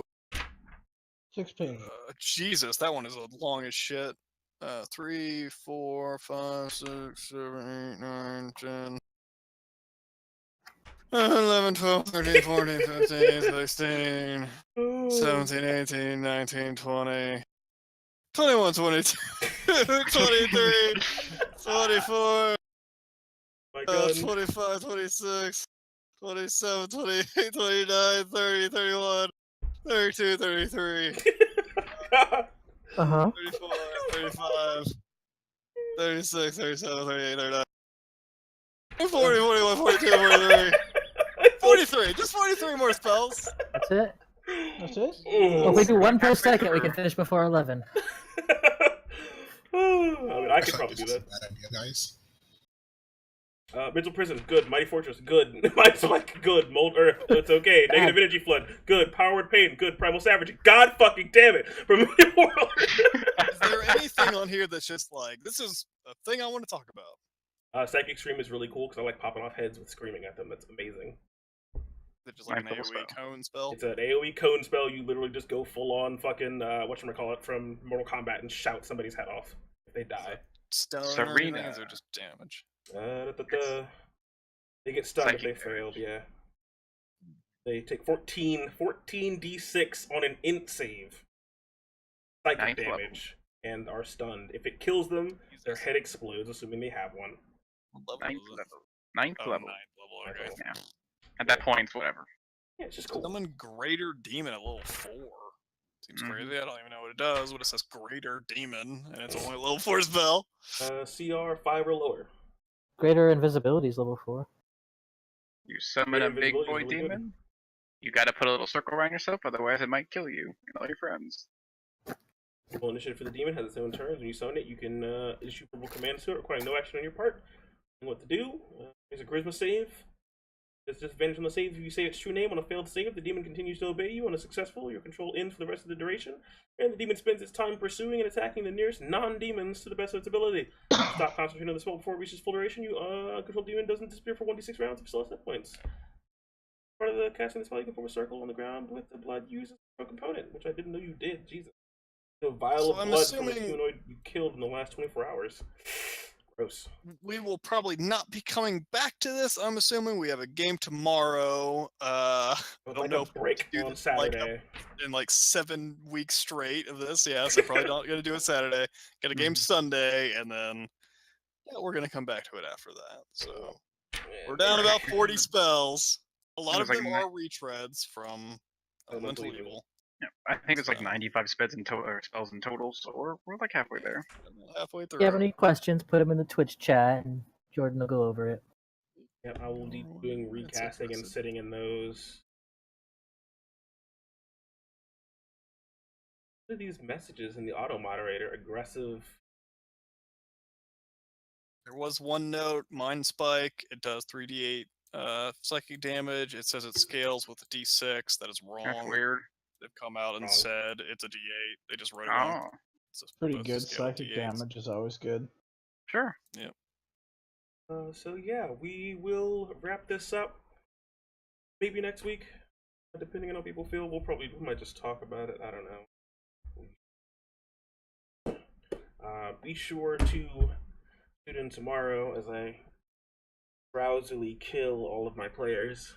Wait, we Or- have a game tomorrow? Oh shit! Yeah, well, game, a funeral. I mean, like we have a funeral tomorrow and then a wake on the 8th. So be sure to wear your best dancing shoes because you never know. Ooh. Mm-hmm. Then on Sunday we have another funeral, and then TPK, D&D is baby. over. So it's TPK weekend. Buckle up! It's the weekend of the boss fights. As Did you catch up, Omen? Nice. Nice. were you excited to see the fucking Avatar? What the fuck's it called? My brain's dead. Prinkara? No, the fucking crab monster. I was excited when I saw it last night. I got that out of the way. You Everyone was excited? losing their shit though. It was funny. Yeah, when we Huge realized armored what it was. apparatus. Yeah. Aleo. Leo. I'm excited. Named after the god in Whale, Aleo. Oh. Leo has come back to kill you. Yeah, we're gonna murder that bitch. Your bird lady. Or die. Prinkara. I just want to call her as Zephyr Cara. every time I see her. Squawky. Bird lady. Some of your bosses get to be birds, but I can't be birds, Brendan. Birdman, because they are evil and should be killed on sight. Yeah. Yeah, There you so go. you can be the bird character, but Kinku you're is evil, adorable. and we will kill you Why on do you sight. bully Yeah, me? yeah. John, don't give me this shit. You know you like to piff it. Hey man, the DM is the lord of the universe. So if he says your character would get murdered and is evil, then your character would get murdered and he's evil. I mean, there's no save, right? GM wins all the time. That's the game of Dungeons and Dragons. Or to tune in tomorrow at 7 p.m. Eastern as we begin the rousing conclusion of the Bog of the Hag, and I figure out what the fuck to do with the rest of the time. Exactly, because tomorrow the DM is going to win. I hope not, but I hope you guys don't trivialize the whole thing, but, we'll see. We'll talk our way through it. Wait, you think we would trivialize something? What? So we'll see. With my hammer. I cast my crown of fucking stars, and we got this. Oh yeah, if you cast Crown of Stars, yeah, then let me just go ahead and adjust this boss fight. So I don't think we oh have wait a second second, level I spells just yet, realized man. my Is it hag is a wizard. Where's Crown of Stars? Whoa, again? first off, if it's a hag, it's probably a warlock. Okay. Because no one would let a hag into a school to learn magic. It's ugly. That's So, racist. First Yeah, word. racist. no, probably not racist. I cast Zone of It's Truth. a very, very It's strong maybe forbidden shallow. knife.